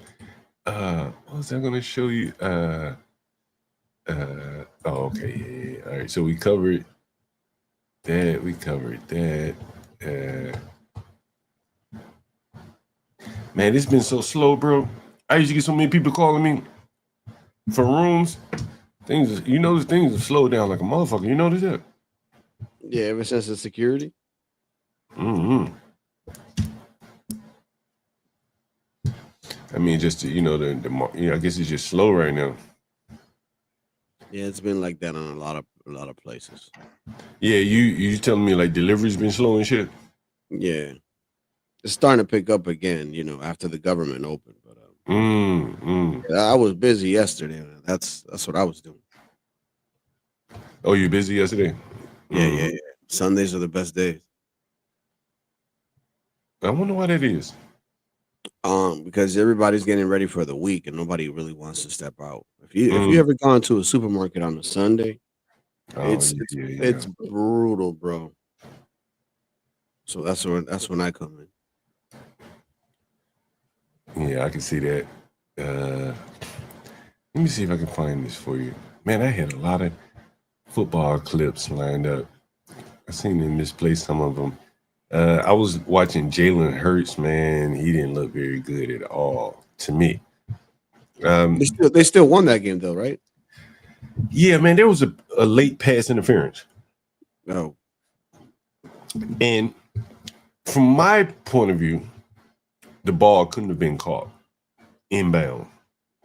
That's my opinion. I'm gonna see if I can find it. Let me see if I can find that clip. I know I have it here. Give me 1 second. Was it? It was an AJ Brown pass interference. Yeah. Okay. I'm gonna pull it up here. Okay. Give me 1 second. I'm pull it up. All right. I'm pulling up at this point right here. All right, so this is AJ Brown. This is a disgruntled wide receiver for the Eagles, right? And so this is a pass interference call. I think I don't know what the time, down and distance, all that, but it may have been a third down. It was an impactful play. So anyway, AJ Brown is going for the ball. Here's what was called pass interference. This little incidental contact starting here. Right? You got it? This is pass interference. On whom? You be the judge, right? So now here comes the ball. AJ Brown is diving for it. You don't even see the ball anywhere in sight, do you? You see the ball? Nope. That's away from the Where's the ball? I don't see it. Yeah, but that's away from the receiver, so I don't understand why would this be a penalty. Where's the ball? Right? Unless the penalty was on the holding. It was defensive not pass what they interference. called. It was defensive pass interference. There you go. But again, like, where is the ball? The ball landed out of bounds. It was an uncatchable ball, in my opinion. Yeah, Unless he was like 7 feet tall. I agree. And so you got called pass interference on an uncatchable ball that was, touchy at best. And this is one of the plays that I saw yesterday. I'm like, man, this pass wasn't even catchable. Let me see if we can find another video of it. I'm gonna pause it here. Hopefully this is a better video. I just want to see the ball.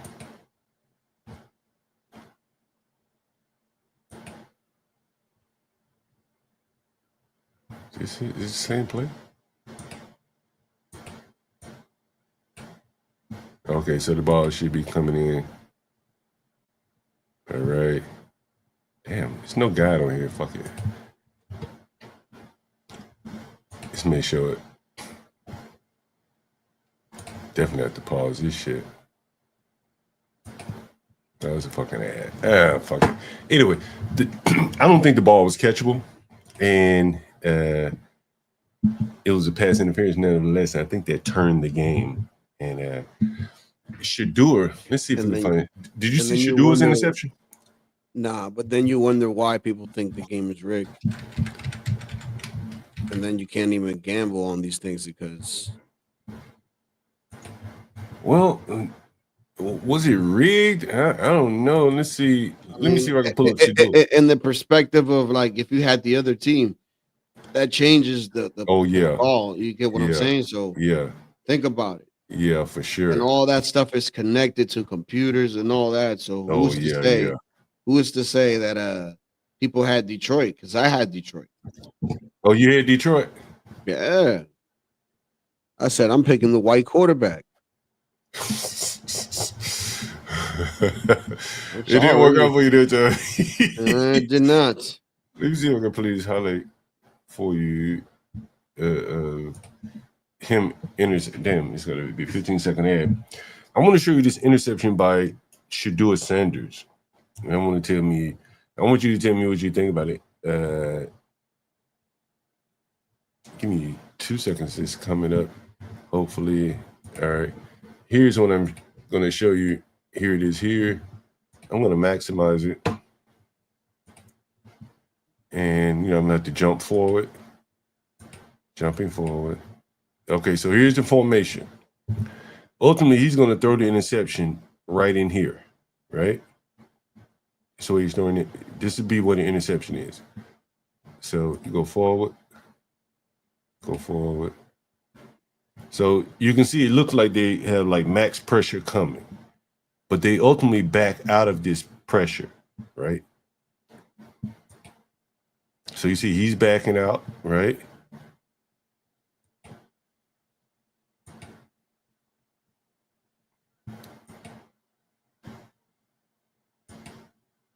And so here's where he's trying to go right here.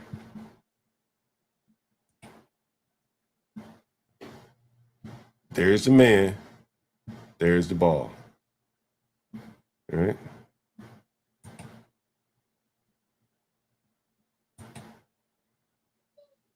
So he overthrew him. So basically, you see it here. He overthrew his man. I'm guessing that's who he's going to. Right to this man. You see how inaccurate that play was? Like totally overthrew the man by like 15 yards. Wobbly. Yeah. And I'm guessing maybe that he was throwing to this man, but if so, he was throwing kind of into like this man had over under coverage. This was the guy, but he totally missed him. He threw it straight to the other guy. Like that's bad. You know what I'm saying? Because again, he had a blitz on. They were blitzing. And here's the guy. Right here. This is the guy. Yeah. That's him. He's wide fucking open, right? He's wide open, right? He's wide open, right? Am I missing something? He's fucking wide open. Right? Yeah, I mean, yeah, you can see him. That's as open as you get, right? Yep. There's no one underneath. Should have slinged it. Right? He overthrew him. This is the same guy, right? This is the same guy, right? Let's make sure it's the same guy. Yeah, he's at the 20, right? He overthrows him. That's the 20. Is it the 20? Yeah, that's the 20. Damn. He overthrew him 10 yards. Jesus Christ. And threw a damn interception. That was Sunday. That was yesterday. Damn, bro. That Shedeur Sanders throwing a devastating interception right there. And the prior quarterback, he threw a damn ball out of bounds where the man was open. A.J. Brown was open on that earlier pass. If he could have put the pass, between the man and the sideline, he's open. He catches that pass 100% of the time. I don't disagree with what you're saying. Sports is scripted, but I do think that it makes it a lot more difficult to script when the average quarterbacks out there on the field can't even complete this pass, right? I don't think he tried to miss this pass. I think he couldn't complete it. What do you think, Latino? Yeah, I think he could have thrown it to him, slinged it. But he totally missed him, right? Totally missed him. I don't know. Very, very interesting to me. I saw who else played last night. Jalen Hurts, he didn't play very well. Michael Penix was hurt again. Did you hear he got hurt? Damn. Yeah, he's hurt again. I think he landed on his knee or something like that, so he's out. So a lot of these young black quarterbacks have been doing very well if they can even stay on the field. But what's interesting? Caleb Williams has his team like in first place in the division, right? I know the Patriots are.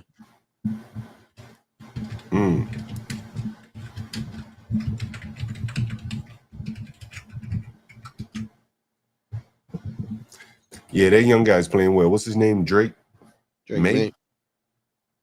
Mm-hmm. Yeah, no, he's playing very, very well. And we ain't even got receivers like that. Yeah, who are his wide receivers? No, we don't. They're horrible. But the thing is that like they scramble a lot and shit, and he knows where to throw it. So that's what's good about him. And he has helped turn their team around with the other guy. You know what? Let me do this while I'm thinking about it. Where did I say? Where was it? Oh, it was a short. Latino, you got anyone want to participate in this contest here? I'll vote. I need someone to participate. I need some participants. Let me pull up this room, and that way, and I'll clip it again. Room for the So this is it. It's $250 for this home and decor. We're gonna let the audience choose. We just patch up and see how it looks. Yeah, we're gonna let the audience choose the paint colors for this room. This is the painter that I'm talking to. He's the tenant that you saw on stream a while back. So, It's probably gonna come back though.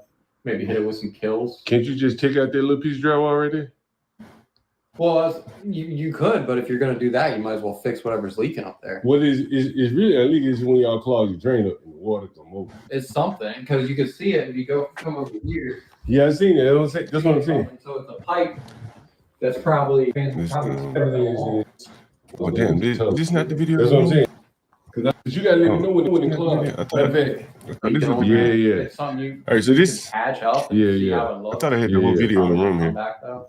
Maybe hit it with some kills. Can't you just take out that little piece of drywall right there? Well, Damn, really, I need the whole video of the room. Anyway, put another video of the room up there. I'll do that tonight, and then tomorrow we'll start fresh. And so we'll make someone's holiday. You think we can get this off by when is Thanksgiving? Next Thursday? Yeah. You think we can get this off by next Thursday? Make somebody's holiday, huh? I got a contest too, but I don't think I haven't. The music contest. I only have 4 songs so far, and they. Who else was it? One of my wife's cousins, LG and Jules. They're the only ones so far, so I'm gonna probably just have to use those 4 songs. Well, you making the music, or they making the music? No, they make their own music. Oh, okay. Or their own lyrics, basically, and then people are gonna vote, and basically whoever wins $100 from me. There you go. There you go. Get some audience participation. Thing to white people. Our hair comes out of our head naturally in a curly pattern. So when we're straightening it to follow your beauty standards, we are trapped by the straightness. That's why so many of us can't swim. and we run away What? with water. People won't Man, this shit is so fucking crazy, man. Isn't it truly amazing, right? go That's to crazy. them because we're trying to keep our hair straight for y'all. What? Exhausting, and it's so expensive, and it takes up so much time. Braids are for y'all so we can work harder and focus on the work. So why do we need an act, an act of law to tell white folks to get out of our hair? Don't tell me how to wear my hair. Don't wonder about it. Don't touch it. Just don't. You think anyone's ever touched their hair, bro? You think I mean, they've done it to me. Oh, a couple times. White people. You think anyone has walked up to her? But it's been white girls though. Let's be honest. So it's not like. Oh, you probably did. You mind? I mean, I come on. No. But it did kind of make me feel some type. I'm like, well, why are you touching my hair though? Like, did you take offense to it? Not really, but afterwards, I thought, I'm like, what am I? Some type of pet? You saw it that way. That's how I felt, because it's like, like they touched it and they said, oh, I love the texture of your hair. And I'm like, okay. Because it's not something that you see in the Hispanic community where they be like, oh my God, look at your hair. Really? Yeah. So I'm like, if I get a hairstyle or something, somebody in the Hispanic community would be like, ooh, damn, that shit's sick. Like any normal person. But to touch my head, but just the culture, you don't get that part. Yeah. I mean, maybe they're fascinated. I don't really, it's not something that I'm gonna be like, waking up in the morning being upset about. Yeah. Yeah. You don't think about the texture of your hair, basically. No, I could give a fuck about that shit. Yeah. Now, I think in the black community is probably a bigger deal, I should say.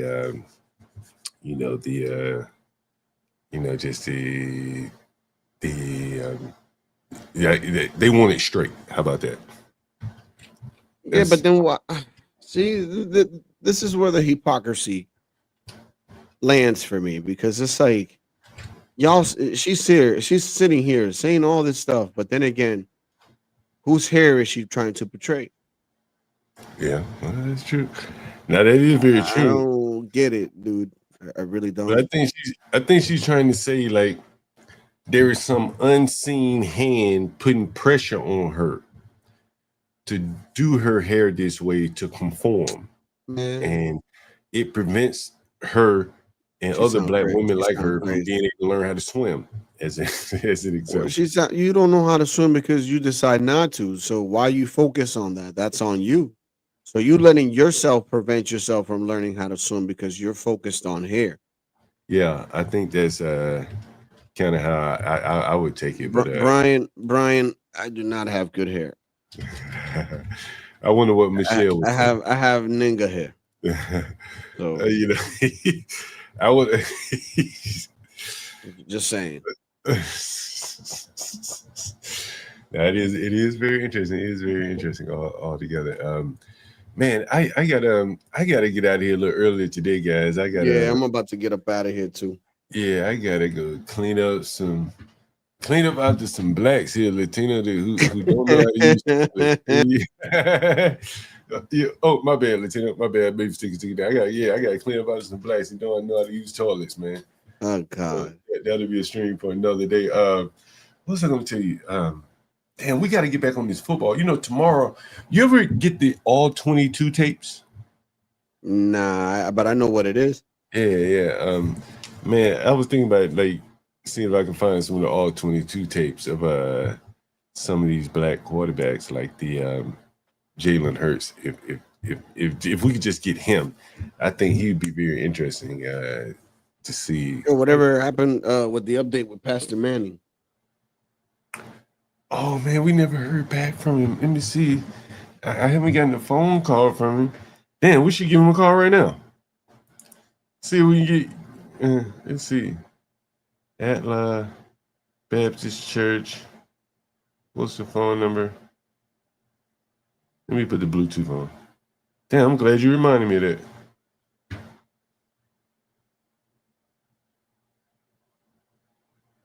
me see.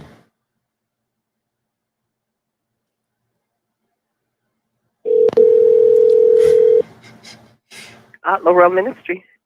Hi, yes. My name is John Galt. I called you last week about a possible interview with Pastor Manning. Okay, I'm not sure. Who's calling? John Galt. John Golf. Yes, ma'am. I called you last week about a possible interview with Pastor Manning. Okay, I'm not sure if it was me or not, but I can check. You said John Golf, right? Yes, Galt. John, I don't know if I'm pronouncing it. How do you spell the last name? John. Galt. Galt. Okay, Mr. John. I'll find out. 1 second. Okay. That'll be something if we get it, though. Huh? But, it'll be some wild shit. It'll be some wild shit. Make it exclusive.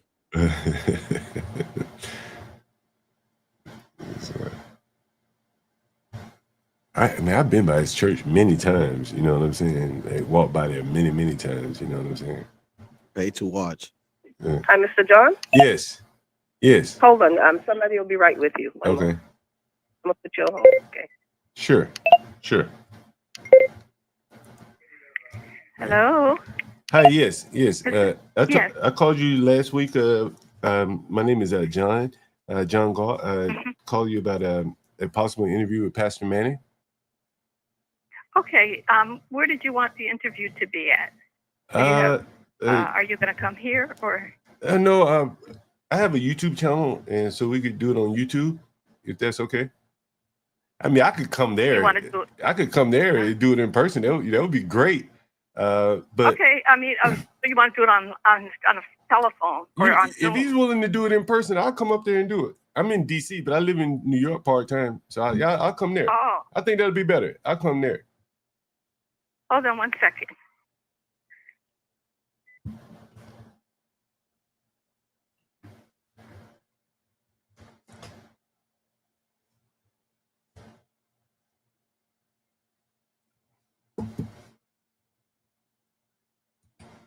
All right. So, what day were you looking at? I'm pretty flexible, so I can work around your schedule, or his schedule. What day works for him? What day is best? You said he works on your schedule.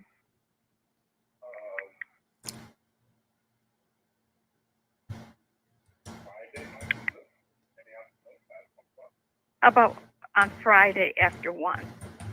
Sure. What time exactly? Or 2. After 2. You want to do it Friday at 3? Okay, 3 p.m. Okay, sure. Should I just come to your church? I've been by your church many times. Yeah, I've been by there many times. Yeah. All right. Okay, what is your phone number? Oh, I'll give it to you. I'm on my stream, so I don't want to give it to you online. Well, I can give you this number. Okay. You can reach me right here. Let me give it to you. Give me 1 second. Where the hell is that number? Give me 1 second. I pull the number up for you. What is that number? And then if you text me this number, I'll send you the number. You can just call me directly at. Sure. Where is that number here? Where the hell? I can't find it. Sometimes I can't find my own. Oh, here it is. Give me 1 second.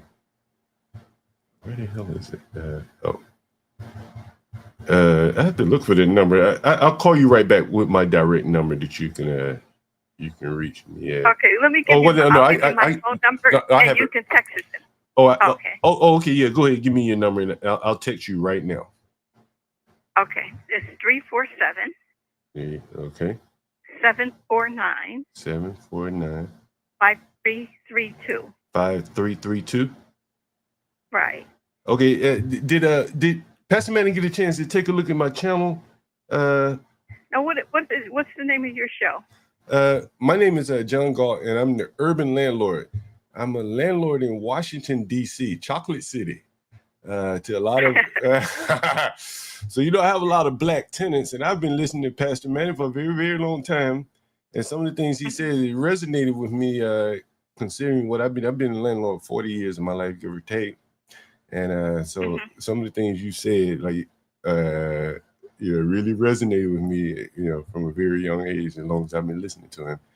So it would be my pleasure actually to interview him, man. Okay, all right. What was your name again? What's your name again? So I can address you. Elizabeth Mann. I love I'm that name. Pastor Manning's wife. Oh, I love that name. Elizabeth, that is such a graceful name. I've seen you on this channel. Thank you. So I'm going to send you a text, and then that way you'll have my number, and so we say Friday at say 3. Does that work? Yes, 3 p.m. Friday 3 p.m. I'll put all that in the text, and we'll be locked in. So I just sent you the text. Let me know you got it. All right. All right. Thank you so much. Thank you, Miss Manning. Okay. All right, thank you. All right. Let's go. Oh, this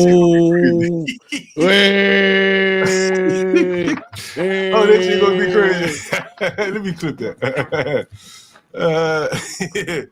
John talk. Dude, passing. Man, you better study what you're gonna ask this man. Hey, you know what? Hey, you know what we're gonna do? John talk to Pastor Manning's wife live. So what we do? So we got what? 4 days. We got 4 days. Yeah, right. We got 4 days. So look, man, what we need to do is get some questions that you all want me to ask him, or topics if you have those. I do. I do. I do my part. And one then, thing, can I add? Yeah, sure. If you don't mind streaming this, and I can also start promoting it from now and Discord everywhere. Yeah. Hell anyone want to stream it from their channel? You can. Anyone want to stream it from your channel? You can. Definitely let us know you're interested. Dan, let me call Universal. I'm gonna call my lovely lady Lisa. See, she won't go to New York. Oh, let's see. Let me call Universal first. Should I call Universal first? No. I'm gonna call this nigga first.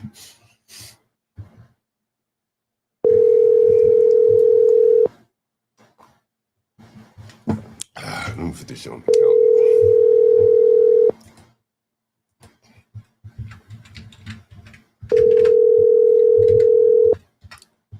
John, go back to New York. Nigga, I'm going to Sugar Monk. I gotta get all the bars and shit. The person you have called is not available.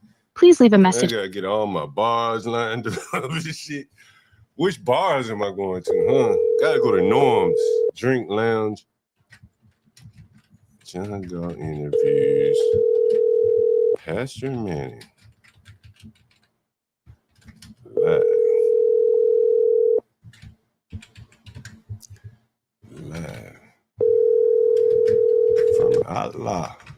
From Allah. You think in person is better, right? In person is better. What do you think? What you got? Greetings. You've reached the voicemail, Brandon Jones. Shit. Sorry, I was. Oh, damn. Let me call. Let me see who else we call. Let them know the good news here. Who's about to call? I was about to call someone. Oh, I call Question to Ponder. I let Ponder know. Questions to Ponder. Live from Allah. Let me put that on the calendar. Allah. In Harlem.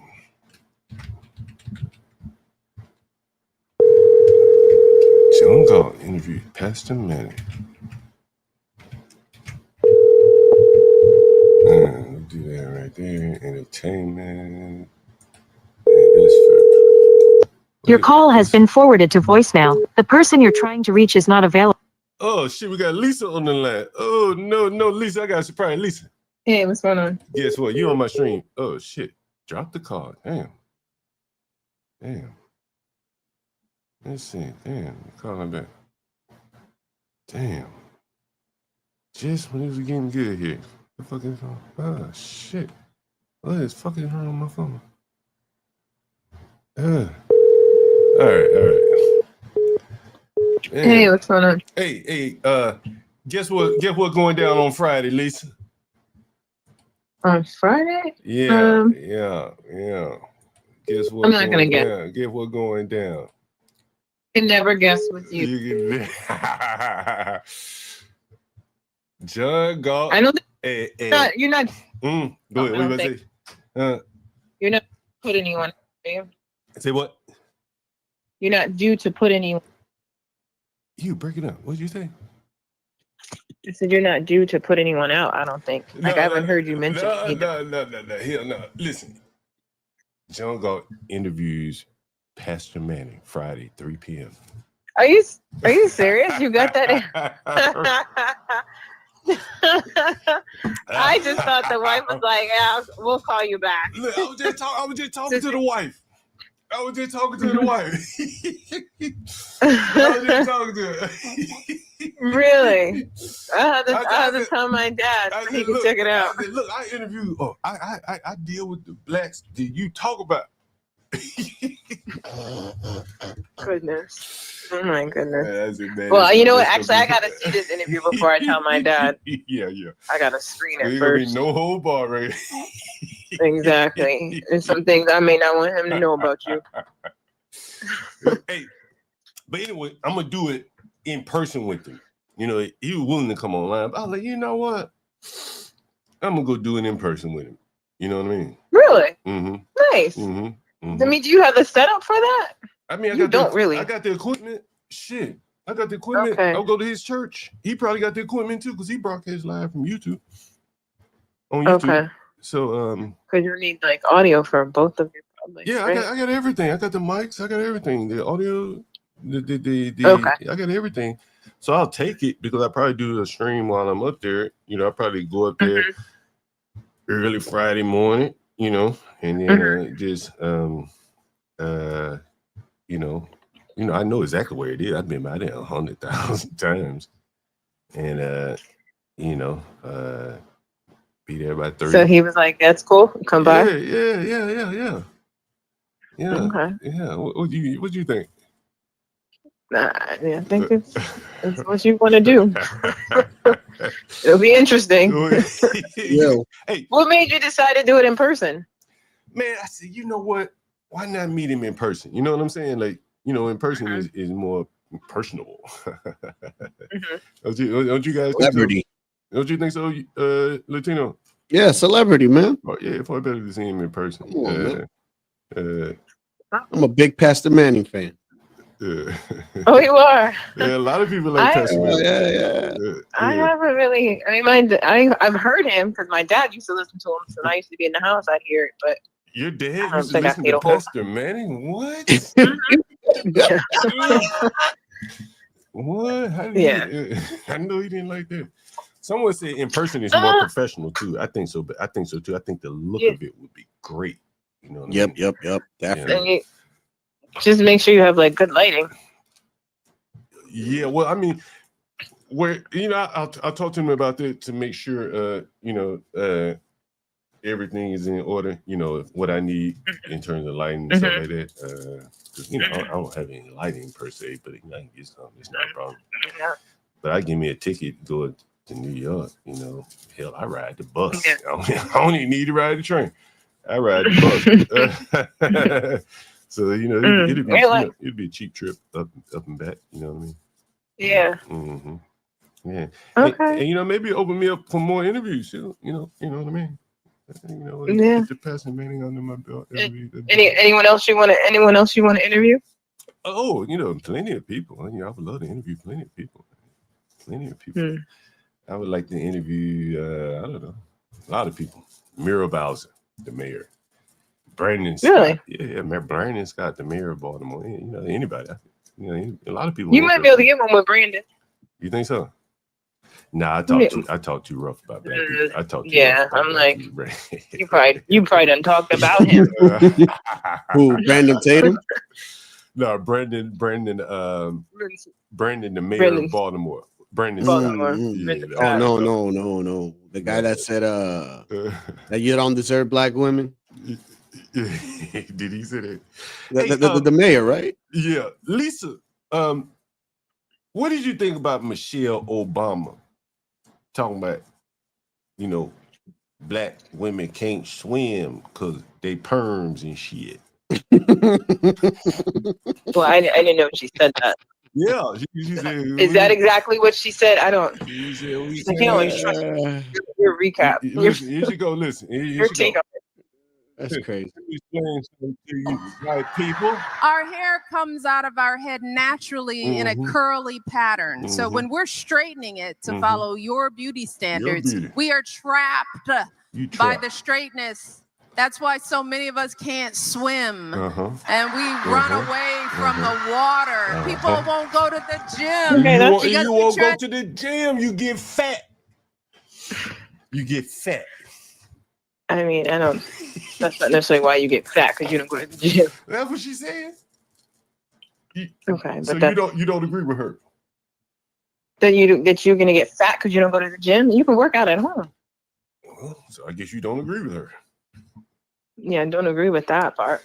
But I mean, I think she's just trying to make a point, just like you do. Sometimes you say things that are a little extreme, and that's not fully what you meant.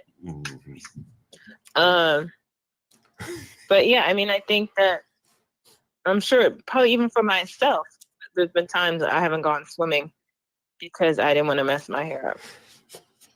I mean, that's not why I can't swim, because I did take swimming lessons. You swim? Not really, but that's not because of my hair. Probably just more lack of interest. Because I took swimming lessons when I was younger, and I used to swim in the summertime when I was younger. Then as I got older, I just didn't. Sister girl. And maybe it was because of my hair. Maybe it was because of my hair. Maybe I had more. I was a little more vain as I got older, and didn't want to mess up my straight look. Yes, what about swim cap? You know, I would still sometimes get water in my hair. You know what? Touch. No BS. And then also when you get older, you don't like how a swim cap looks. Oh. That's Yeah, my so I daughter did has wear that to when I wear was it. younger. I remember wearing that when I would take swimming lessons. Tell us about the edges, Lisa. What about edges? Tell us What about edges? Tell us about edges, like black women and their edges. I would just like to keep them straight. Is that what you're talking about? You know, you hear somebody talking about black women and their edges. Tell us. Somebody said, throw you in the water, Lisa. So I'm not sure what you're getting at about the edges. You know how black women have a lot of talk about edges. They want to keep their edges smooth and straight. Yeah. So baby. what is the problem with the edges? Because your edges, it just gives you a different look. Like if it's smooth and straight, especially if the rest of your hair is straight, like you don't want to have curly edges and the rest of your hair is straight. Why do some women lose their edges? The sister gals. Oh, why did they lose it? Mm-hmm. That's probably from putting extension braids or twists in your hair, or braiding it too tight, basically. So your edges are getting braided too tight. Mm-hmm. Yeah. Do they do the edges also to hide a big forehead? You don't think? Big forehead? That would be your bangs. So edges is just like the short hair, or like just the perimeter of your hairline. So versus the like if you want to cover your forehead, that's your bangs. Yeah, I get it, but like sometimes I see that they put gel and like put the baby hairs a little bit forward, and it's like, what's the purpose of that? Like, what are we trying to hide here? I think that's just style. I don't think that's to cover the forehead. I mean, I could be wrong, because it's not really covering. I mean, it's just like a design sort of on your forehead. Lisa, you want to see that boo-boo? No. You want to see that boo-boo? From the basement? Yeah. You want to see that boo-boo? No, I've already seen some of it. I don't need to see more. You don't see that boo-boo. I was going to show you. I got a 2-year-old. I know what boo boo looks Let like. me see if I can show you hair. See if I can explain for Latino so he'll understand. Hope I got it. Damn. Hope I got it. It's a picture I had.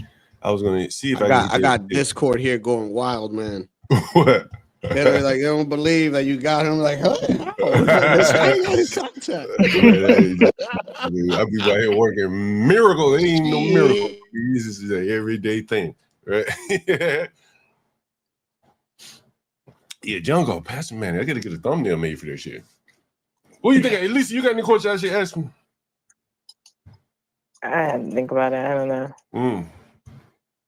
What do you think? I don't know. There's nothing I want to hear from Manning. Really? Yeah, I can't think of anything. I gotta get him to say something wrong with the black man mind. Well, you know what? I mean, if anything, I don't want to. There's nothing probably about the Black community. Yeah, but I would maybe curious more. So I think because of some of the things that he said, he has. I don't know if I think he lost maybe airtime. To what? For I think the he LGT. used to be on the radio because my dad used to listen to him. He was on the radio. Oh, okay. And I'm guessing because of some of the things he said, he lost his time on the radio. Oh, yeah. So if that is true, because maybe it was financial, maybe you couldn't afford the spot anymore. I don't know. But I'm sure either way, I'm sure there's been some impact from that he has encountered because of the things that he said. So I'd just be curious, does he sometimes hold back out of fear? Are there some things that, maybe he would have said a little more in detail, but he kind of like curbed it down a bit? So you wonder if he censors himself? Yeah, I wonder if at times if he does, yes. And does he regret anything that he said that may have kind of a negative impact? That's a good question. I got you. That's a good question. Those are both good questions. I like both of those. We have to put those on the list there. You're going to keep up with the list of questions for me? And maybe if he's lost any friends. Oh, sure, he's lost friends. Yeah.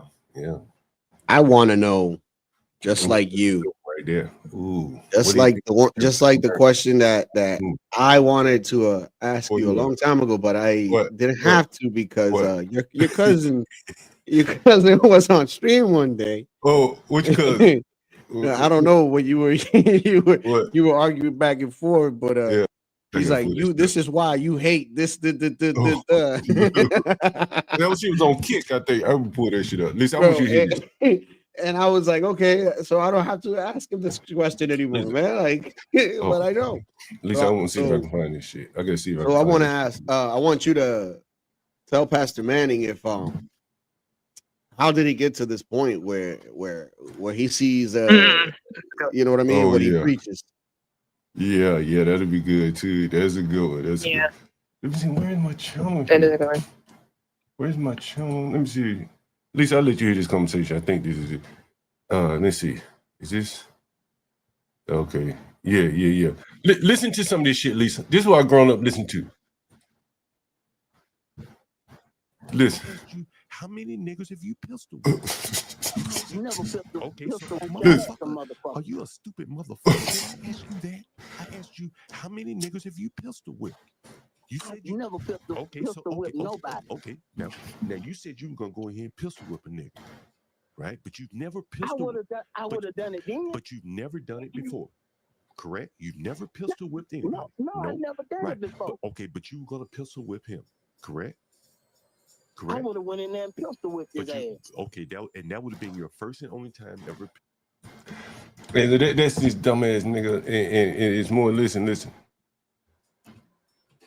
Almost $5,000. Gambling. On the boards. Listen. I'm telling you. How much you think you spend on lottery though? You spend more money on lottery than boards. Nigga, I spend way more money on lottery. You see what I'm saying? Listen. All right, okay. Once you got all that, that's why I told you not to rent I understand. But after all of that was done, it ain't no making no fun and no shit like that. And then when I told you, I said, listen here. Do you want me to goddamn get your money? No, you told me fucking no. Hold on. And the reason hold on, bro. because you said, Bro, listen, bro, mate, I'm gonna hang you up on. said this I'm gonna here. hang up on you. that- I'm gonna hang up on you. This is listen to shit. That's the addiction of it. When you keep doing it, and then when you keep when you keep doing it. This is gambling addiction, and it was one of them, man. I can't find it, but he was. Yeah, is this it?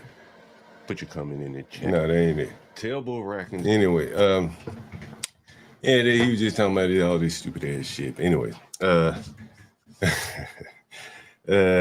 anyway, so yeah, I like those questions you got, Lisa. Someone that got a question: the future of Black Americans. What do you think the future of Black Americans would be? That's a good one.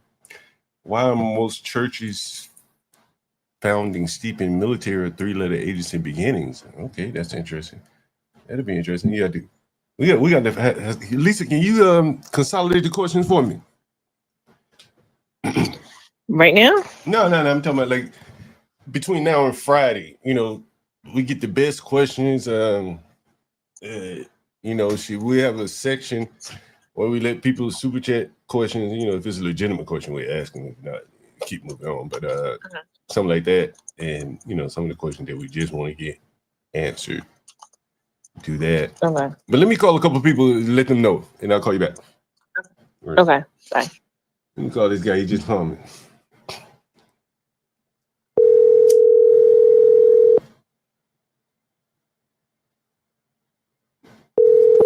Damn, Latino, I'm glad you told me to call him, man.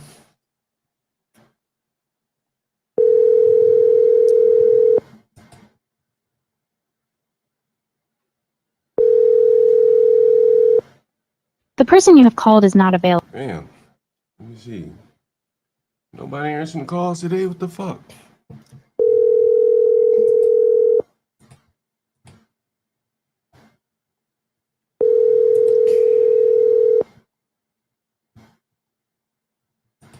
Where's the stream at? Stream. I know I put the stream up there. Yeah, it's gonna be hot as a motherfucker though. Damn, nobody's answering the phone today. What? I knew who I'm gonna call. I knew who would answer my call every time. I know one person that will always answer my call.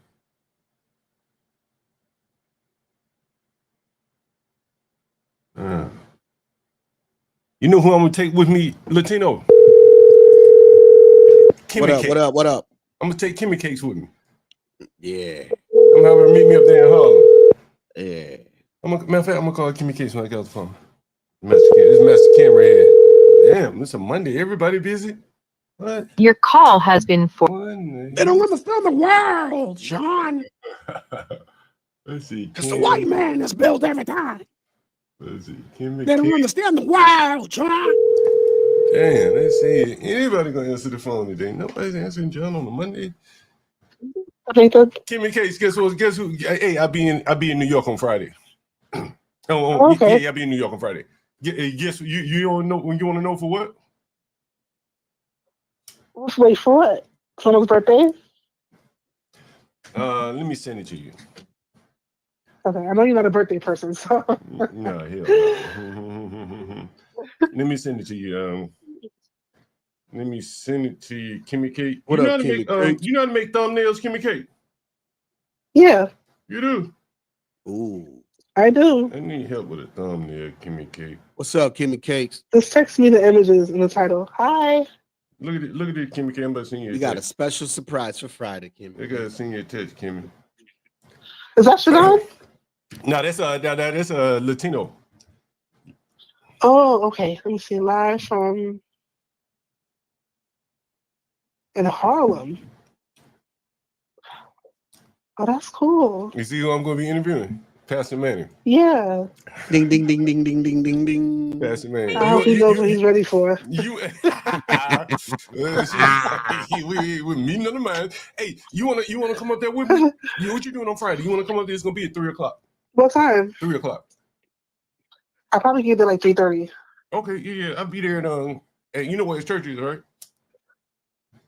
What place? You know where his church What is, place? right? His church. No, but I can find it. Yeah, it's Outlaw. ATLAH. Outlaw. It's gonna be good. Yeah. Good. Yeah. I'll find it. I'll just put it in Google Maps. Yeah. I'll send you the address and everything you need. Oh my God. It's gonna be pretty good. What you think? I just don't know if he's ready. Yeah. He's a senior citizen. Okay, you gotta take it easy. Oh man, we're gonna ease right into it. I think he knows Al Sharpton too. Oh, that might get me in the L sector. You should ask him about Costco. Who was that? Boycott Target. Who is that? Who is done Costco? Hold on. Remember when Al Sharpton was in Costco with the elderly people, giving them $25 vouchers to shop? Really? Because Target got rid of DEI? Yes. Oh, I think I do vaguely remember that. Yeah. I vaguely remember that. He probably say, these niggas never built anything. Pastor Manning was very controversial. You know, he made a lot of like anti-queer remarks. He said a lot of things about the black community people found offensive. Yeah. We're gonna get into all that. Yeah, boy. Yeah, this is This is gonna be good. This is gonna be good. I'm coming to Harlem. He offered to do it online. I'm like, man, I'm coming to Harlem for this shit. Shit, right. Harlem shaking over there. John gonna be Harlem shaking over this shit. You know what I mean? You gonna be Harlem shaking, John? Yeah, you know what I mean. I'm going to Sugar Monk afterwards. Yeah, I think he I know one time he had cussed out Al Sharpton, and they were beefing. Who? But I don't know who. The Pastor Manning. Really? Yeah, I think he called him a rat or something. He called him, but he don't like Al Sharpton, so that'd be interesting. Yeah. Yo, when you do that thumbnail, Kimmy Cakes, John, make sure you send me that too. Yeah, send me what you need, like what kind of title you might want and the images. Or you don't even send me the images. Just tell me what you want, and I'll send you back the thumbnail. Yeah. Hold on. You better damn. Is it too late to call Be Brave? No, it's early. No, it's early, bro. It's not even 5 yet. Let me call Be Brave real quick, Kim. I'll call you right back. All right, later. Should I call Brave? You think it's too late to call Brave? Nah, go ahead, man. Call Brave. We gotta call everybody. Yeah, let's see. Could you call Brave? Why the fuck not? He might not answer the phone though. Oh, I had to tell him I'm on stream though. Hold on, let me mute you so you won't. I'm gonna mute you so you won't know I'm on stream.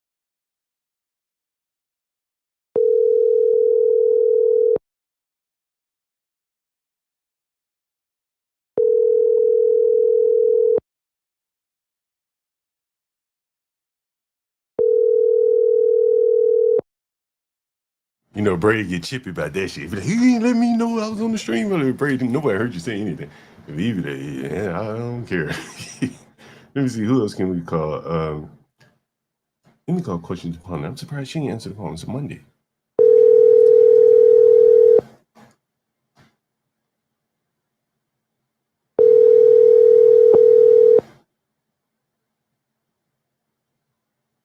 Who else we got?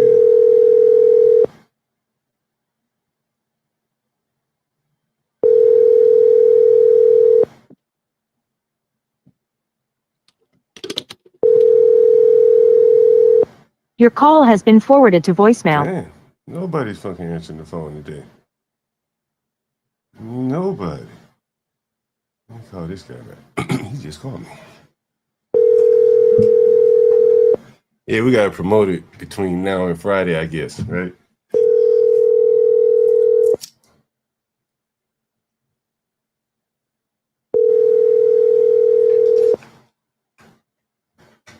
Damn, is it Monday? Everybody's busy on Monday? The person you have called is not available. Yeah, damn.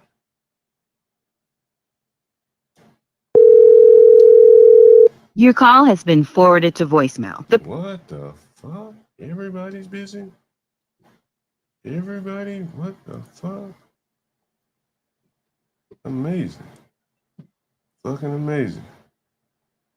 Well, anyway, guys, you make sure you share far and wide on Discord and wherever else you share it. And we make it happen. Let's see, Pastor Manning. You know, I do want to call this one person here. Oh, here's questions. What's up, questions? Hello? Hello? Hey, John. Hello, John. Can you hear me? Yeah. You on the stream, by the way. Hi, Ponder. I'm on your stream right now. Yeah. You on the stream. You just calling into the stream. Guess what? You see who we're interviewing on Friday, Ponder? John Galt. Congratulations. Congratulations. This is going to be huge. I am a massive fan. So is my mother. She just adores Pastor Manning. Wow. This is such a big deal. Mm-hmm. This is a really big deal. Jesus himself was wow. Yeah, it would be a ghetto. He said 3:00, so I'm gonna go there. They were gonna do it virtually. I'm like, man, you know, I like it better in person. I think it looks better in person. No, please be in person. Mm-hmm. Oh my God. Yeah. Oh, this is forever. Yeah. This is gonna be This pretty is good. the content. John Galt, Urban Landlord. Yeah. I don't even know where to begin. Yeah. Just how awesome this is. Yeah, this is pretty This is the interview of the year. So, are you going to tell your YouTube content creator here the great news? Yeah, I told Latino. I told everyone. You know, I called Be Brave, and answer, but I sent him the link. I sent CT. You know, I sent who else? I sent Master Kim. You got Latinos on the panel, so he's aware of it. Yeah, I'm been promoting it, bro. Yeah, and so Friday at 3 p.m. So it shall be interesting. It shall be very, very interesting. I'm letting everyone know. More than interesting. This is for the ages. Yeah, this is. He's gonna be like, these niggas never built the world, John. You know, I've been watching him for years. People bring up the fact that he's a meme, whatever. But now he's approaching close to 50 years in Harlem with his church serving the community. And he's originally, like you, from the South. So both of you have very similar backgrounds. Oh, is that right? He's from the South? No, from the I think he's North Carolina. And he also used to work, I think it was Procter and Gamble. Please correct me, but he actually, in his much younger years, he did work big corporate. Well, let him tell you the story. I don't want to give away too much, but he has a great history. He has a very interesting history. But now he's been in New York City, in Harlem, for now close to about 50 years. He's approaching about 50 years for him. And also he had a wonderful program, a breakfast program feeding children that he started. This was years ago. I've been watching him probably like a good 10 years now. Actually, since 08. 08, 07, 08. I've been watching him. Yeah, I'll get into all of that with him. You know, we go into his background, and then we'll, we'll get into, you know, the nitty gritty, what everyone I know wants to talk about. I know what everyone wants to talk about there, so we definitely. Oh, yeah, it was just so exciting to hear his opinion. Oh, I'm excited on everything right now. I can just, I know he has quite a bit to say. My nips are hard. Fantastic. And look at he's so I got to get up out of here, guys. Like he's so polished. He's so handsome. He's so polished. He's tailored. He's one of the best dressed men on YouTube. Every time he's on camera, always in a suit, always very, very well tailored. He follows the news, and of course he's funny. But his channel has always been of great substance. And I was very sad when I remember they deleted one of his channel, but he's back on YouTube. They deleted the channel? Okay. Yeah, they did. This was years ago. I don't remember when, but I do remember, he mentioned it, but he started another channel. But, yeah. Damn, I need a thumbnail. I need to get a thumbnail up. Let me see. Oh, yeah, you do. One where he looks very sharp, where he's like, the cufflinks. Yeah. And his ties. He's very, very handsome, very tailored. He's done so much in Harlem. He's a man of the community. It's a meeting of the minds there for sure. Maybe we can get him to say a white slur. Pun, how are we gonna collate all the questions? Because I know a lot of people are gonna have questions. Some of them will probably be kind of overlapping. But we need to come up with so everyone can kind of get, in what they want to say between now and Friday. Mm-hmm. Well, we can have Universal can handle asking questions on the Discord, and then I can also put some, because I in regards to his background, I have quite a bit of information I know about his background. I can put a list of questions for you, because if you think about it, the both of you are going to have a great flow, like the back and forth with the both of you, because you can just think about one thing. The both of you can bring up the fact that you're both from the South and your journey moving to New York City. I mean, you both are technically New Yorkers. You DC, he's New York. But that right there, you both of you can speak quite a bit on. And then both of you having property in New York, but both in different directions. You enterprising with your business, and then of course, Pastor Manning focusing on his missionary work, which is now almost 50 years old. Yeah, his church, Atla. He had big trouble with for a bit. He had a lot the foreclosure. The foreclosure. Yeah. So I'll probably get him to talk about that. And I know about the foreclosure. Yeah, so I try to so get him to talk apparently someone in one of the young people, because he also has an academy.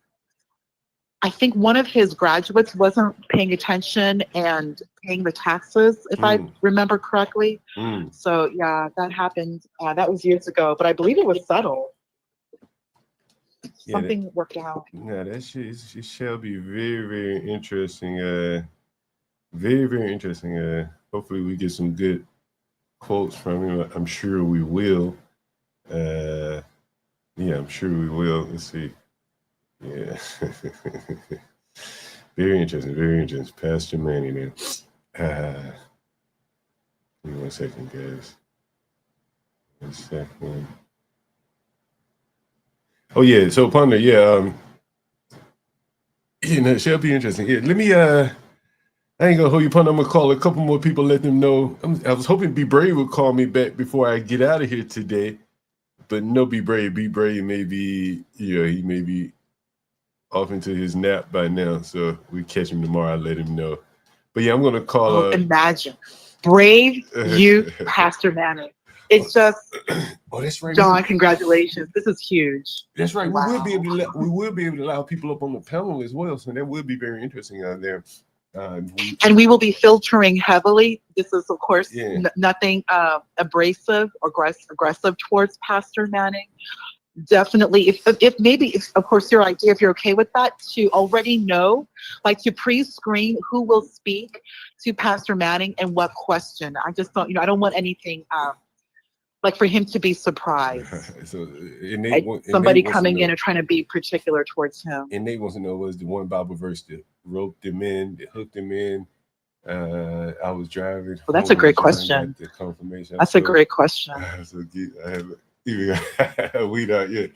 Obese folks have to nap midday. Rebuild the energy it takes. We oh shit. Ponder, you there? Sorry, I mean it. Yeah, Ponder, you there? I'm right here. Yeah, hey, I'm gonna call Universal on 3-8. Hold on for a second.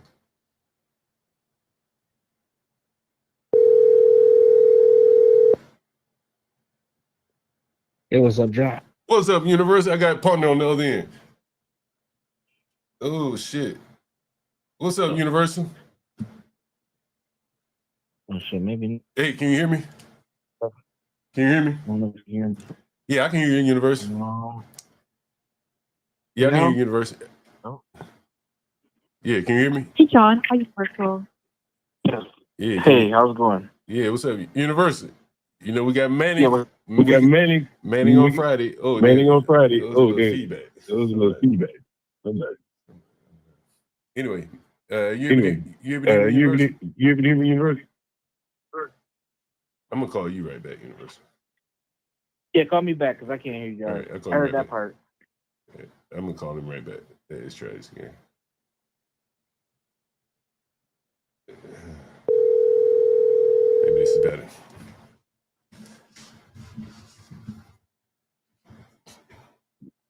All right, hello? Yeah, Universal. There we go. Yeah, I can hear you guys now. Hey, we got Pastor Manning on Friday, man. We gotta do some prep work Oh, for wow. it. Live in Okay, person. Nigga, okay. I'm going to Harlem. Harlem shaking, bro. Oh, wow. Okay. So, hey, Nice. you got any thoughts on how we should do it, man? Huh? I know I'm just springing it on you, but Yeah, I think no, that's all good. No, I think that I wouldn't dive too much in his past because he's done that. yeah, Let's talk about what he's seeing today. yeah, What does he think are some strategies? Talk about New York. I think that might be interesting to people. Yeah. The changes that's happening within the city. yeah. Yeah, I can help develop some questions if you want to. Yeah. We're gonna try to get some. We try to, That's like good. get a funnel from the audience of the questions that they want to ask to, have presented to them. To do it, without a bunch of damn repetitive questions. So, between now and Friday, if we can get some questions. Like, I don't know how we could do it. I should get that Discord set up. You should. Yeah, the Discord's already set up. Okay, I cool. already set it up. Yeah, well, You can you guys start need to inviting join people? Can you start inviting people? Sure. Yeah, when I get off the phone. Then right. you know how to make a community post on YouTube. Yeah, I can do that. Yeah. You can make one of those and have people put questions in the comments. Yeah. That's right. Yeah, Ryan, we got Pastor Manning and John Goff sitting down having an interview Friday, 3 p.m. in Harlem at the church. Outlaw. Pastor Manning's church there. So it shall be very, very interesting. It should be very interesting, I think. What are your thoughts, Universal? I think it'd be good. I think with the mayor change, he's got a lot to say. He ran for mayor. Remember to ask him about that. Oh, yeah. Um, What does he think about Mondami? Yeah, Mandami. How do Black people move forward, or people just in the urban community? Yeah. It'd be really interesting to hear his perspective on all the different immigrant groups comparative to Blacks in New York. Yeah. That's some good shit right there. Yeah, that's some good shit right there. We were talking about that census, and that kind of goes in line with that question. That's gonna be pretty good. That should be interesting to talk to him. Anything else in Universal? How do you think we should structure it? How are you going to interview him? Are you is he going to be with headphones on and sitting down, or? Yeah, we're gonna be live right there in person.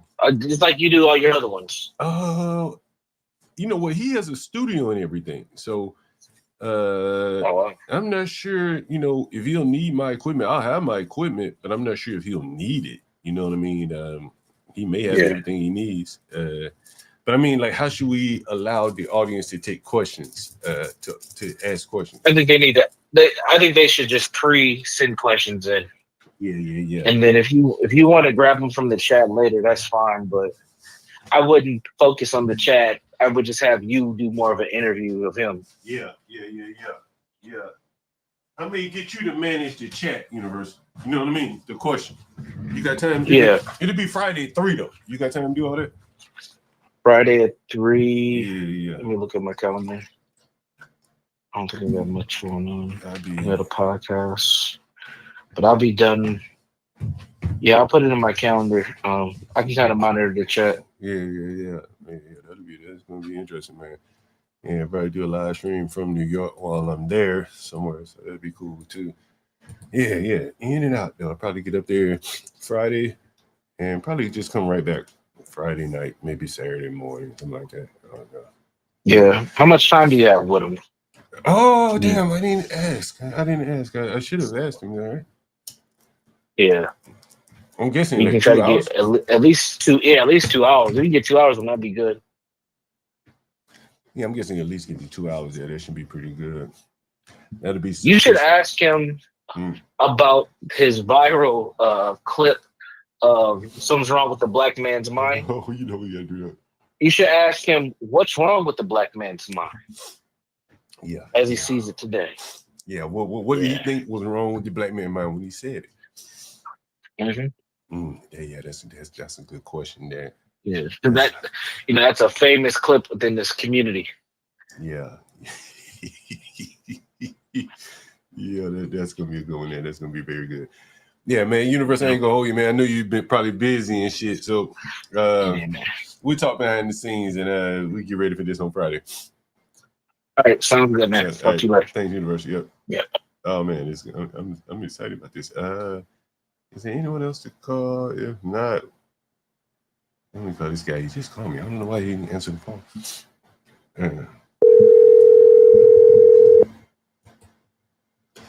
In their ways, I'll say this, man. Let me see if this guy answers first.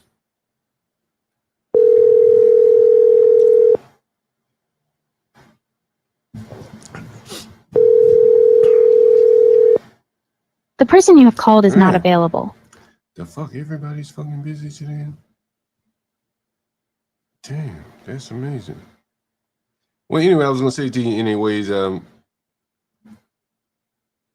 do like to push the envelope, and I think that more people, in terms of creating content, this is the direction I think they should go to. It is original content. It provides the listener something, of value, kind of unique. It's a reason why you might join the channel, to be quite honest with you. If you notice, like, again, I want you, I'm not pointing this out to, like, try to give myself any accolades. I don't need to do that. But if you notice, when I was talking to the lady, I could have easily it would be easy for me to just do it right here and online. Easy peasy. Wouldn't have cost me a dime. But I said, I'll come and do it in person. I think that'll be better. It'll present better. I think the audience will enjoy that better. And so, I think that, I think that's the way you have to go about things in life and shit like that. And that's the way I've kind of always approached it. It was a no-brainer for me. If he willing to let me come and do it in person, there's no way I wouldn't do it in person and be lazy and just do it online. Now, you connect the dots when you hear me talk about people like Nidish and other people that steal people content. Again, like, I don't know how they do it. You know what I'm saying? Like, I'm going to push the envelope with whatever I do, no matter how few subscribers I have, however many people in the audience. And that's what I think other people should do, just the same there.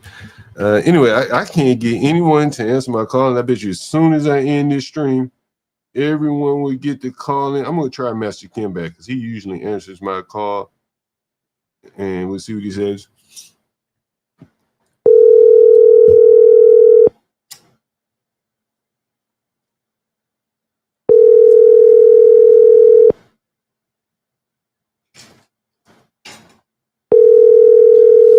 Monday, everybody's busy on Monday, I guess.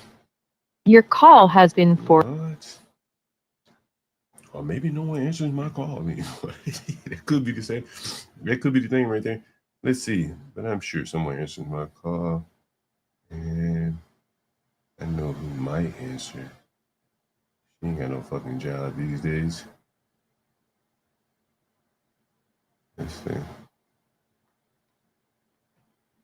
Anyway. Let's try her.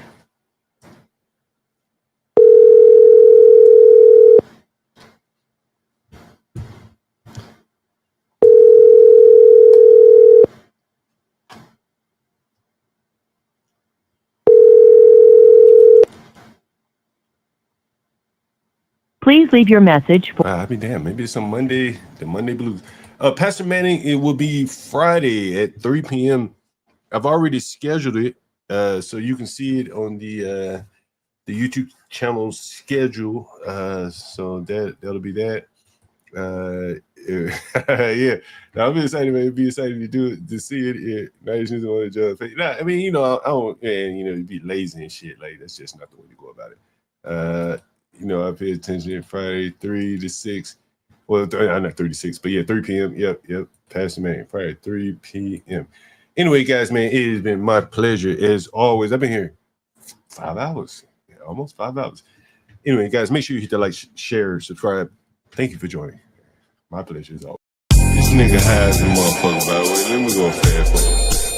I am the nigga, John Paul. This high ass nigga. They don't dance no more. It's all about the lean. Back in the day, crack was jumping on the scene.